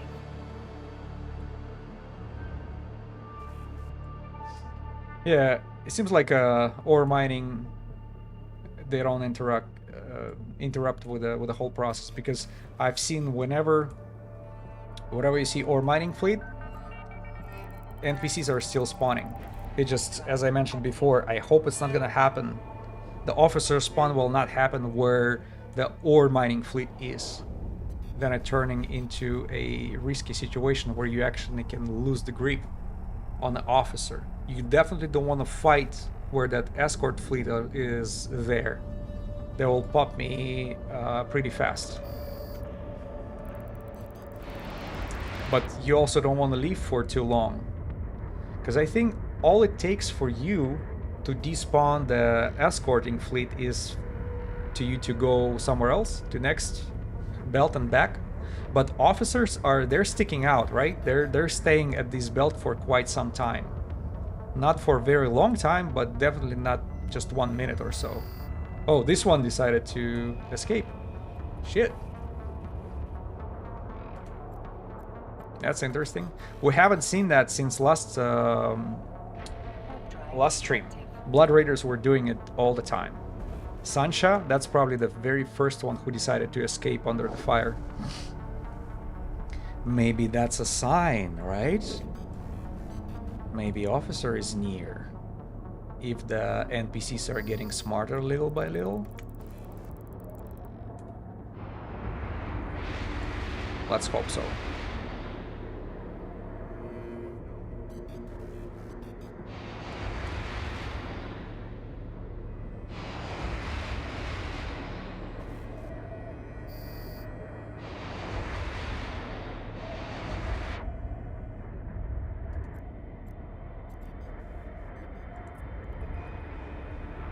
Warp drive active.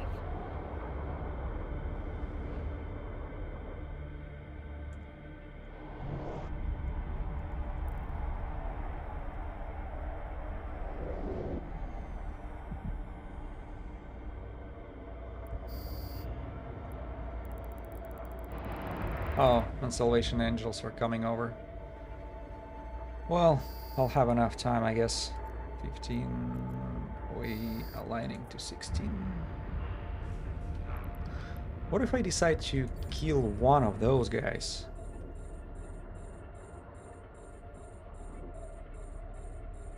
Is that allowed?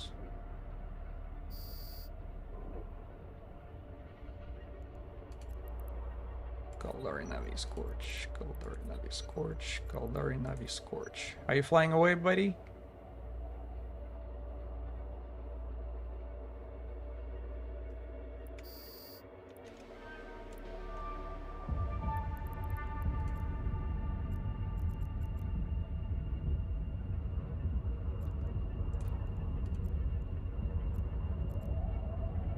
I'm about to freaking bounce. Look at the Venture. Look, the Venture is tanking freaking Kaldari Navi. Keep in mind, I have like over 500 DPS. I think 550. Salvation Angels Venture. Okay, I just went through their shield.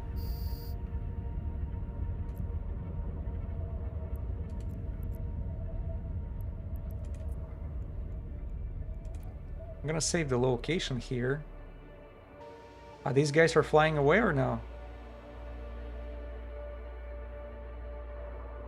The Vengeance Fleet. the Revenge. Is it gonna be a revenge for my actions or no?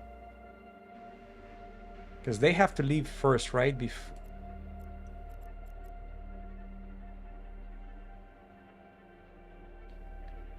Diamond rats are no joke. I get it, because I was just killing the freaking Venture for quite some time. What is the 524 DPS on those babies?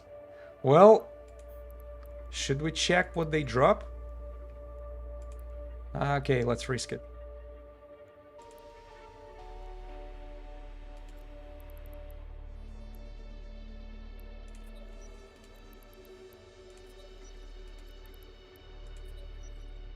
Because they did not leave yet.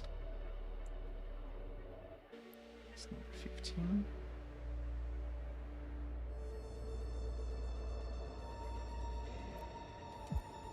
Weird. Veldspar. Alright, so I was expecting it. Yeah, the Revenge Fleet is about to show up. I'm bouncing.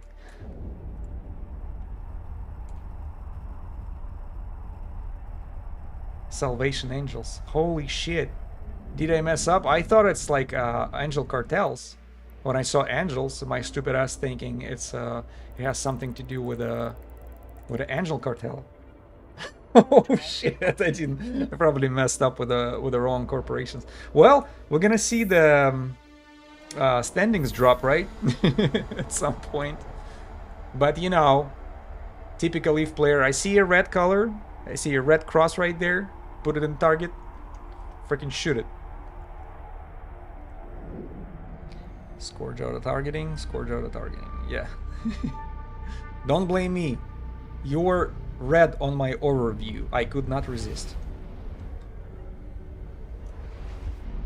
I'm PvE EVE player with 8 years of experience. That's how my brain operates.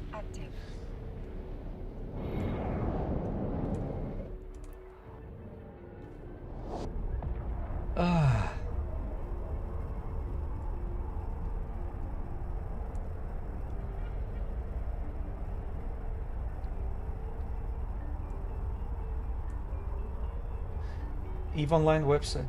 Okay. EVE Online website says Salvation Angels are the non-combat wing of Angel Cartel, so still the bad guys. Yeah, I saw freaking non-combat wing when their like escort fleet showed up,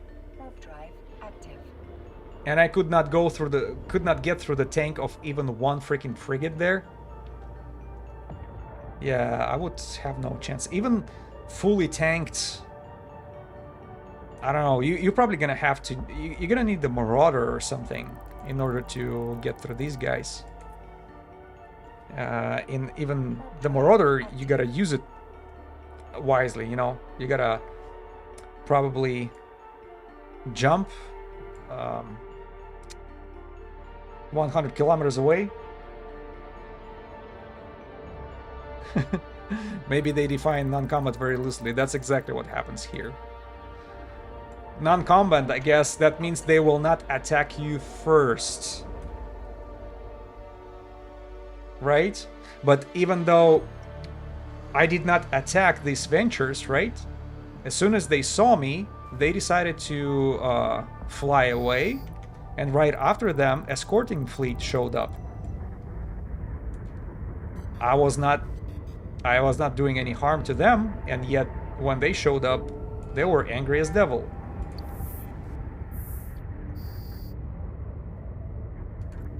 It's good I decided to build some distance. So remember when I decided to micro-warp away? And that distance was critical, 100 kilometers. I even put the freaking tactical overview just to see where these guys are landing.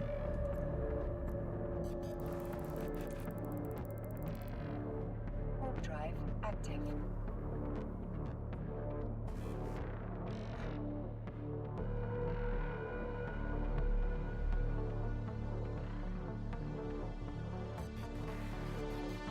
Ay, ay, ay. Again, spawns of 4. Those trigger me when I see more than 2 or 3 NPCs on an overview showing up. I was like, okay, is it what I'm looking for? No, unfortunately not. Like, I guess I should look for destroyers too now. Because once you see destroyers on overview on asteroid belt, that's 100% a group of officer escort.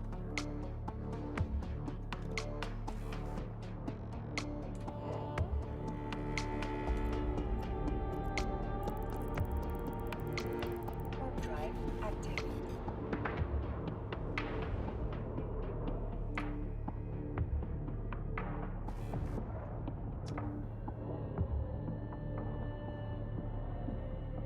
Nobody's here. Are you hiding? Are you preparing a trap for me? It's a trap, Captain. Drive active.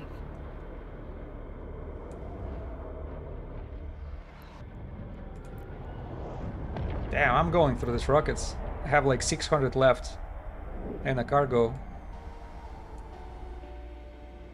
We're about to finish it up.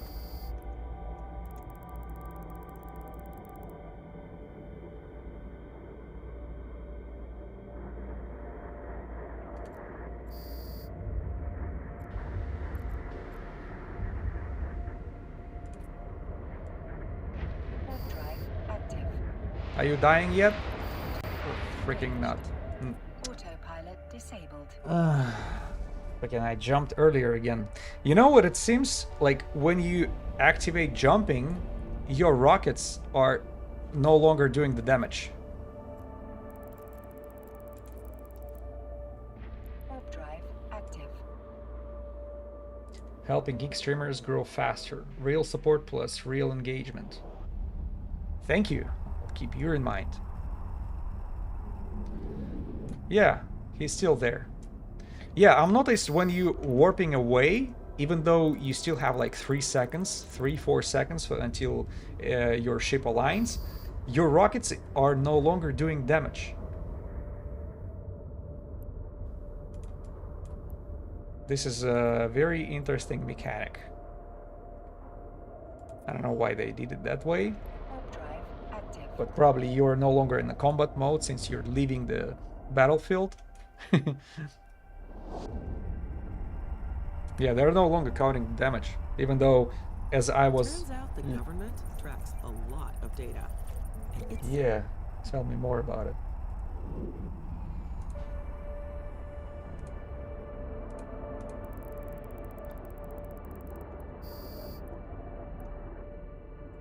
Yeah, so better don't be in a hurry. 11, get 12. Maybe I can just align. But even if I align, it doesn't really save time to me much. Because you still gotta open the whole freaking interface for the jumping.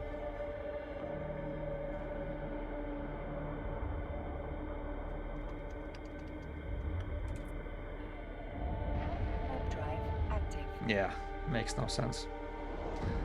With my align time 3.5 seconds, I'm not saving much time.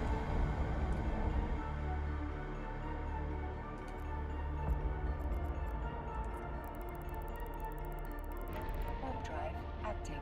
See, it's not that long, then you have to wait before it warps away.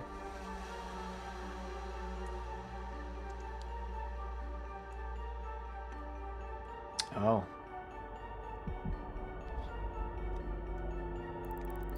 Just look at all that racks.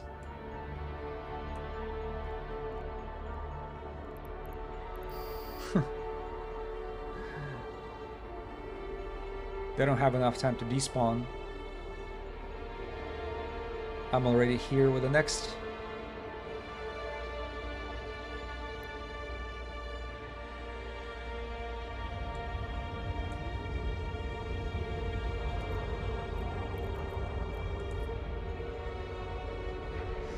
If only Basic Rats had the chance drop something nice. I'm with you on that one, but I've yet seen anything of value drop. Just freaking nothing. Even the commanders, specifically on the belts and the high sec, even if the commander spawn, there you go, standing decrease, salvation, angels. What standing do I have with them anyways? Oh, it's going. Okay, that's true power right there. Salvation Angels. I have 2.0, and it's the first time ever I had a little bit of a drop from them. Yeah, they were new. Yep, they were neutral to me all this time until I messed with them once. I had to fight, but you see, I did not see a single hauler from them yet. I saw a hauler from Tucker Mix. Don't want to attack Tucker. The Angel Cartel, I'll definitely, if I see hauler, I go after it. It just, for me, it takes time to change the ammunition. I have to probably quickly change to Caldari Navi rockets, because after targeting they will not work on them. It will just randomly pick the target around, and I don't want to get close to them either. I would like to be be aligned to somewhere else. So what I would do is change the ammo, being aligned, at the same time targeting that hauler. Then as soon as that Caldari Navy rockets will be loaded, start attacking it. And as soon as he explodes, which probably not gonna happen very soon, I should warp away. Maybe another thing I should do, being aligned, I have to be using the micro warp drive. So build the distance and be aligned somewhere. So this way, if escort fleet will show up a little too close to me, I'll have a chance to get out.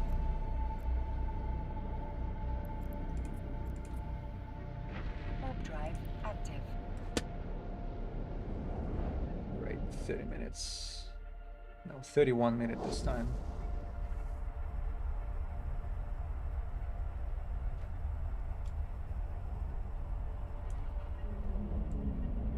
Oh, there you are. Just like a CJ used to say, oh shit, here we go again.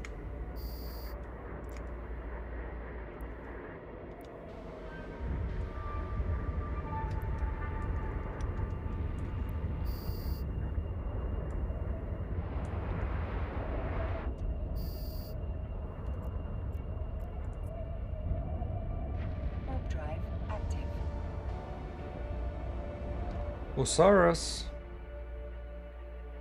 don't disappoint me. Come on, girl.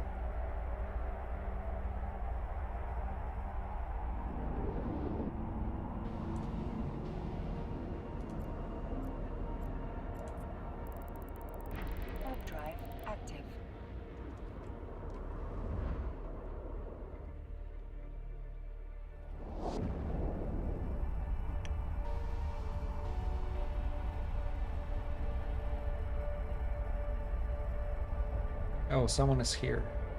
There you go. A hauler. Check this out. Thucker mix mammoth here. Let's take a look at it. See, this is what I need. I'm pretty sure he will drop something like some sort of skin, Thucker skin probably, if I kill him. But I don't want to do it. I don't want to mess with Tucker.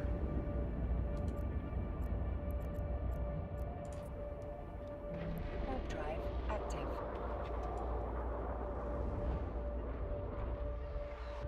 And by the way, he's not standing still. It seems like he's aligned somewhere. Who knows, maybe I will not even have enough time to kill it.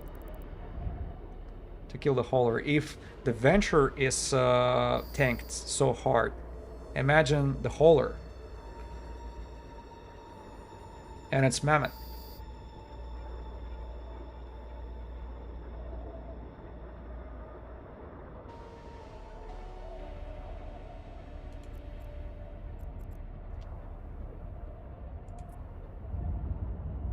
Warp drive. Are you dying yet? Okay. I felt like I'm about to jump away with him leaving one NPC behind again. Now, Odysseus, you made me curious. Now I want to see, just out of curiosity, what's inside of that rack. Usually it's like some T1 meta bullshit, like cargo scanners, and because there are some expensive meta modules.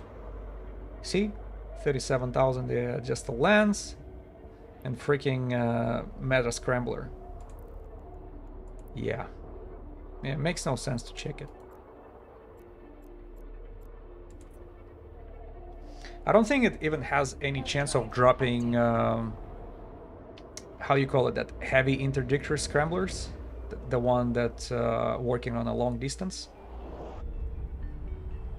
That's massive modules which are worth like 5 million each.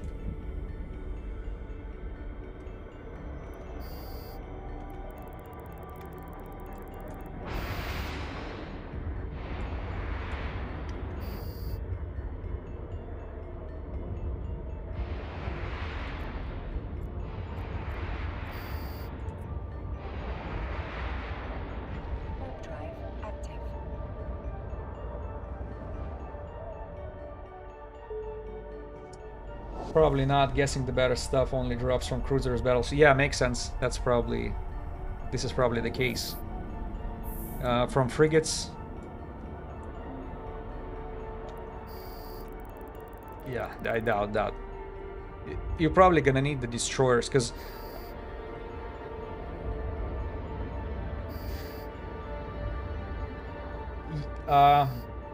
best small meta modules are like compact missile guidance systems. Yes, those ones are good, as well as trying to remember. I think shield extenders. There is a meta shield extenders which are worth a lot of ISK, as well as meta damage control. That IFA, I think that's what it's called. That's another expensive one. But missile guidance are like 4.5 mil.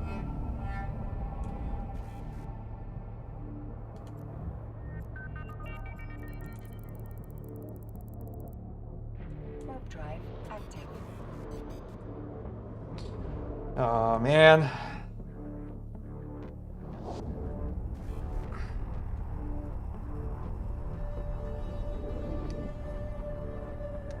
I'm not gonna let it go so easily. Come on, girl, where are you at?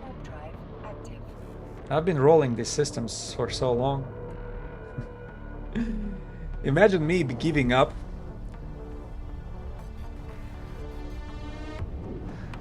You wonder how hard how hard the low sec officer spawns are. I hope it's about the same. Because if they would make it more rare, that would be a shame. Because as I said, you're exposed to the more dangerous space for such a long time.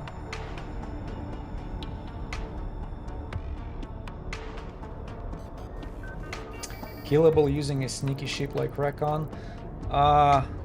Recon, yeah, who knows, maybe. But it will require a DPS to get through their tank. Plus you cannot be too slow. Officers have a tendencies to actually warp away. They can warp away if you're being there long enough, unless you have them disrupted.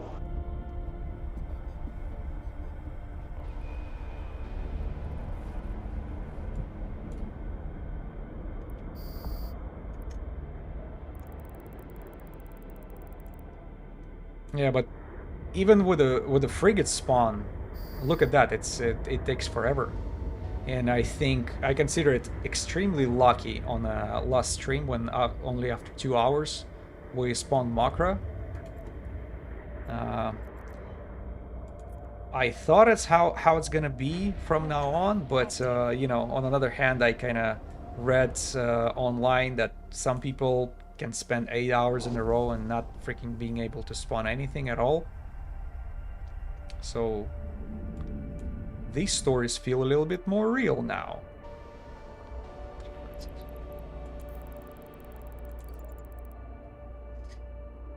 And this is why it will be interesting to see the variants. This is why I decided to do the series, because ideally I want to cover them all.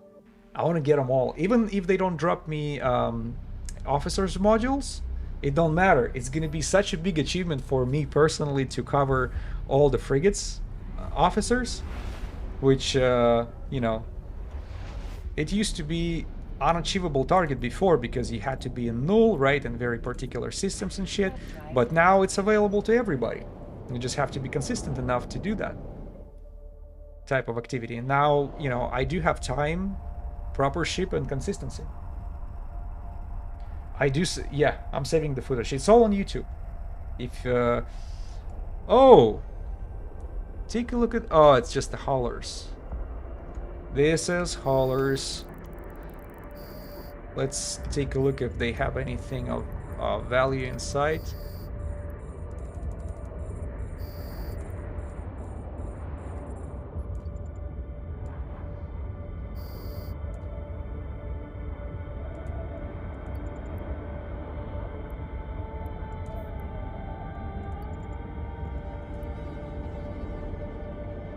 Anything? Tritanium and Gatherer. Let's go to this one.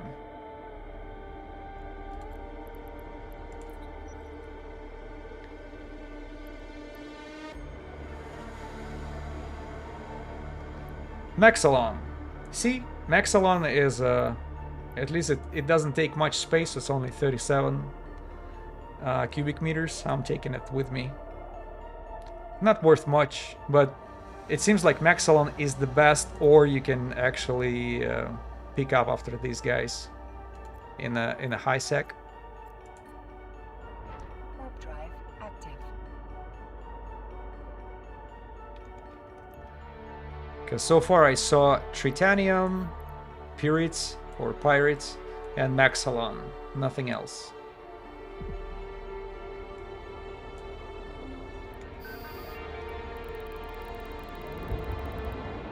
And you know, this Tritanium and Pirate, it just takes too much space. They're like 400 meters together.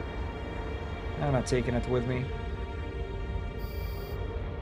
I don't have much space in this cruiser altogether. I think it's a little over 400 cubic meters.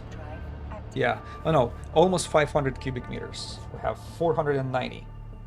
And with rate of fire of Tengu, how fast it spits out all these rockets, you gotta fill it up with the ammo. and just check it out.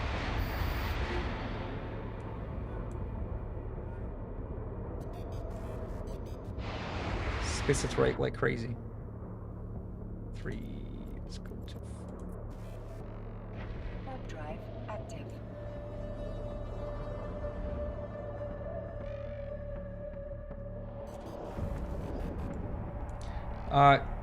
Edicious, you always watch it on Twitch, right? You're never on YouTube. But if you ever gonna be interested, there is a YouTube channel with the same name where everything is kept.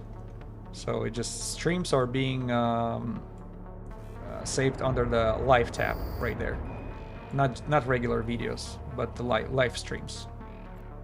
Because I think there is a sneaky way to save all your footages in a Twitch when you have to mess with the video a little bit in the editor afterwards, then it's being saved. Other than that, it's like Twitch saves it for like a week, and after that it's gone.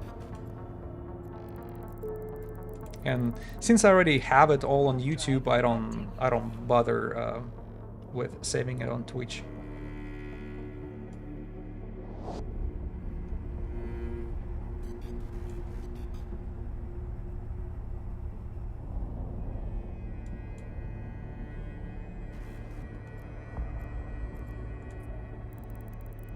Warp drive active.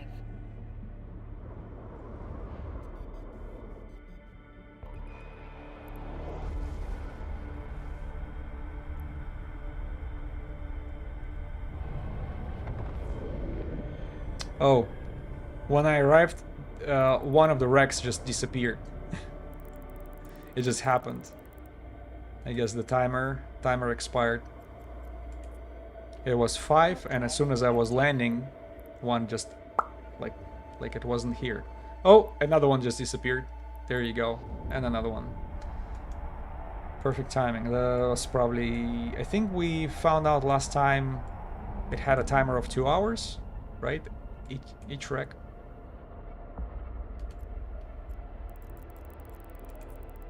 Warp drive active. Yeah, so if you go to live tab right there, you're gonna see all the streams recorded. And that's another way of seeing that the thumbnail that I mentioned. I don't know. Somehow I'm just proud of it. Warp drive active. That particular one, most recent, for True Sansha. I think if she exists in Eve, that's exactly how she looks.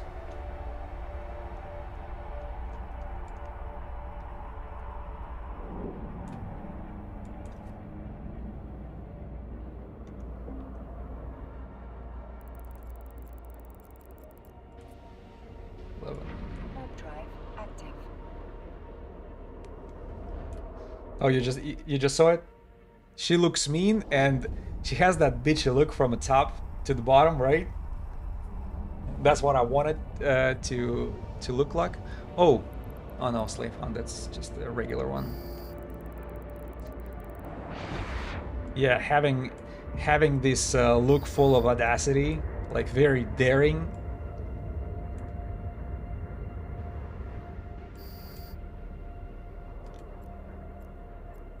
Strong, independent woman.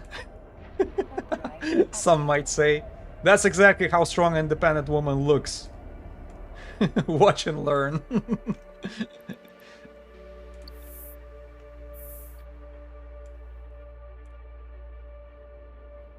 Sansha Butcher. Just one? Why so lonely, buddy?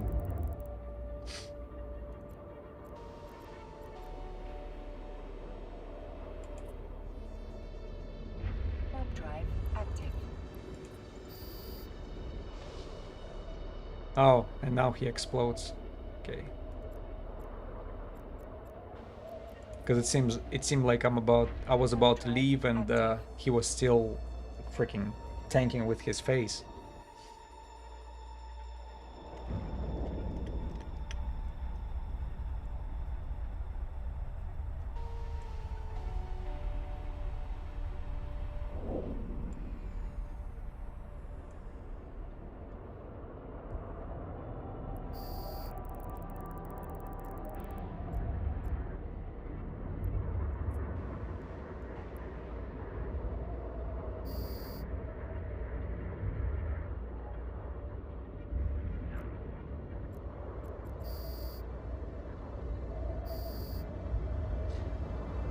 That's funny. The video with Odysseus got the most views. Yeah, because at that point Odysseus was extremely popular, and I think people would do the search on YouTube, and I think that was one of the ways they would get there. Because at the moment of the stream itself, there was not that many visitors, not that many people were watching. But you see, me presenting this concept that you have a freaking expedition ship capable of everything, all in one, I think people appreciated it and took it seriously. Because it says like, Odysseus, Hecate, and Astero can pretty much cover everything what HiSec can throw at them.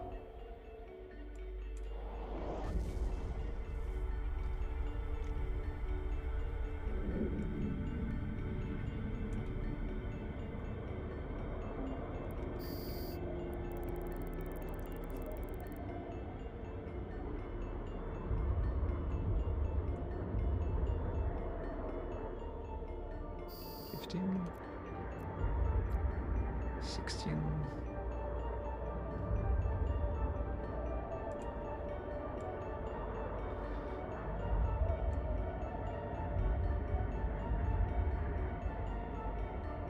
Man, these faraway spawns take a while for the rockets to travel. Are you dying yet? He's still holding. Jesus. See what I mean? It seems like he took he took like 3 volleys, which is unheard of for these NPCs. 15. Yeah, let's go back to 15. Finish him up. There are no NPCs here. This Salvation Angel Ventures, yeah, they're about to spawn the fleet. We have to jump to the 3rd system. Yeah, he catched freaking 3 volleys with his face. He probably survived one and then barely survived second one. Let me look at that. And he totally got it in his face with a 3rd one and did not explode. How is that possible?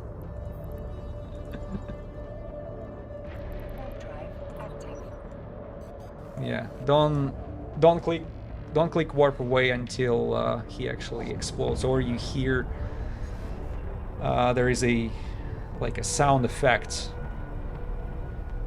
when they explode. I think it's when they are losing targeting on you. You get that sound effect.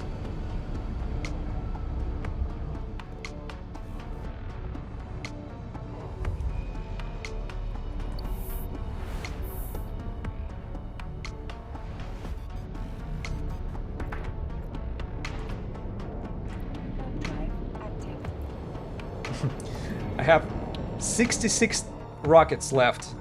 Scourge auto targeting, the regular ones. That's it. And when we started, I had over 7,000. Over 7 freaking thousand of them.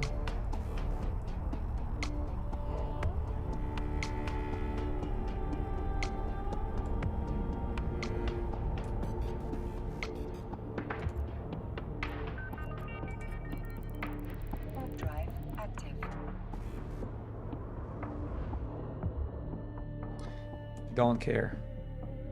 We gotta get going. I've seen some people on streaming Diablo 2, and if you ever played that game, you probably know it's a loot hunt, constant freaking loot grind over there. You're going one run after another, after like Mephisto, Baal, Diablo runs, all that good old days stuff. And oh man, they're going like through hundreds. They do hundreds of these runs. Their characters are so OP. They can kill these bosses for like 2-3 volleys right there. checking what the loot was dropped, and go for the next one. And that's like time after time after time. That's probably the most brain-numbing activity. But you know, everybody enjoy gaming the way they like it. And I would not say that these streamers have a lack of audience. No. Everybody played Diablo 2 at some point. Everybody enjoyed it. I remember I did.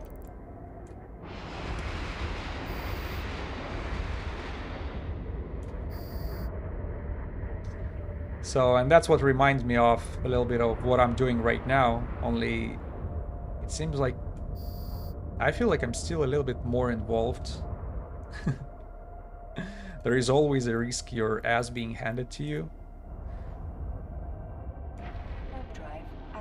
Even if you are in high sec.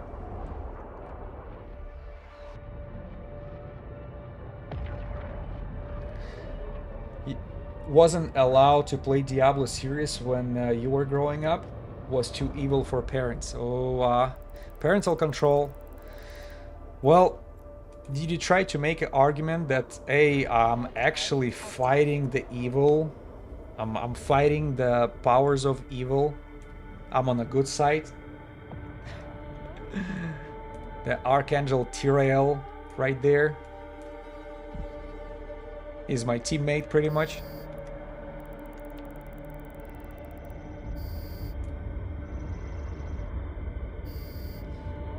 Alas, made no difference. Yeah.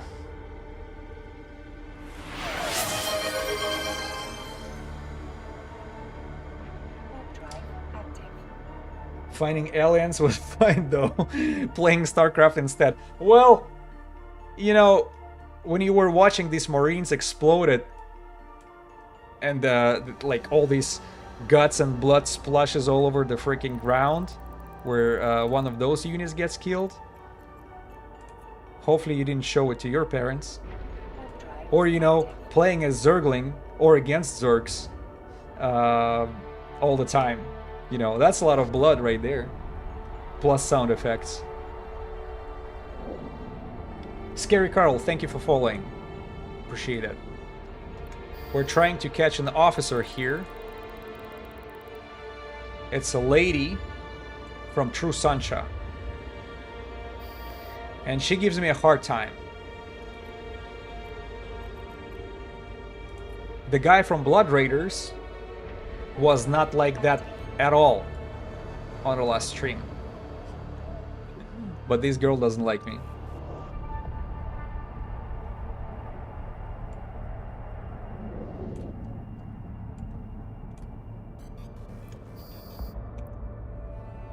Because it's... Oh! It's over 5 hours mark. Alright. I was about to say that I've been rolling these asteroid belts.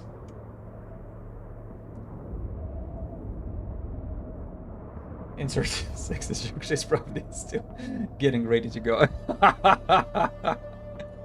Did you see another NPC just escaped?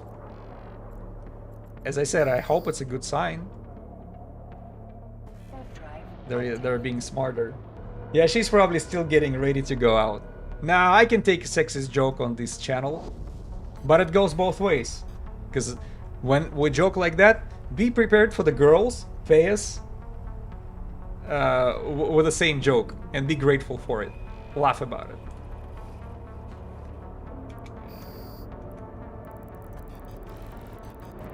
We'll be fine.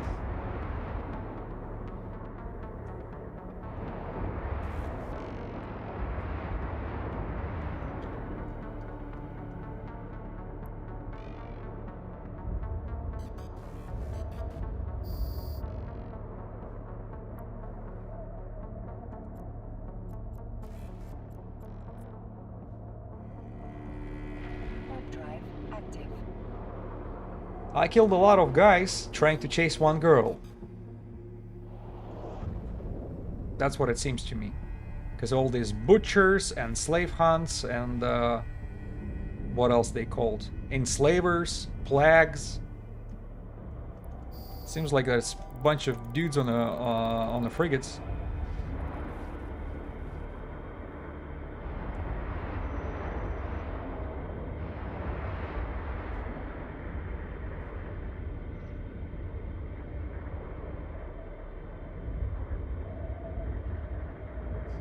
Well, maybe on a true Sansha. I don't know if how involved you are with the lore of that game, but it's a bit hard to distinct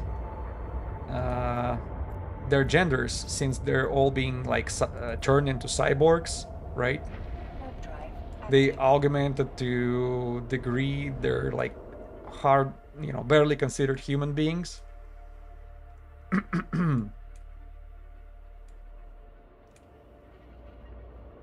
And that was another thing, what was like sort of hard to visualize when I was working on that thumbnail.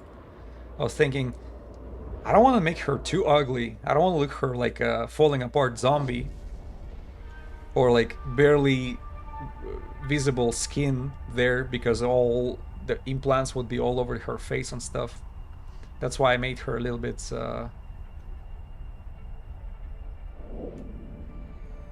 more humane look. So she's augmented, but not to the point where she totally lost it.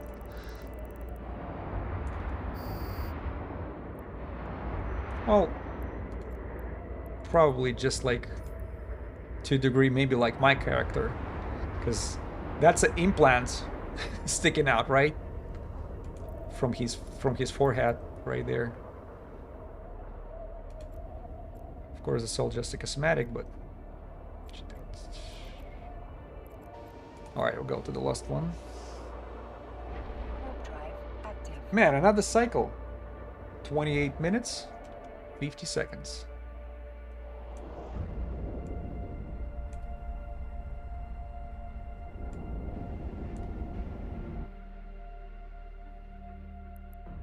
Yeah, we're coming back. Coming back to square one. Warp drive active.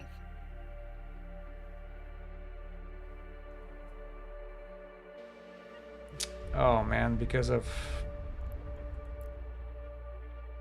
ran out of ammo here.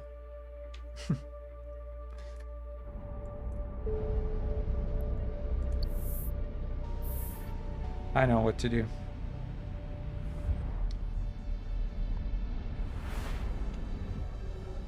I think to evenly distribute the ammo, you have to, first of all, group them all, unload to cargo, and reload scourge auto targeting. Okay, now it will be 19, and I'm gonna ungroup it again. Ungroup. Now it's gonna be even Steven. Because you saw I had my group 2 with 40 rockets, group 1 with 7, 3 with 11. Not gonna work. Drive active.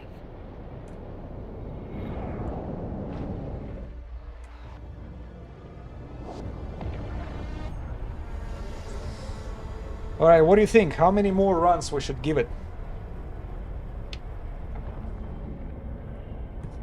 Because 5 hours is really pushing it. And but as I was mentioning it, on the other hand, I did so much rolling. I think I got these systems to the point where they're like almost there to spawn this officer. As soon as I leave, shoot, somebody will take his little venture, decided, oh, why don't I go and freaking get some Veldspar. They'll show up, and this bitch will just get all close and personal. Oh, venture.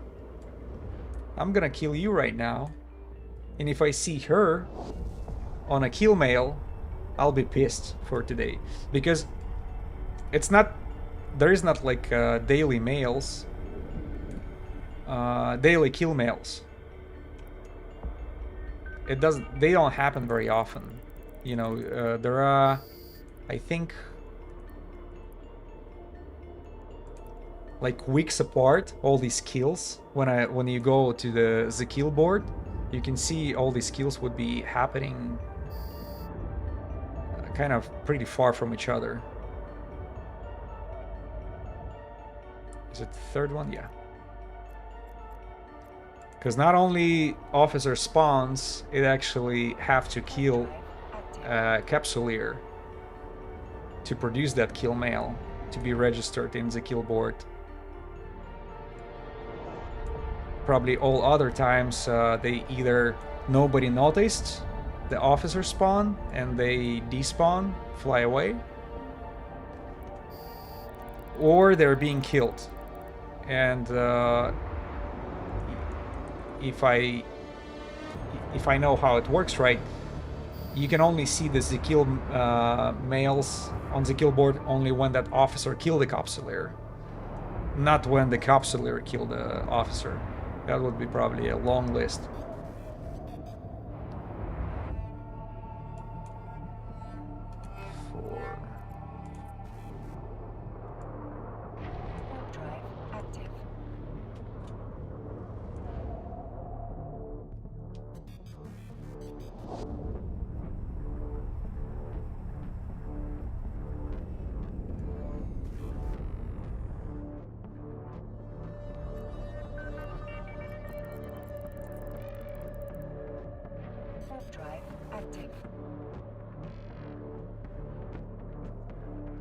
For the officers that killed you, a random ass 9000 ISK ship got the final blow and the kill mail. How humiliating. Yep, that can happen. Because that's totally random, these final blows. And how much damage? Oh, for the MS. Oh, I see what you mean. The final blow was not even from the officer. It was from someone from his escort. That's toxic. that's just I can feel. Oh, little shits. I think it's so infuriating. Even the officer would be angry. Hey, I was working on that kill, and you're the one who pretty much got my frag. Yeah, frag stealing.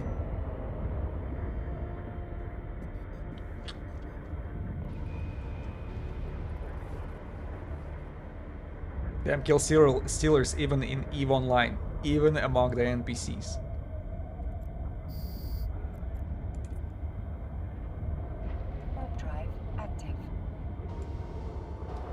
Alright, we're officially about to run out of rockets. The regular auto-targeting Scourge. And I have...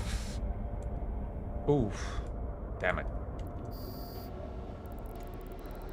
Group of 4 showed up, and I got triggered for a second. I still have 3000 of Legion auto-targeting Scourge rockets, so... we'll be good here. Captain, no ammo. All module had been out of charges. Legion. No. I have 1 rocket left. Jesus. No, 2. 2, okay. No biggie. Yeah. Legion. Man, visually, it seems like they fly faster. Aren't they? Let me check with the next group of NPCs. Do you have the same feeling? Like it actually going after the NPCs faster?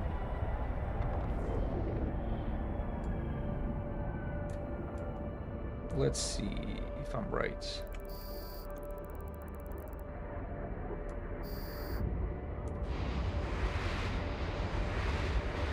Or maybe it just looks...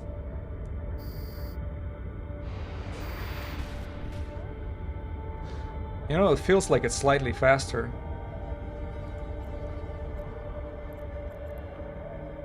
What is it? 10.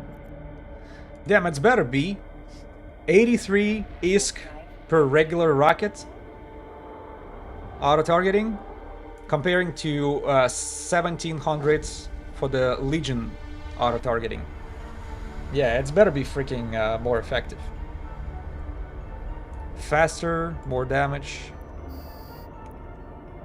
Better application. Oh yeah, it seems like it actually does more damage. One volley and it's gone. Man, somebody is just praise gouging in Amar. These rockets, they could totally controlling the ammo cell over there. And I was a little too far from Jita to fly there to get that next batch.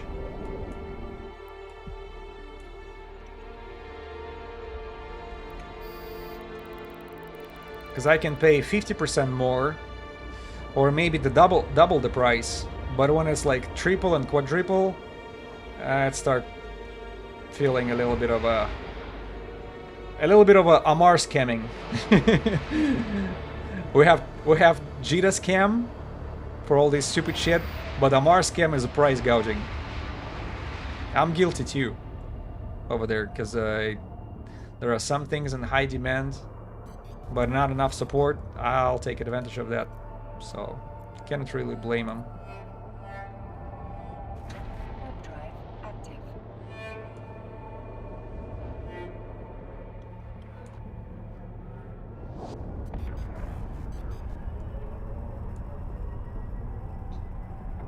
Come on, baby, 5.5 hours. How long I have to be marinating here?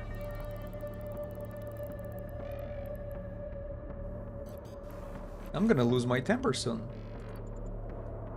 Look at this. Drive active. Is it really happening? Freaking fly for 8 hours and don't get nothing? Speaking of ISK per hour, right?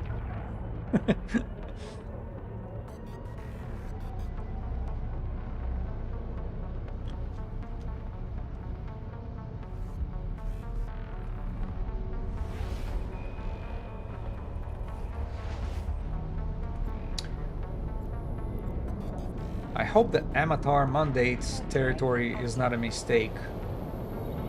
Because technically, any high-sec 0.5 Sansha region has a chance to spawn it. Not only that, I actually checked the kill mail, and that particular system of Berta, which we just jumped from, had one confirmed spawn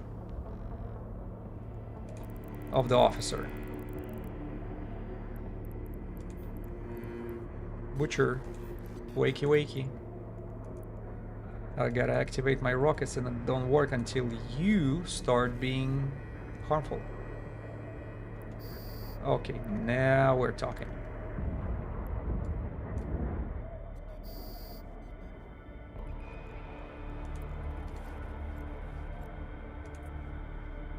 Warp drive active. But you know, 5.5 hours of rolling, that means any belt, any single belt can produce this sexy girl now. I'll be looking at her with my eyes wet like peaches. Warp drive I'm active. telling you.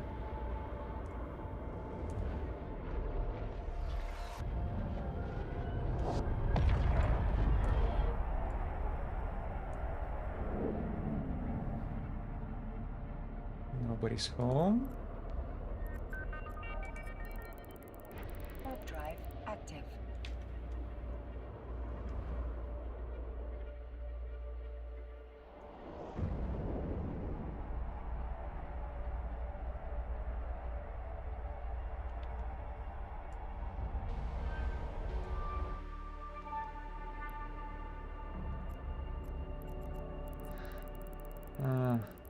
Warp drive active. I don't know, on this Shellu system, for some reason it's pretty quiet. There was some cycles when you arrive to it, and it's like every single belt you see NPCs. And now it's much quieter somehow.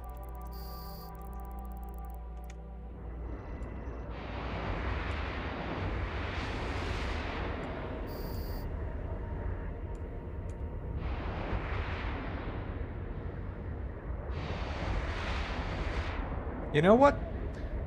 Legion rockets auto-targeting, it seems like they even sound different. Like this it sounds like a sissing sound, like a shoo, comparing to the regular ones. I want to make experience later. Oh, who's that? Oh no, just a regular group of 4.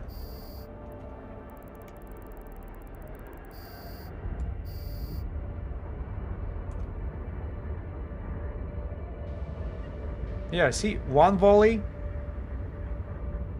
of all my rocket launchers, all 3 groups, and NPC is gone. Yeah, that's way more effective than regular rockets. I can't find them in Hack or Rents. And that's the closest trade hubs to me. Nobody sells them here. So I end up buying the regular auto-targeting rockets. It's like, I don't want to run out of ammo in midstream. Warp drive active.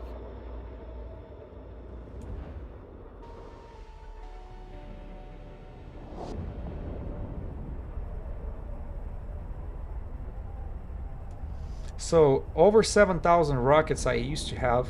Now another 3 of the Legion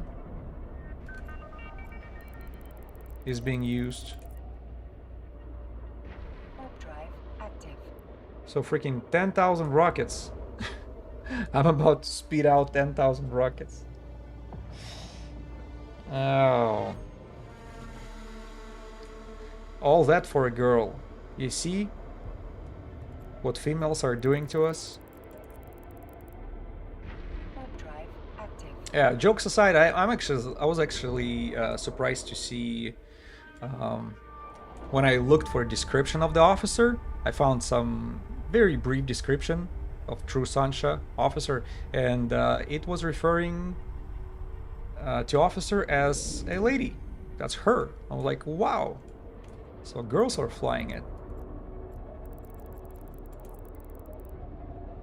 Warp drive active. It's not. It doesn't make it less intimidating, but it definitely brings something into that chase. So maybe I should call this stream "Chercher la femme," right? Look for a woman in French.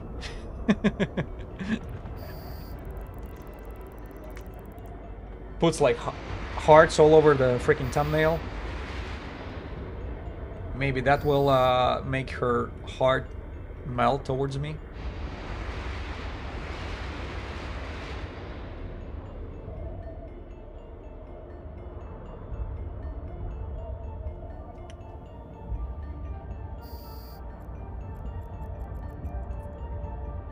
Warp drive active.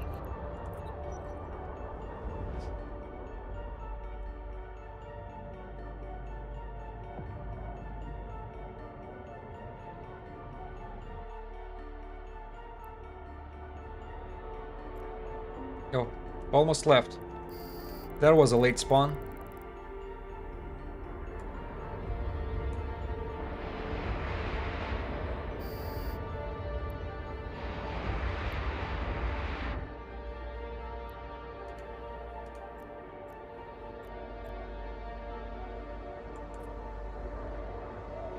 Warp drive active.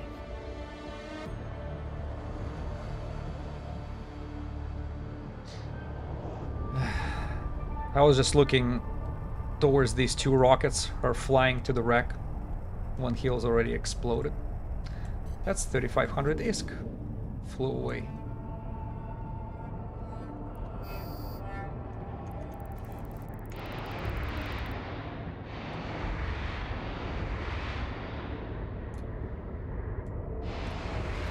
Yeah, it definitely sounds like a different sound effect from a Legion rockets. If that's true, CCP, you know, if I would wear a hat, I would definitely take it off right now. Great work. If the ammo sounds different, imagine the level of details are being worked on. We have different color for the laser beams on Amar ships. So why not to change sound effect for the rockets? Yeah, these ventures are about to fly out.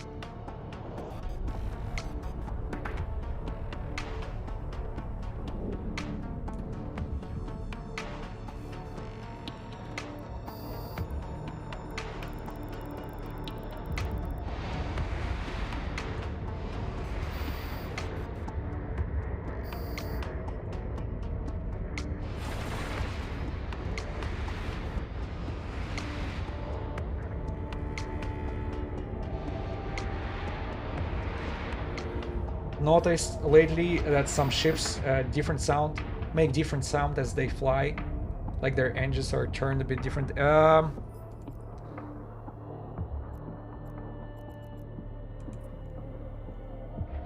Several Minmatar ships clunk a bit too, like a probe. And I actually saw this clunking noise on Minmatar haulers, the T1, Wrath and Mammoth, I think. Also have a very unique sound effect, and as I said, the level of attention to details is pretty stunning. Plus, I like how they change the visual effects, how your ship is changing configuration while it's going to warp, like it folds some like antennas and stuff, or some ports are being getting inverted. Very cool. Bertha Ehal. Drive active.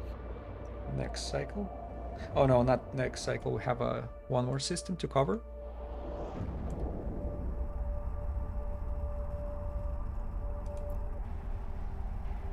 Yeah, I'm already at 2,500 rockets. Man. It's one hungry ship.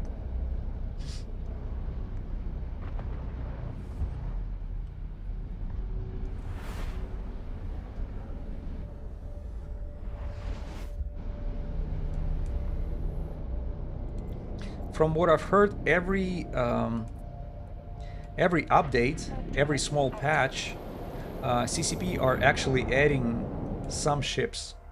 It's not like all of them at the same time, but 5 ships here, 10 ships there. Different one with all these different visual effects, the brand new ones. And this is great because this is lovely how 23 years old game still holds up and does not disappoint. Even visual effects are there. Drive active.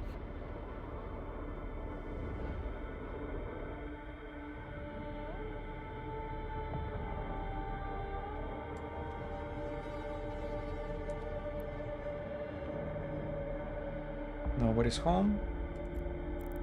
What's up, guys? Where's everybody? Drive active. Rex despawned. NPCs are not here. Did you leave the region entirely?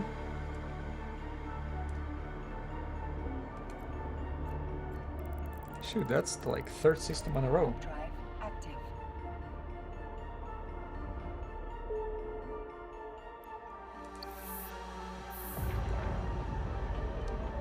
Not 3rd system, third belt in a row. 4th. Let's go to number 5. Drive active. Oh. And they just appeared when I was aligning to another belt.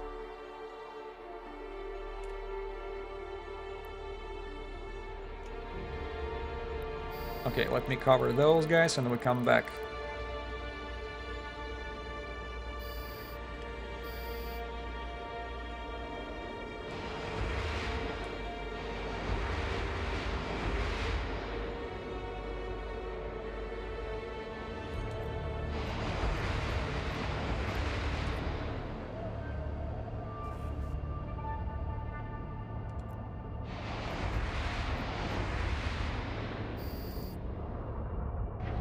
Drive active.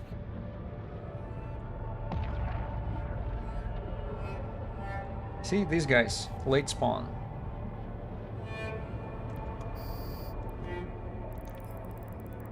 And I spent like good 10 seconds. Did I sell something? Oh, yes. Wolf got sold. That's good.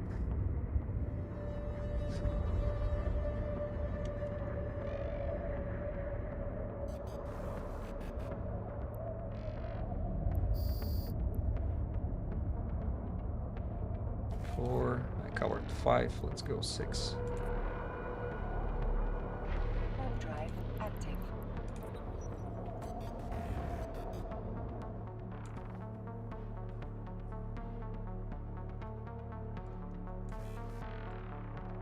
Come on, Usaras. I need that cherry on the pie. That would be such a great end of the stream. We would open the rack, see it's purple all over the place. I'll be so freaking happy, jumping all over the place.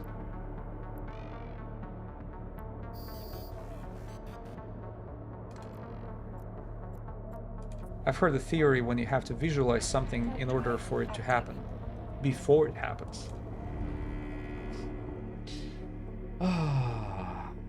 I see big angry succubus full of purple modules flying towards me, and I'm all prepared.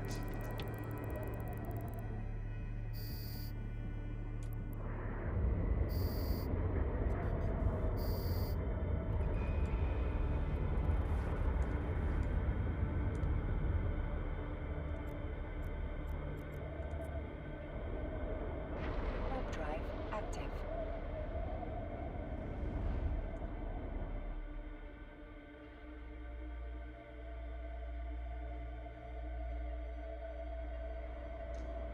Oh my god. Watching you hunt rats, and you've been visited by by one mining Asine Hitama in Boyston. No good drop. So Asine Hitama, she's the one, or he's the one from Serpentis, right? That's the Serpentis one. Well, good for you. Still, you know, that's a spawn of the officer. This is great. It's a shame she didn't drop anything of value. But that hunt is simultaneous, right? I'm hunting here in Amatar, and you're doing your stuff in Galantia, right? Boyston. I don't recall where that system is.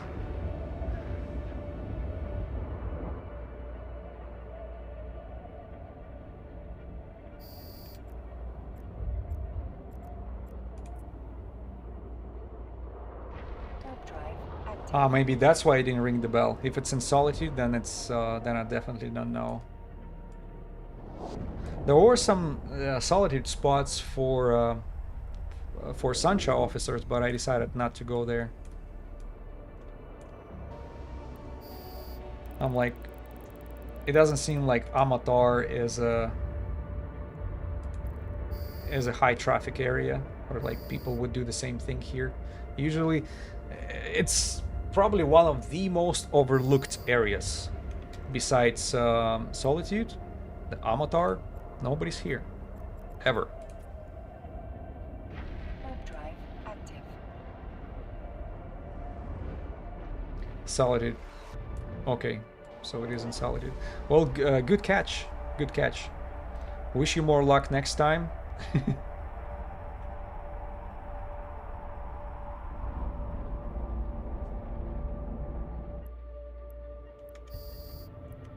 But you're saying you got visited by mining, by one mining. Does it mean you're doing the same thing as I do, or you were like on your way to do something else? Mining or something like this. And then all of a sudden the officer spawned. That's probably even more luck involved there. Because this is not what you've been aiming for. But all of a sudden, boom, there is an officer spawn, and if you have a good ship handy somewhere, close,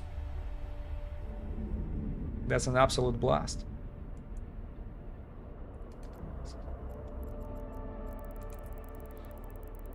Warp drive active.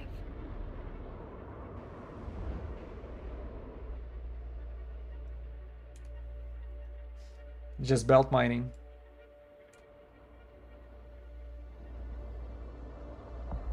Where you were flying, if it's not a secret? What did you use to kill the officer?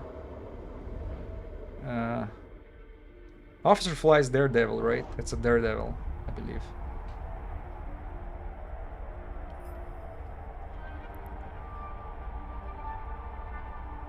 Probably pretty ruthless with the blasters and close range. Oh, you're going for the event mining.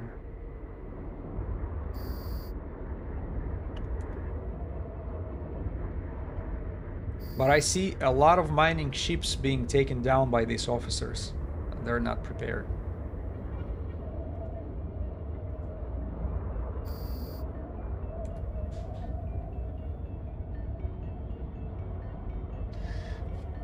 So retriever, and you kill it with Gila. Yeah. Great move. It's good you had that Gila handy.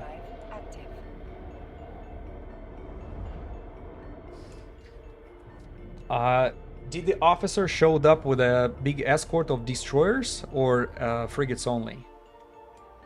Because on a Blood Raider, we actually saw...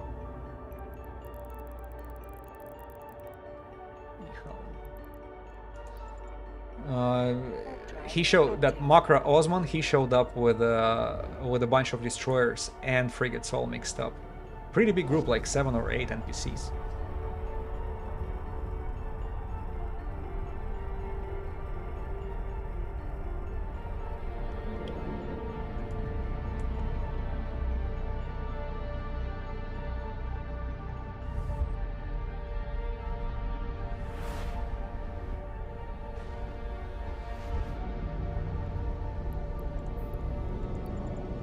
It had destroyers with him as well, so it seems like that's gonna be a standard story.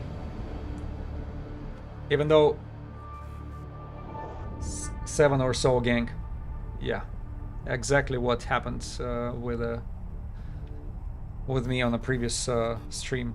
If you're wondering, it actually, damn, I didn't leave the time code on it, but it's at 2 hours and 16 minutes mark on a previous stream. And that's how it happened. All right, let's go for one more cycle. While I still have rockets.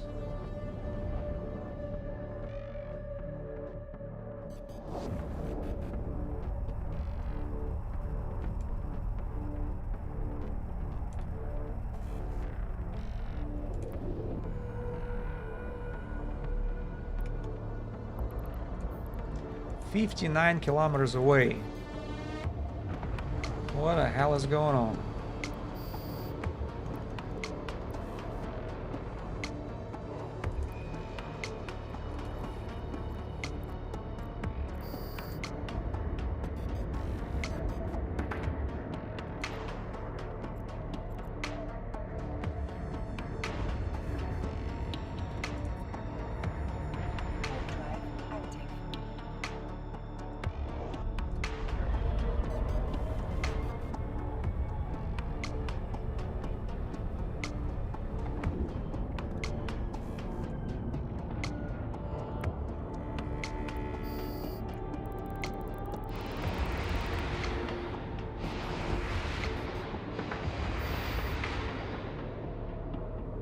Where are you, girl?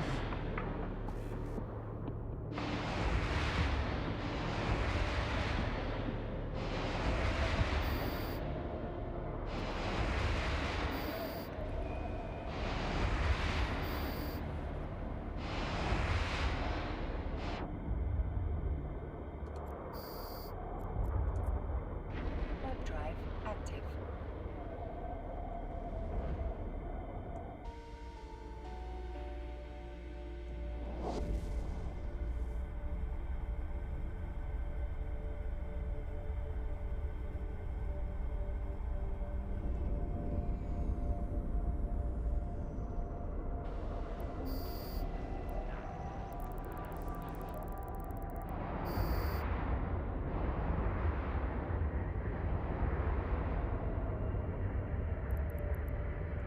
I still have that rack from True Sansha.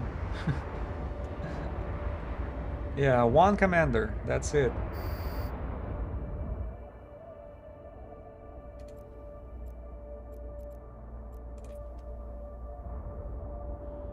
Warp drive active.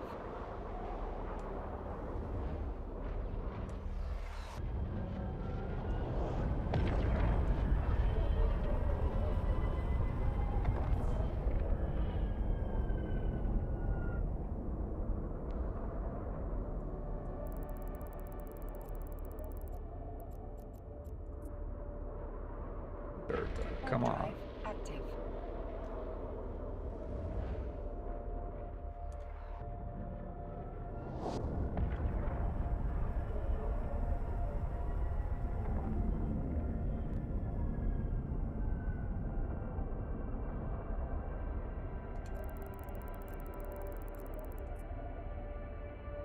Warp drive active.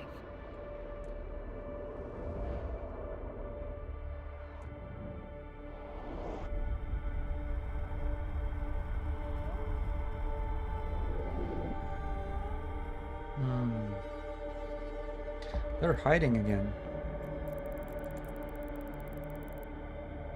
Warp drive active.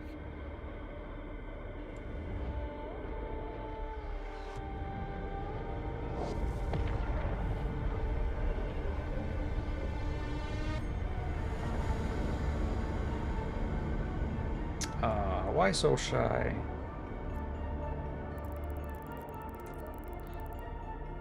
Warp drive active.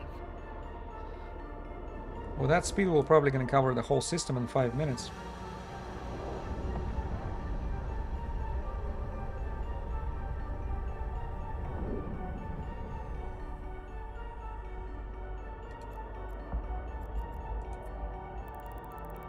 Warp drive active.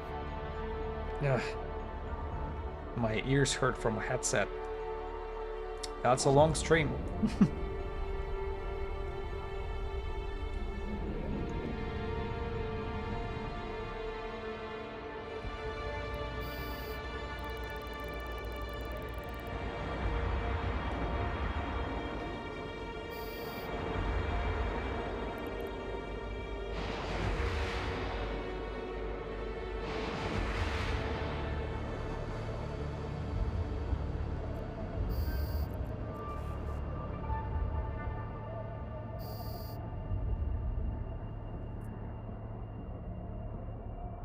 Warp drive active.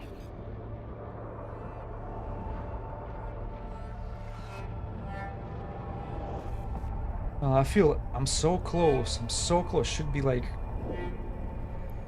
one step away. Every jump, it just gives me that feeling that hey, you're almost there. You're almost there. You remember that meme where there was a guy underground with some sort of shovel, where he's like digging the underground tunnel, and at some point he just gave up and stopped, and he was just 1 inch away from diamonds, from like big stack of diamonds there. And he just walks away all sad, like oh, and desperate. You're right there, and that's how I feel, like I'm in the middle of that meme, still digging.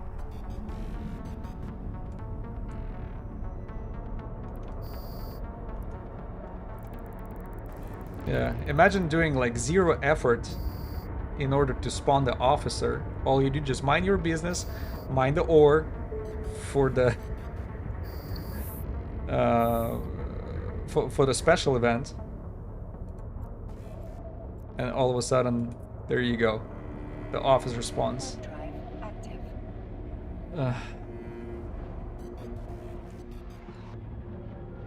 Almost jealous, in a good way.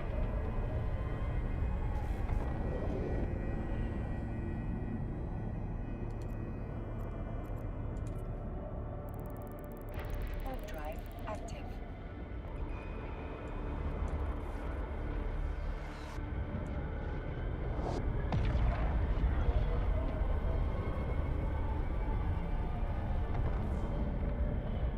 Hmm.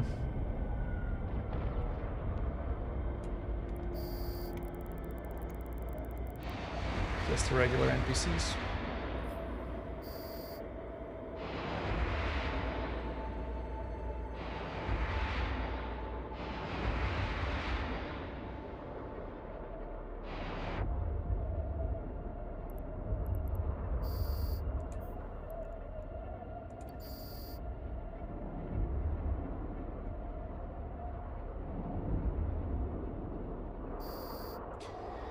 Oh, Module has run out of charges. A module has run out of charges.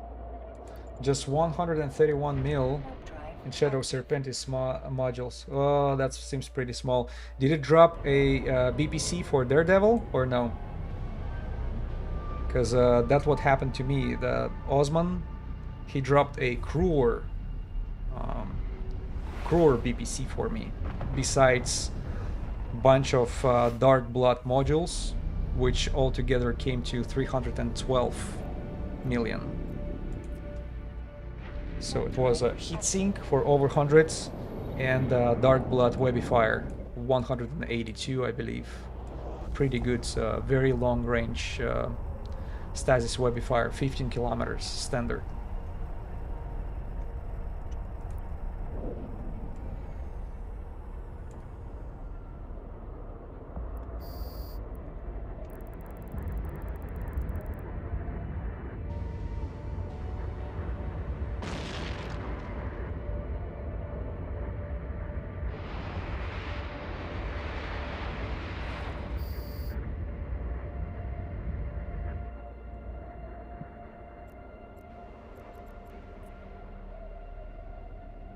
Warp drive active.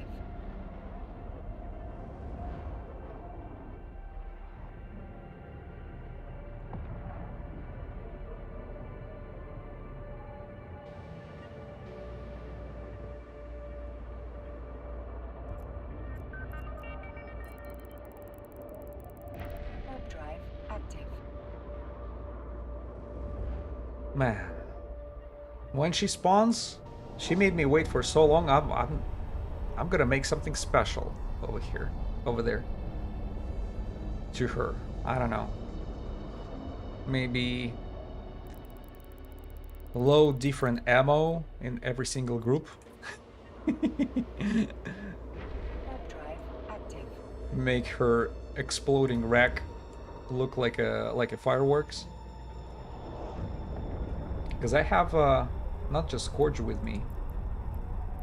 I have Mjolnir. Oh, Mjolnir only. Yeah.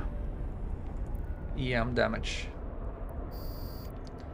And that's precision rockets, T2 ammo. Because I was worried. What if the heavy rockets don't have enough application? That's also a chance, because you go after the small, quick, very small signature frigates, moving fast, and heavy rockets explosion with the speed of explosion and the radius of explosion. It's way too big. Probably Warp drive active. Probably Gilavin makes more sense in this in a hunt like that, because it will apply damage much better. It just you have to deal with the drones all the time. but applying damage from rockets, definitely a small rockets will win. Warp drive active.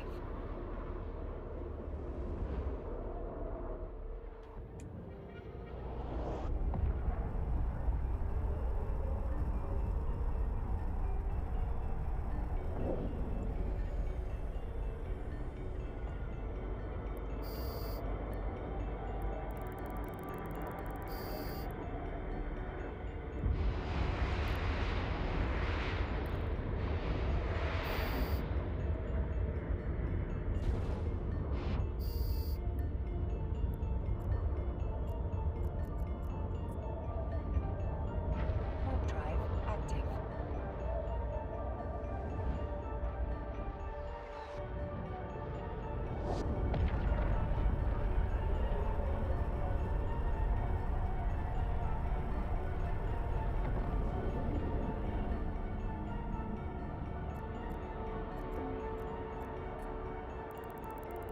Warp drive active.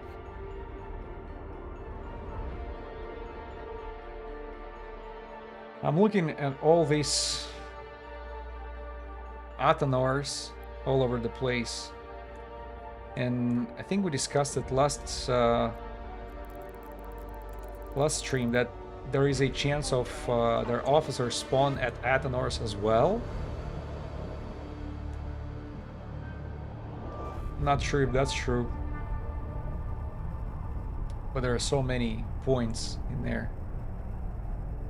It's very rarely when I would see a NPC spawn by the citadels.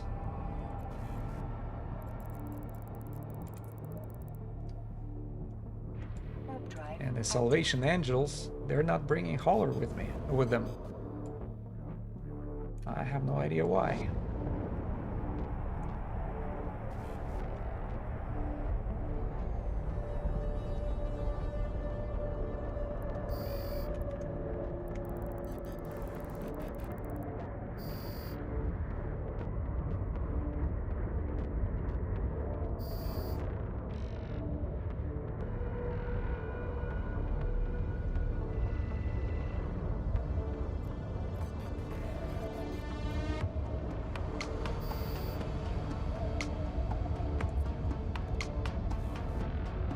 Warp drive active.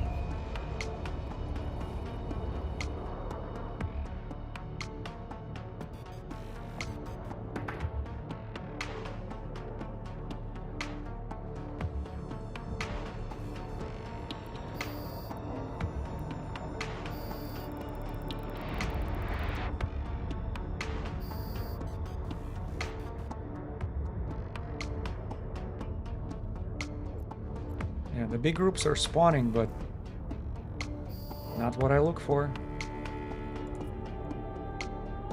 Warp drive active.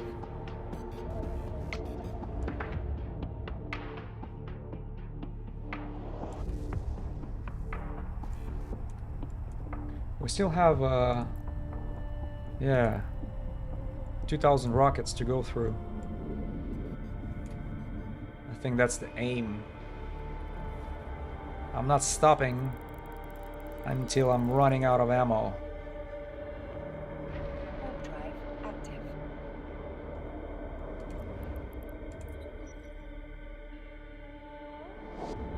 Right, so I'm fully loaded and I have 1849.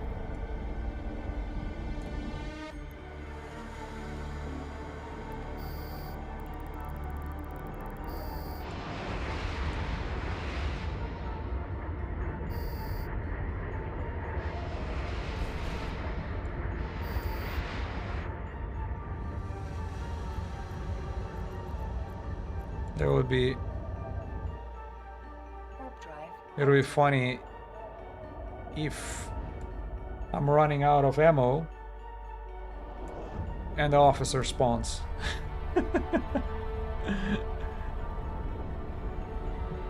Well, yeah, it's gonna be okay because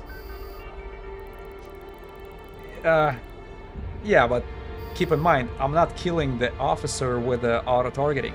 I'm switching to Caldari Nevi. right away. And this Kaldari Navy, I do have 2500 with me. As well as Scorch Precision and Mjolnir Precision, just in case. I have like a couple thousand with me.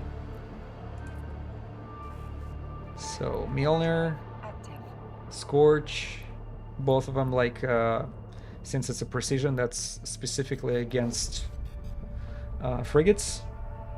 And Kaldari Navy show itself pretty good. First and last time when we saw our officer. Even though it was handling damage even better than I expected. It's like, holy moly. That's a very tough frigates. I should have opened up info, you know, like show info on this officer if he spawns, she spawns, just to see the resistances and what's going on.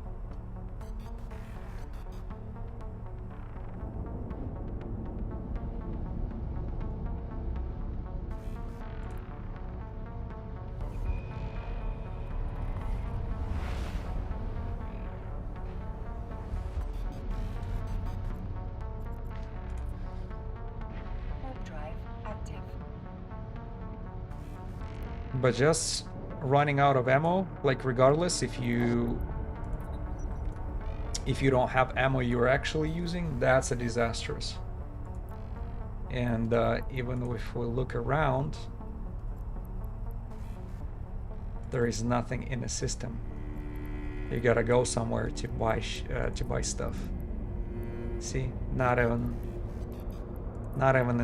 in the system I'm in, nobody sells anything. So it's like the closest system is like 2 jumps away. And I'm pretty sure that's enough time for officer to despawn once you're leaving. Not only you leaving the belt, you're also leaving the system.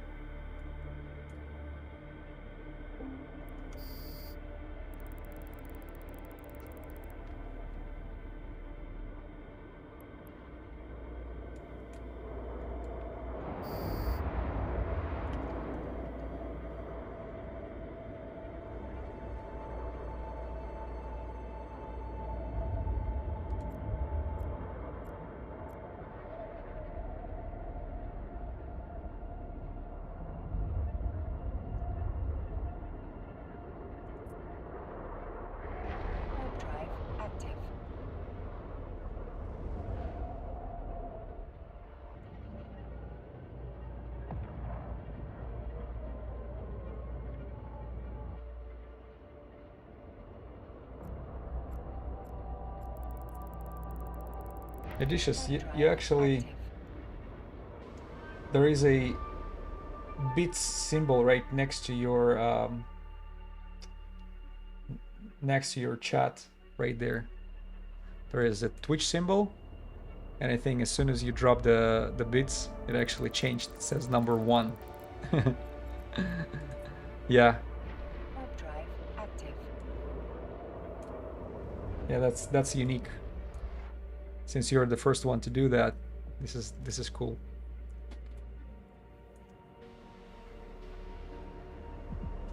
Oh, some butchers.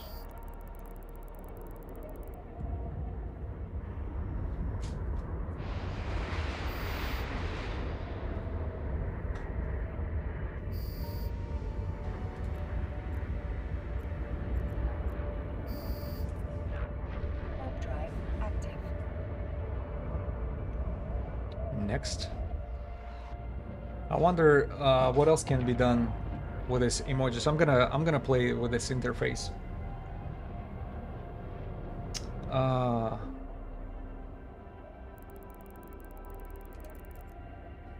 Dude, I'm sorry. maybe there is something I can do on my side to lower the amount of it, because right now it's all by default. It just got turned on, and I got the stream. I got the stream going. So I did not really I didn't really change anything on it. So I know there's like Warp drive active. subscribers to the channel. They're the ones who like getting the ads free content, but that's too much to ask. You know, there should be a way to minimize the ads involvement or disruption without claiming money from anybody. So I'll see. Maybe it can be moved around because there is some sort of flexibility there. I've heard. I think I saw some video on YouTube about monetization settings for Twitch. I'll definitely take a look at it. Warp drive active. Do you take account how many freaking disruptive ads you had since the beginning? Well, it's a long stream. If you have... Yeah, well, I'll take a look what can be done. If you had a couple ads during the first hour, does it mean... So we're at hour number 6 right now. Did you have to suffer through 12 of those?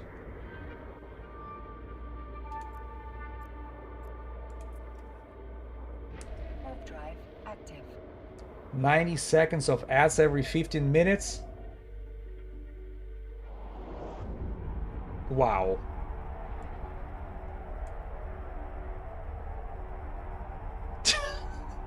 Are you messing with me now? Oh, man. That would be hilarious.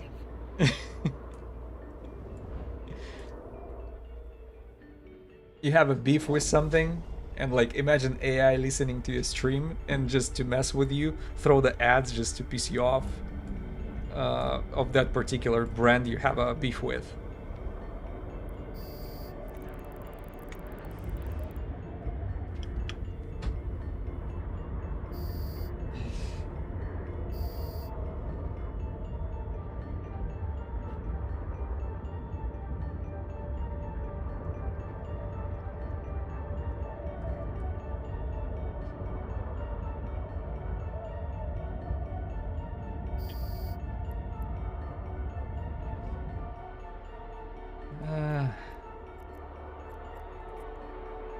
Warp drive.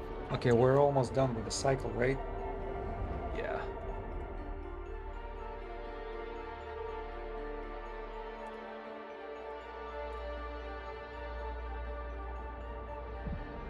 Slave hunt.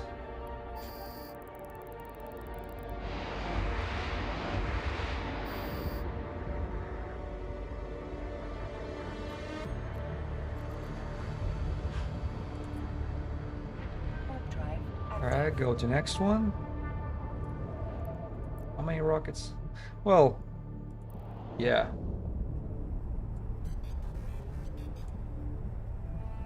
That's probably enough rockets for a couple more cycles or so.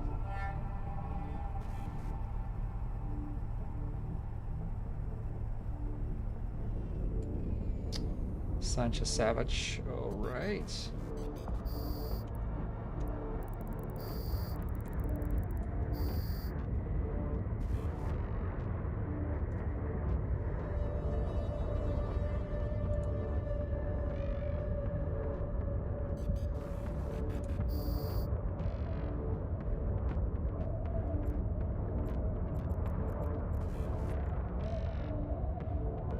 Warp drive active.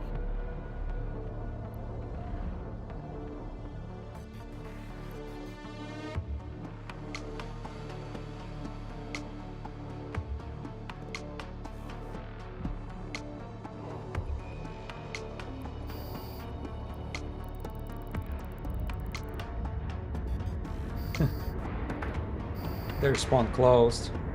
Very close to me. Oh man. That's some vicious bombardment.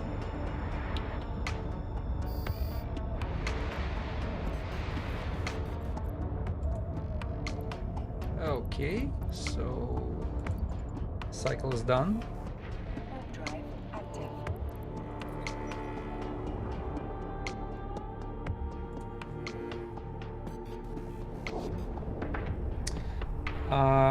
Do I keep a lookout on an officer for on Ezekiel? Yes, that's how I pretty much look for the systems, where to hunt for them. And I was surprised to see that Ezekiel actually keep track of whenever officer kill a capsuleer. There is a record of it, and you can track which system it happened to. Like, for example, the system I'm flying into right now, Berta, that's where it happened, and that's how I decided to take that pocket for hunting, because it was perfect. It was a bunch of asteroids in 3 systems right next to each other. Very comfortable for me to go through each of them. So 15 or 16 asteroid belts each.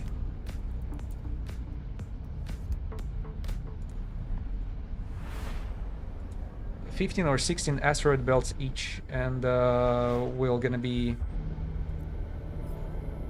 3 systems I can cover within 30 minutes, and that's just enough time for NPCs to respawn.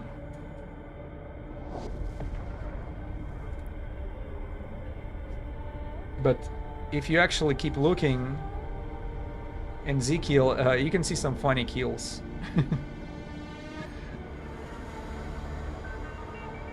And it's not always barges and, mining barges and mining destroyers and ventures and endurances. There are some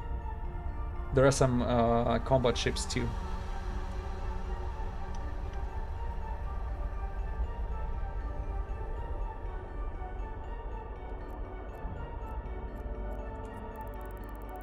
Warp drive active.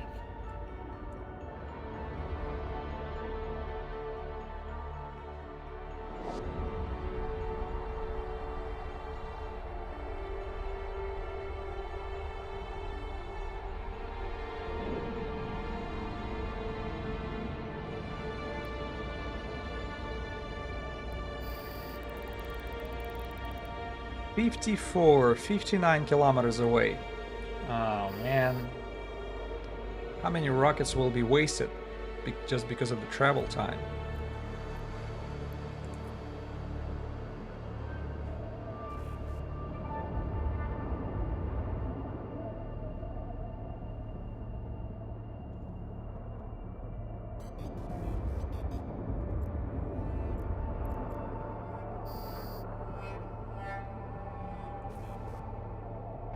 Warp drive active.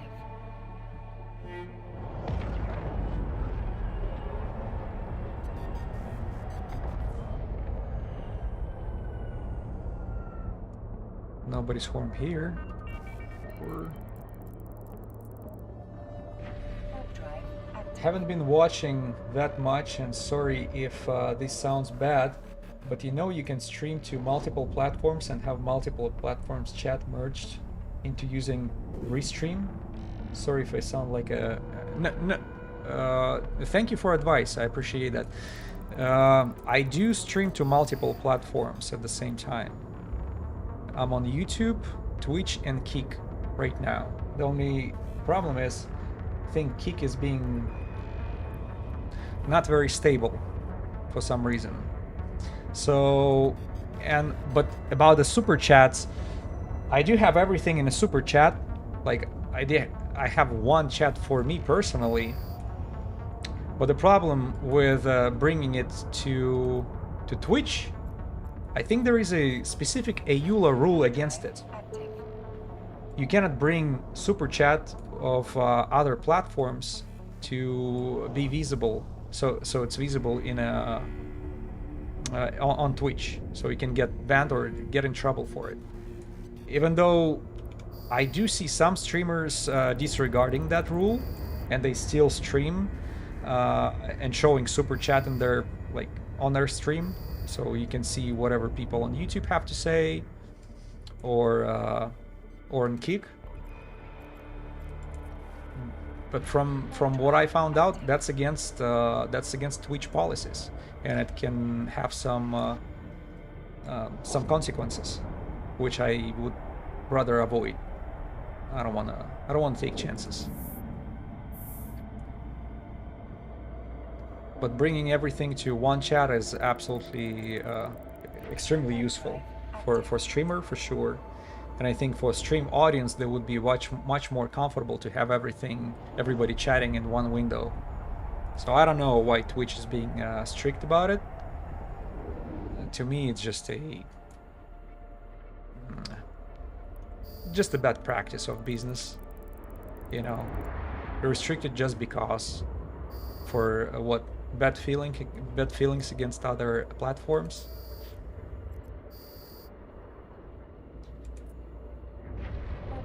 You know, restricting something is not the same as winning competition. That's what I can say about it.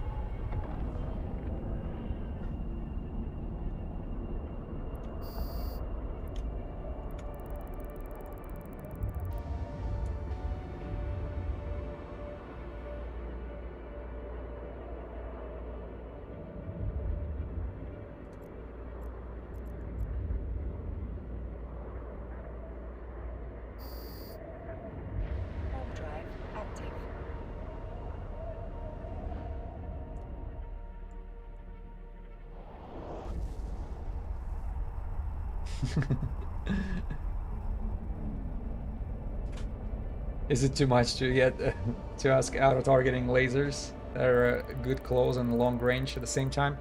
Well, isn't it a system, auto-targeting system, which locks targets for you automatically? But you still have to probably go ahead and click on every single target. So I don't think anything beating auto-targeting rockets. No, it's not as good as auto-targeting missiles. It's a little bit more convenient for crabbing, but there is nothing even close to auto-targeting missiles. Because all you have to do is just go there and activate modules. Everything is done for you. You don't have to waste time for locking targets. Because I think it's auto-targeting it's just automatically locking targets for you. It doesn't shoot, right? Yeah, I think that's the way I never used it, but I've heard there is a way to take advantage of it. It's just for that particular type of activity, I don't see more perfect setup than what I already have.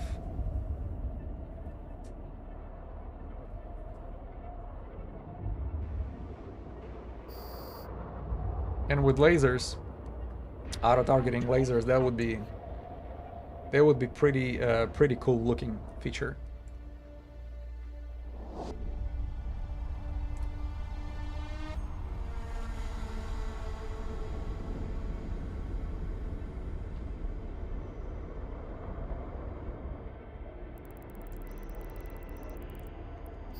Okay, you know what, guys? I'm just noticed I have 4 missed messages from my wife. She's complaining about how long that stream is taking. Oh, man.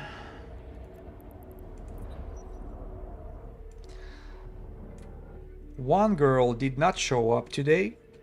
Another girl stops the fun. Right. So what I'm gonna do here, I'm probably gonna finish the cycle. So we go for 2 more systems, complete them up, and we call it a day at this point. Yes, it's all that girl. It's all that girl fault. Yeah. So I'm gonna come to my wife complaining about another girl. Things can go south very quickly. Shit.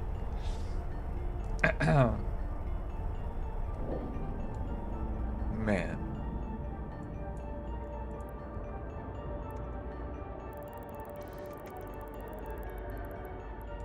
Oh, come on, don't waste my time. Let's go.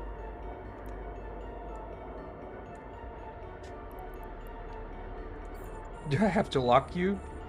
See, when you just arrive to the system, that very first NPC, until he attacks you, you cannot activate these auto-targeting missiles.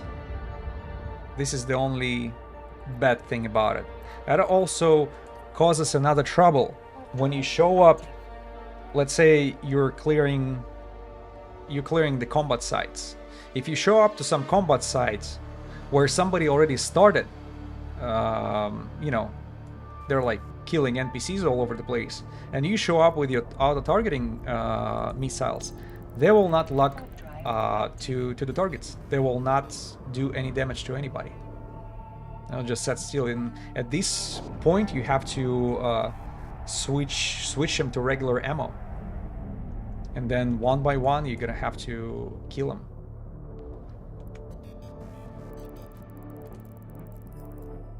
Conventional way. So this is the only like no, that's another thing. Let's try it out.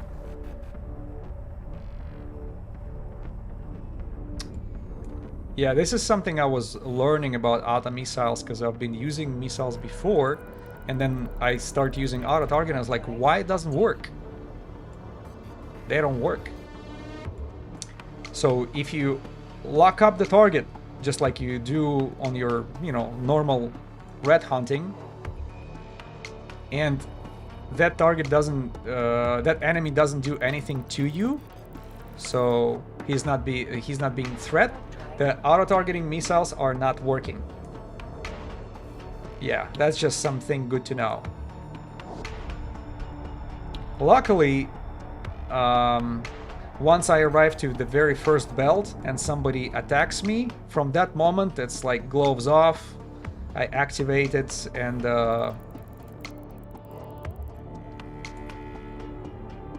oh, and he shows up. There you go.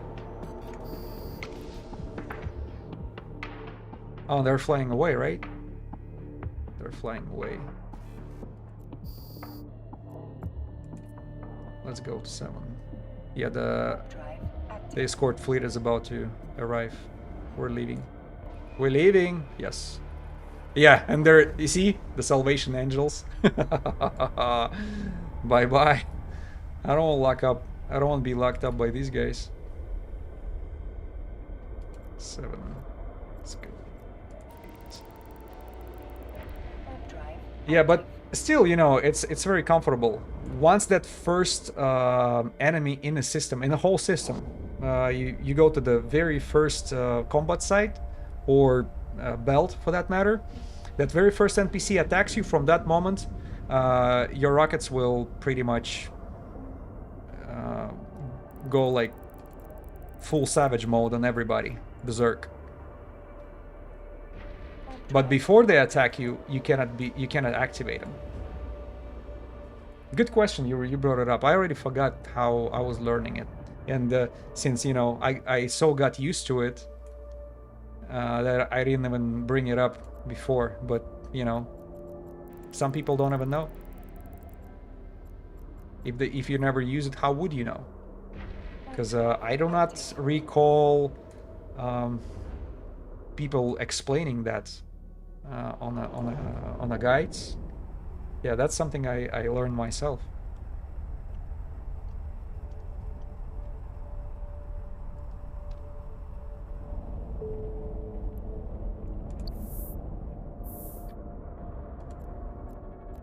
Sorry to interrupt, but this is important. The shooter... Drive active.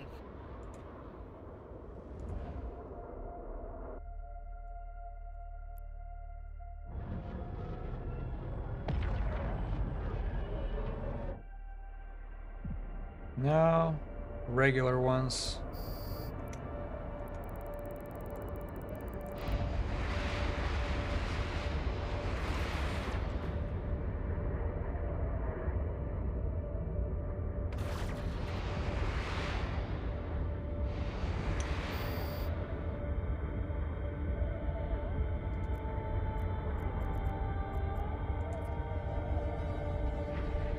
Yeah, I was I was a little afraid of it, that it's gonna be a long stream without without the officer, but you know, unfortunately, that's an unfortunate nature of that particular hunt. Nothing is guaranteed, but that makes it so sweet when they actually freaking show up, and not just show up, but actually drop shit. Man, can't imagine. Never happened to me though yet, but not losing hope.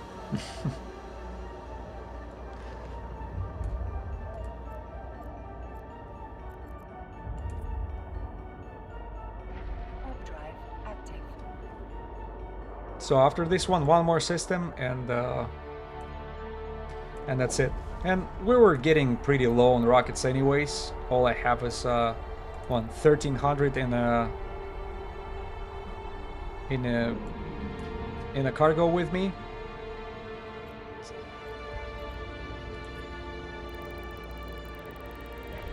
Drive active. So I spent 9,000 rockets in 6.5 hours. Oh man, I'm tripping here. Another big group showed up. See, on the first glance, when you see a big group appearing on overlay, you're like, oh shit.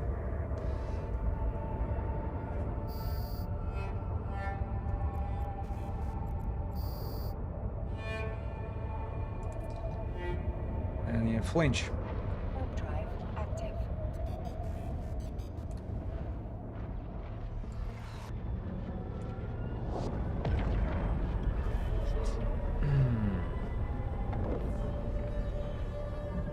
True Sansha. Oh man, I got my adrenaline spiked for a second because they look unique. You know, their name is actually kind of sticking out from everybody's else. All right, 2 commanders.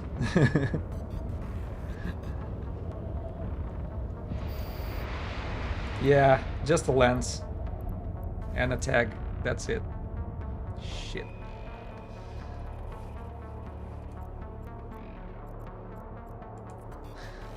No, it was 3 haulers.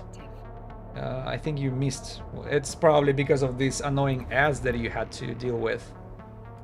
But there was one more hauler. It was one.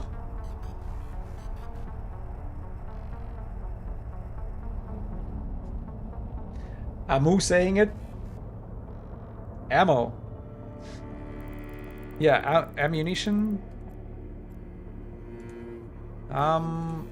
I went through 9,000 rockets of ammo. It was 7,000 of the Scorch Auto Targeting and another 2,000 of Legion Scorch Auto Targeting. The expensive ammo here.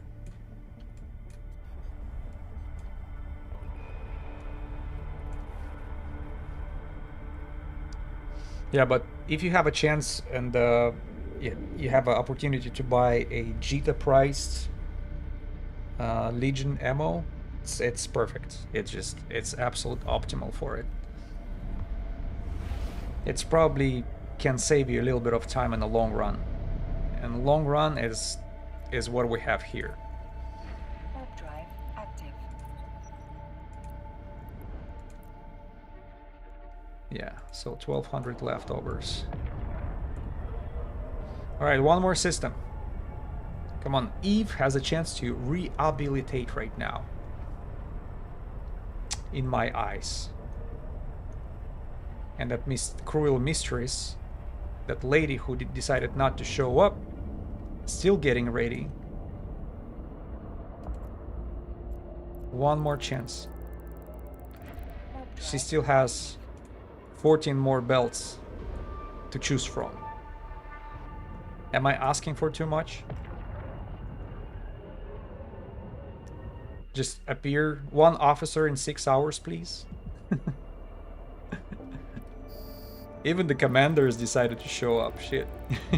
2 of them. 2 of them in 6.5 hours. Oh, man. Yeah, but it's not a joke. You remember streamer who was sharing his stats on Officer Hunt? Active. Out of 6,000 belts, 4 officers. So roughly 1,500 belts per officer. Not a joke. And he's doing it professionally in nullsec. Warp drive active. I would be happy if frigate officers would have like more chances to spawn comparing to the battleships in nullsec. But something, I don't know, for some reason I have a feeling that that's just not the case. They probably have an equal freaking rolling chance of show up. Since regardless what officers there are, there is a chance of them dropping extremely expensive loot. Warp drive active. And it doesn't matter if you pick it up in nullsec or highsec, it's still valuable.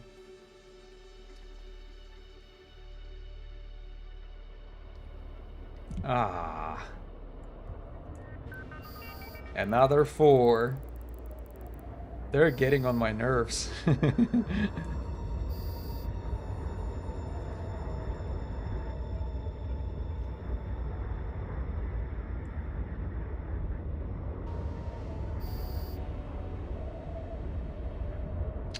Which one is it? 6? Alright. Warp drive. Usaras. Ah, baby, how could you do that to me?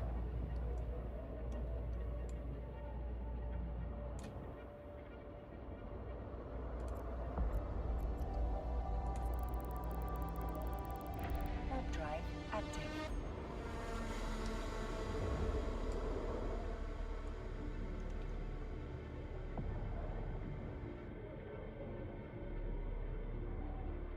What a beautiful view again for officers to spawn.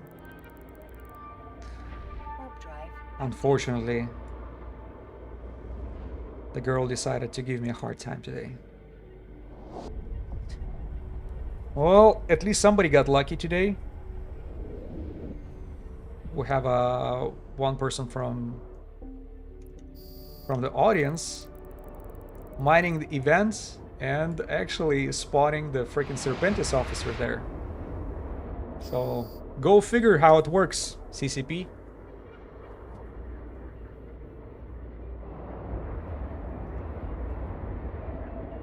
Yeah, sweet for him. Did you miss it? Because there was a guy who was describing his story. Warp drive active. Just mining plagio clays somewhere in Galente area, I guess, right?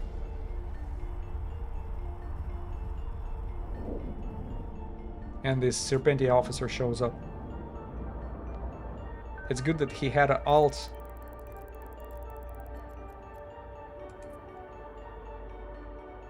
Warp drive active. You don't think you're supposed to get officer spawns? Good luck. You'll need it. Well, what do you mean? That's exactly how we spawned the officer during the asteroid belt rolling on a previous stream for Blood Raiders. You roll these belts, going one by one between them, and every time these NPCs are spawning, that's rolling the dice for the officer spawn as well. This is exactly what I mean. So I don't know if I misunderstood your comment.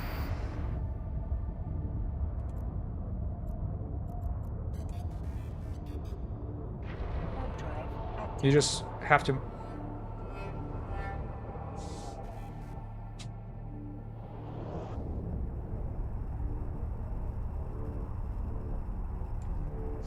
Oh, you didn't even have it on your overview and didn't know who was scrabbing and web nuding you.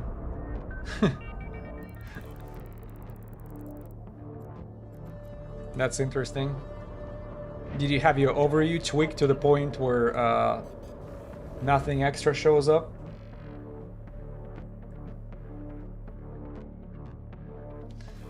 No, I'm not gonna miss it.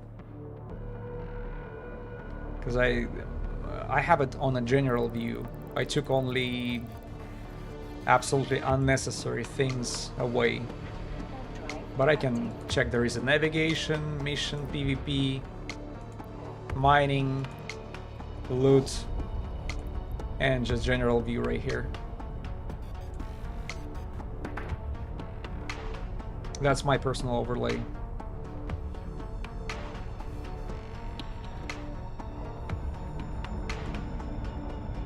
A bunch of such Sansha butchers.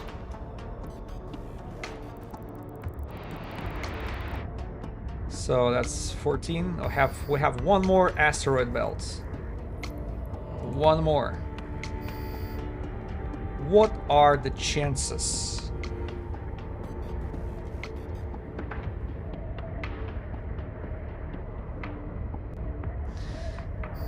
You said because it sounds super rare.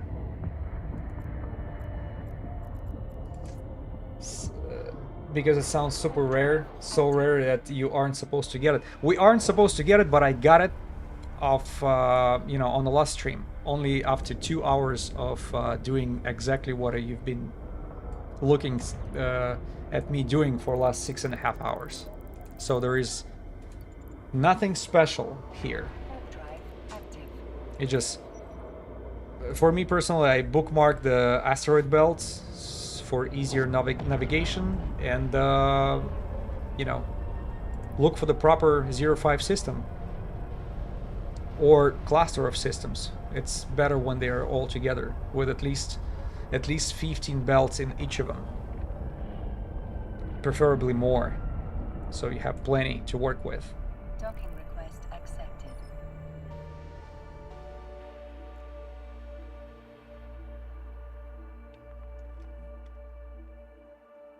All right. What is the result after 6.5 hours?